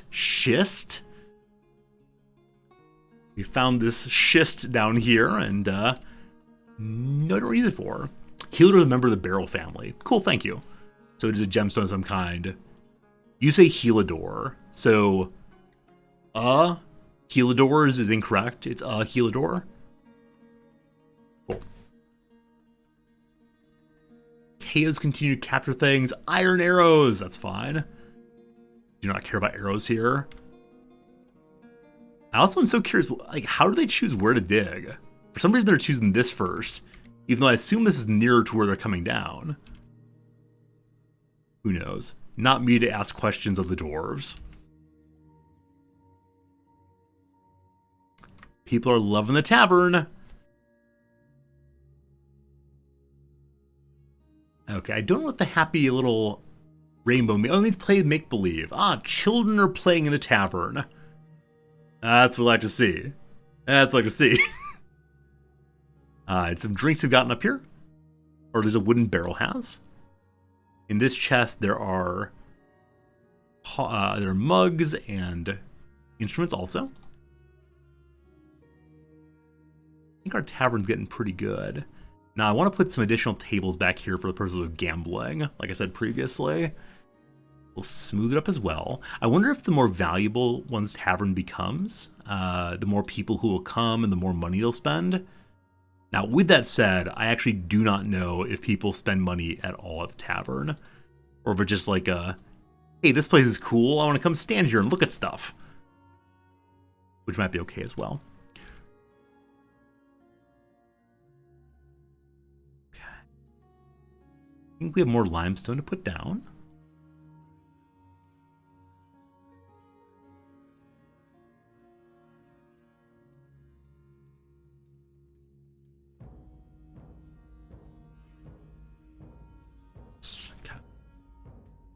So I just thought of something. Shoot, what did I just think of? Something involving stones, something involving... Darn it. This happens very, very infrequently, where like I have a thought in mind that's just gone entirely. We're not coming up with it, are we? It's just gone forever. I was thinking of making stones. I was thinking about... That's what it was. It was wood. Earlier, I wanted to make a wooden dance floor. And realized I didn't have enough of any one kind of wood. I then cut down some trees, and I'm hoping I have enough now. Oak, ideally. Only 6 oak logs. So the spot was 12. 12 almond wood. Is that a softwood? Is that a hardwood? I have no idea. Even if they scuff it up terribly, we'll be very glad to have them enjoy some dancing. Nice. Nice, nice. Now, can we see the value of the tavern? No. Wait, dance floor in the common area is 8x6. I haven't built the dance floor, and yet there's a dance floor. All right, sounds good, sounds good.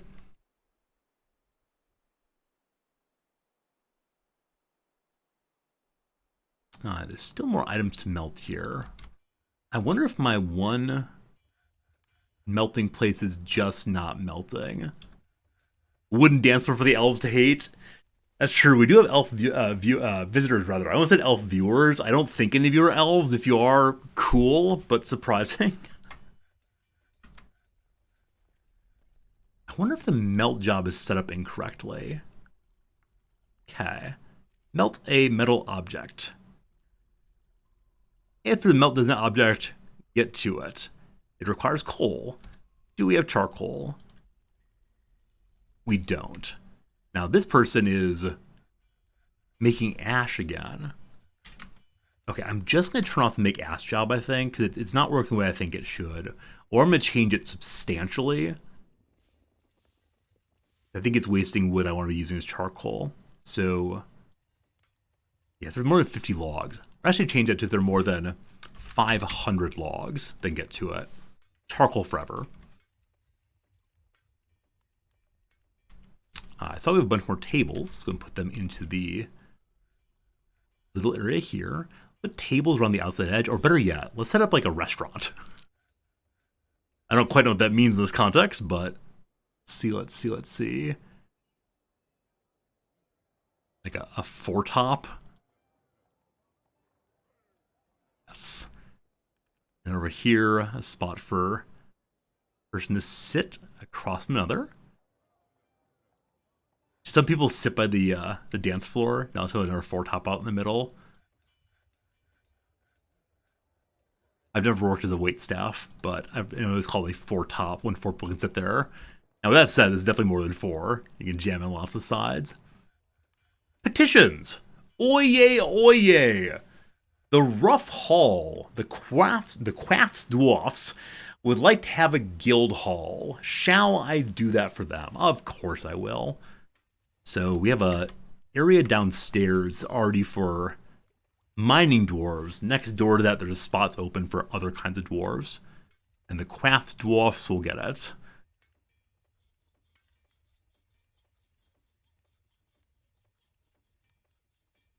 Those are kind of too close by. Also, we talked earlier about needing to make coffins for our dead people so they don't haunt us.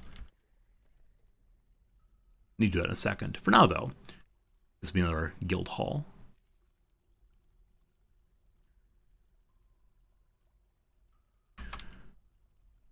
Pink tourmaline.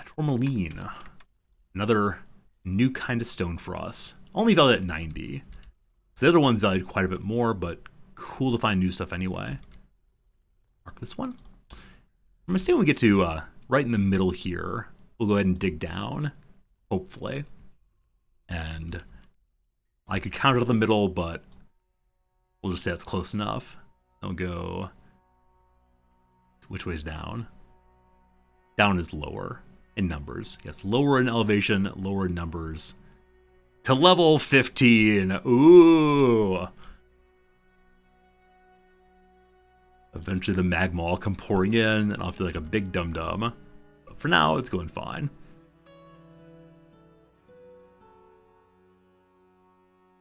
Okay, all of these here, which are locked, again, do not really belong to us. Oh, very cool that the drinks have already gotten pulled in. Amazing.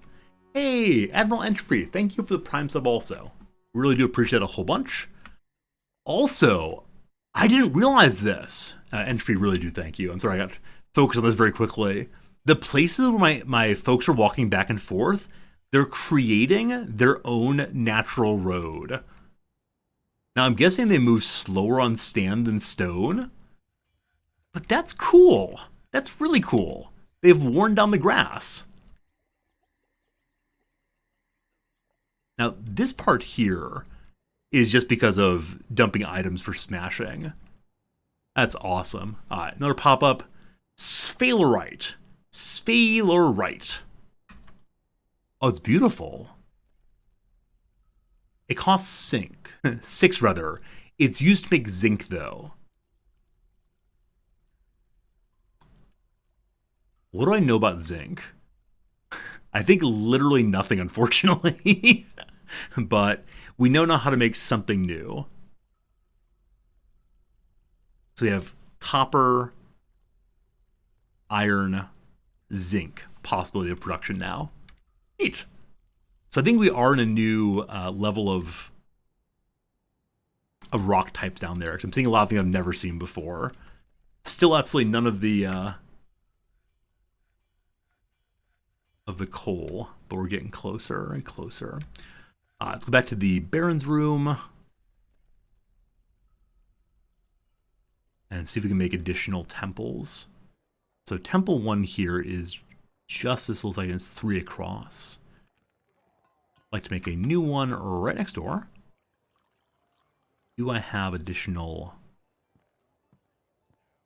altars? Offering place is called.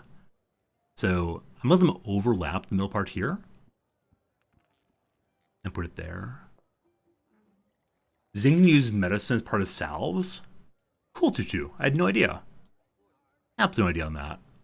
1, 2, 3 is right there also. They get to pray for absolutely everything. And maybe that's my grand one in the middle, much bigger than the others. Okay. Hello, Rooster. The pet rooster. Love it. I said earlier I need to make additional iron armor stands. Just set those up. You're not sure if zinc and medicine's in DF? Totally fine. I'm just glad to learn about anything in the world. I think 2 more bolts also. So I set up bolt making here, I thought. Maybe we ran out of bones, and so they stopped making bone bolts. Let's watch and see what happens. Zinc is the second lightest material in the game. Awesome. Awesome, awesome, awesome. So zinc bins, zinc barrels could be good, I'm guessing. Okay, that disappeared at once, which means there are no bones available, correct? Need unrotten bone body part. Hello, bones. The straight puppy bones do not say that they are rotten. I think there's a standing order to not let people use things in their dump zone or outside, maybe? I have an idea.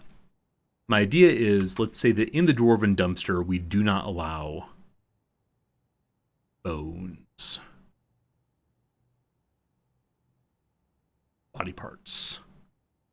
Bones are there, okay. Don't allow bones. And then we put another refuse zone downstairs somewhere, namely this one, and we do allow bones here. Now, will bones being in size cause huge problems? Maybe so, maybe so. But at least it'll be available then for our workers to make the items we want. Neat.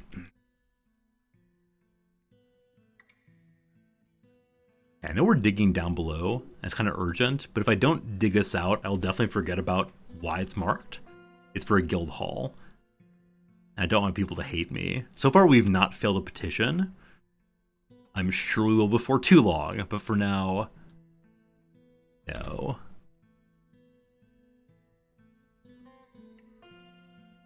They're getting closer and closer to that hole there.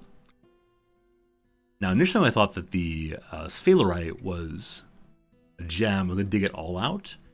But I'm guessing it's the case that the... yeah, I think it's the case that the sphalerite functions like magnetite. So just loads and loads and loads of it. Alright. How about more dolomite stone blocks? 7 more. Soon and very soon they'll be done. I have one person set up to smooth dolomite blocks. Like full-time, just that job. I do wonder if I should set up more people for just that kind. Because it feels like the other ones might be getting done more quickly. And if so, that's a little confusing to me. So we'll see, we'll see.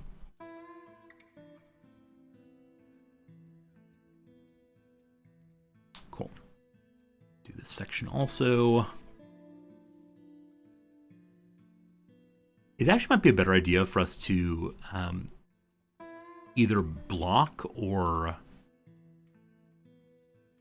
moat around the outside of our building first, because I'm more concerned about trees growing outside, which would allow folks to climb in and jump over the walls, than I am about them sprouting up inside. Like, inside's annoying, they're in the way, but not as bad outside issues. Now, we do still have permission to cut down quite a few more trees, I believe.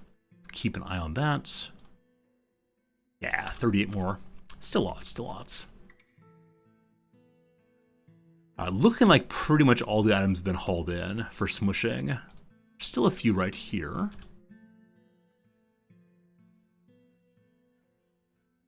Okay. Are there any smushing items here? Seems like no. Seems like my pasture area is being degrassed pretty quickly. Also, everyone's bummed. Everyone walks through and they're bummed. Frustrated after being unable to pray. You don't care, so don't ask. Wow. Wow. I really am checking in. I want to know how they're doing. Rude. My goals are important. What are your goals?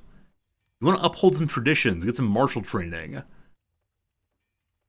So people who want martial training, does that mean I should be assigning them to the militia? And with that said, do we have an open spot in the militia? No, an open spot on the quote-unquote range militia. I still need to redo with just the, what's it called? Archer outfits. Yeah, I know I have a hunter person. A ranger who's not yet a marks dwarf and not really anything else. You're locked in, so no. We had a new person join us who said they were a ranger. It's possible they've taken a new job for themselves.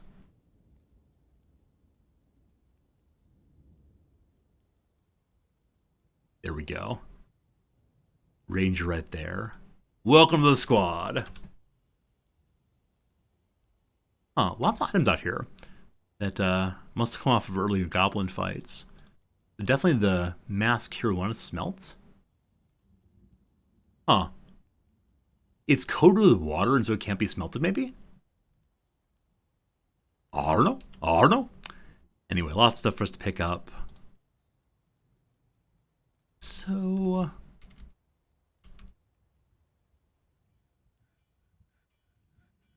digging is getting done. Good job. Yes, push them rocks. Push them rocks. I think I may need to have another dump pile on the way downstairs. Not all the way down, of course, but just to hold on to the schist and sphalerite and so on. Or maybe we should bring all the sphalerite upstairs for smelting purposes. Okay. This area... Alright, bones are showing up. So we can now set up, make bone bolts forever. We'll come back very soon and stop at forever.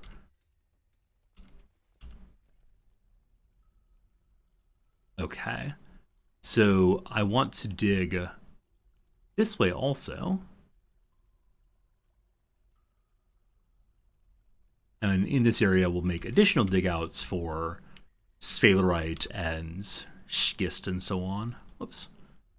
Up 2 there as well. 3 is actually better. So we did 1, 2, 3, 1, 2, 3. And then we dig in like that or so. And same on the side. Good enough. Now, no particular reason why we leave these large middle areas in between. Maybe we have a hallway around.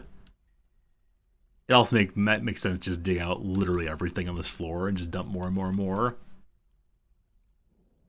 Now we've been going crazy assigning zones for every single dwarf. That's amazing. Absolutely amazing. I love the idea. I believe we dumped some more altars down.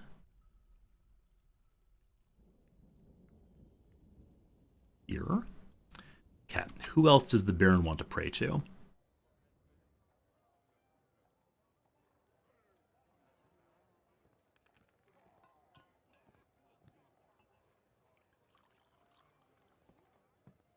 Mayor, a Baroness. There's the Baron. Okay, Onal Reg Omat. Onal Reg Omat. I think he's been able to pray now to one of the ones he wanted to, which was who dat? Reg. I thought the one he wanted. I may just not made it up here yet for prayer time. Oh, can we actually not have overlapping? Oh, can you have overlapping here or no? You can, good. Overlapping, I think that's fine. So you're a temple also. And you wanted reg. You wanted Onal definitely. And Utast, I believe. Onal it is. Now, that overlapping looks like it might be a problem. It's red and angry, so I'm going to go and get rid of this and try to do it correctly. So, be gone zone. And then dig this one out.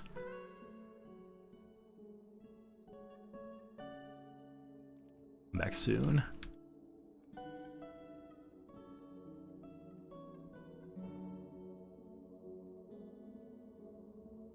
Anytime where a game has gone like it has today for me, which is a whole bunch of hunting around and just upgrading this and that and the other thing, I'm always convinced I've missed something important that we'll only discover once it all falls apart. Who are these people singing? Who are these people singing? Oh, look at that. Light a rose, I'm home again, Rose. Delighted after watching a performance. Wow. Wow. So everyone's having a really wonderful time. And what I planned as my like hidden gambling room appears to have become instead the concert hall. That's great. Absolutely great. Okay.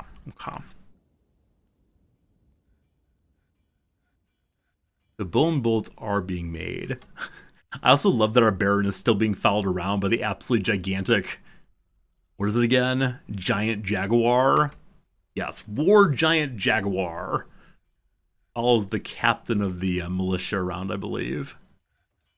Cool stuff. Have we satisfied her? One more bolt needed. I thought it said to make 10 of them. No, let's only do it once. That last one will finish it, and then we're good to go. Okay. This room is dug out. Awesome. So I want to go ahead and smooth absolutely all this also. I haven't done any etching in these rooms yet. Whenever they need to make the jump from being merely guild halls being grand guild halls is when we start doing the etching and making it a little more beautiful. While they're working, we can throw table on each side. And that's like all we have is smooth and tables and a grand item in the middle.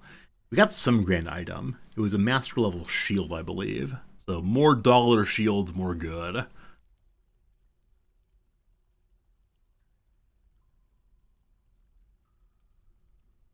Oh boy, the down digging is coming. I'm too excited, and I've got to go in just a moment, so this is the last thing I want to do today. And I am absolutely sure I'm going to regret this.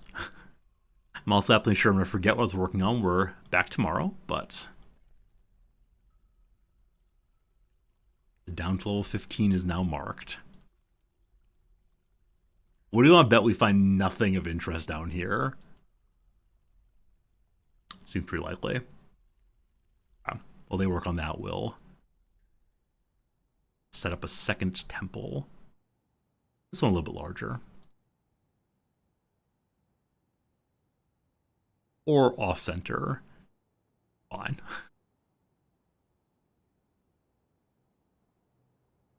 Okay, I believe Onal is right.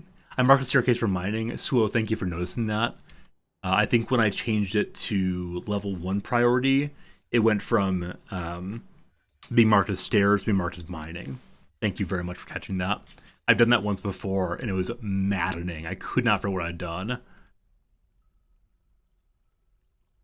So I'm going to clear all of this. Yeah, it's exactly what I did.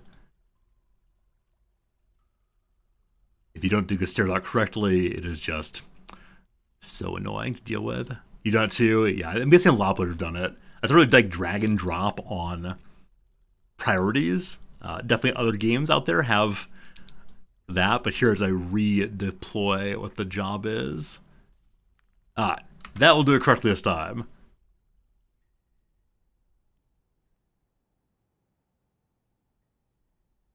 Now we get a watch.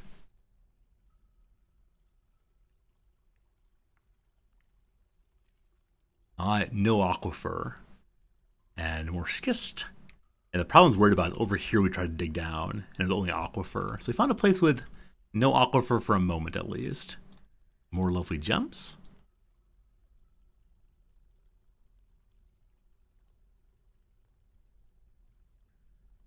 So the farther down we go, I wonder if I should be digging down this directly, or if I should dig down and over, down and over and over again, just to ensure we don't dig straight down. It's been really problematic. Oh, quartzite. This is new.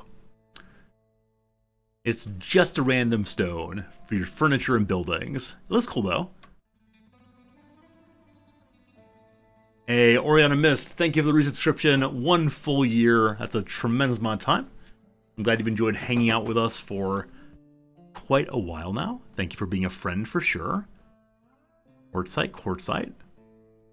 I suspect as some of these new gems pop up, new rocks pop up, you're like, oh, we're now in this zone. We'll see what awful thing happens to Resorty now. But again, Oriana, thank you for your kindness and the resubscription.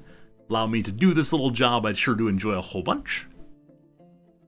Now you're hoping the new code person's test with fixing up older things?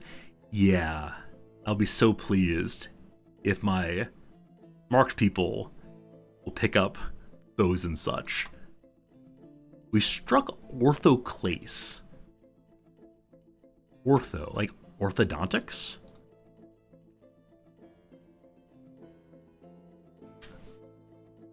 Let's see what this is. No boulder, unfortunately, so we'll keep digging out. We've now struck onyx opals.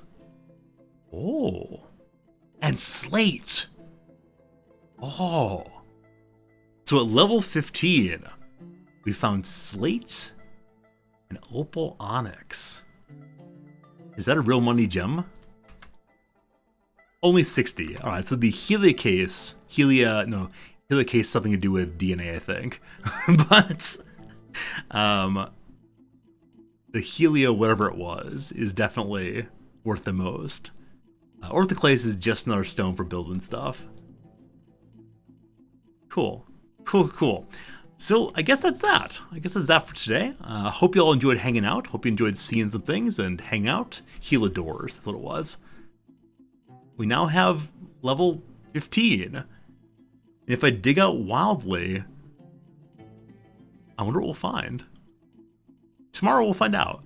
Hey, Grimy, good seeing you. Mental Health Day. Well, definitely my mental health improves when I hang out with folks like you. So thanks for being here. Thanks for being so encouraging, everybody. It's a lot of fun playing a game like this with you. Tomorrow, the Baroness wants a coffin. And she's right to want that because I need to put in additional coffins and such here. Ugh, let's mark these so I don't forget. And then I'll go away and get some sushi. Back tomorrow at 8:30 a.m. Japan time, which is 7:30 p.m. I think, in New York. Other times for our friends in other places. Wait, where am I? I'm lost. Furniture. Slab. Memorialize those whose bodies have been lost. I'm gonna make slabs first. Tomorrow we'll make some slabs. We'll figure it out. So, sincerely, thank you for hanging out. It means the world. Thank you, new followers, subscribers, friends, chatters, lurkers. Lend me your ears and your time. You did that. I appreciate it. Back tomorrow. And if you're looking for something else to do, there's a new YouTube video in the ongoing RimWorld playthrough. So, see you soon. Goodbye.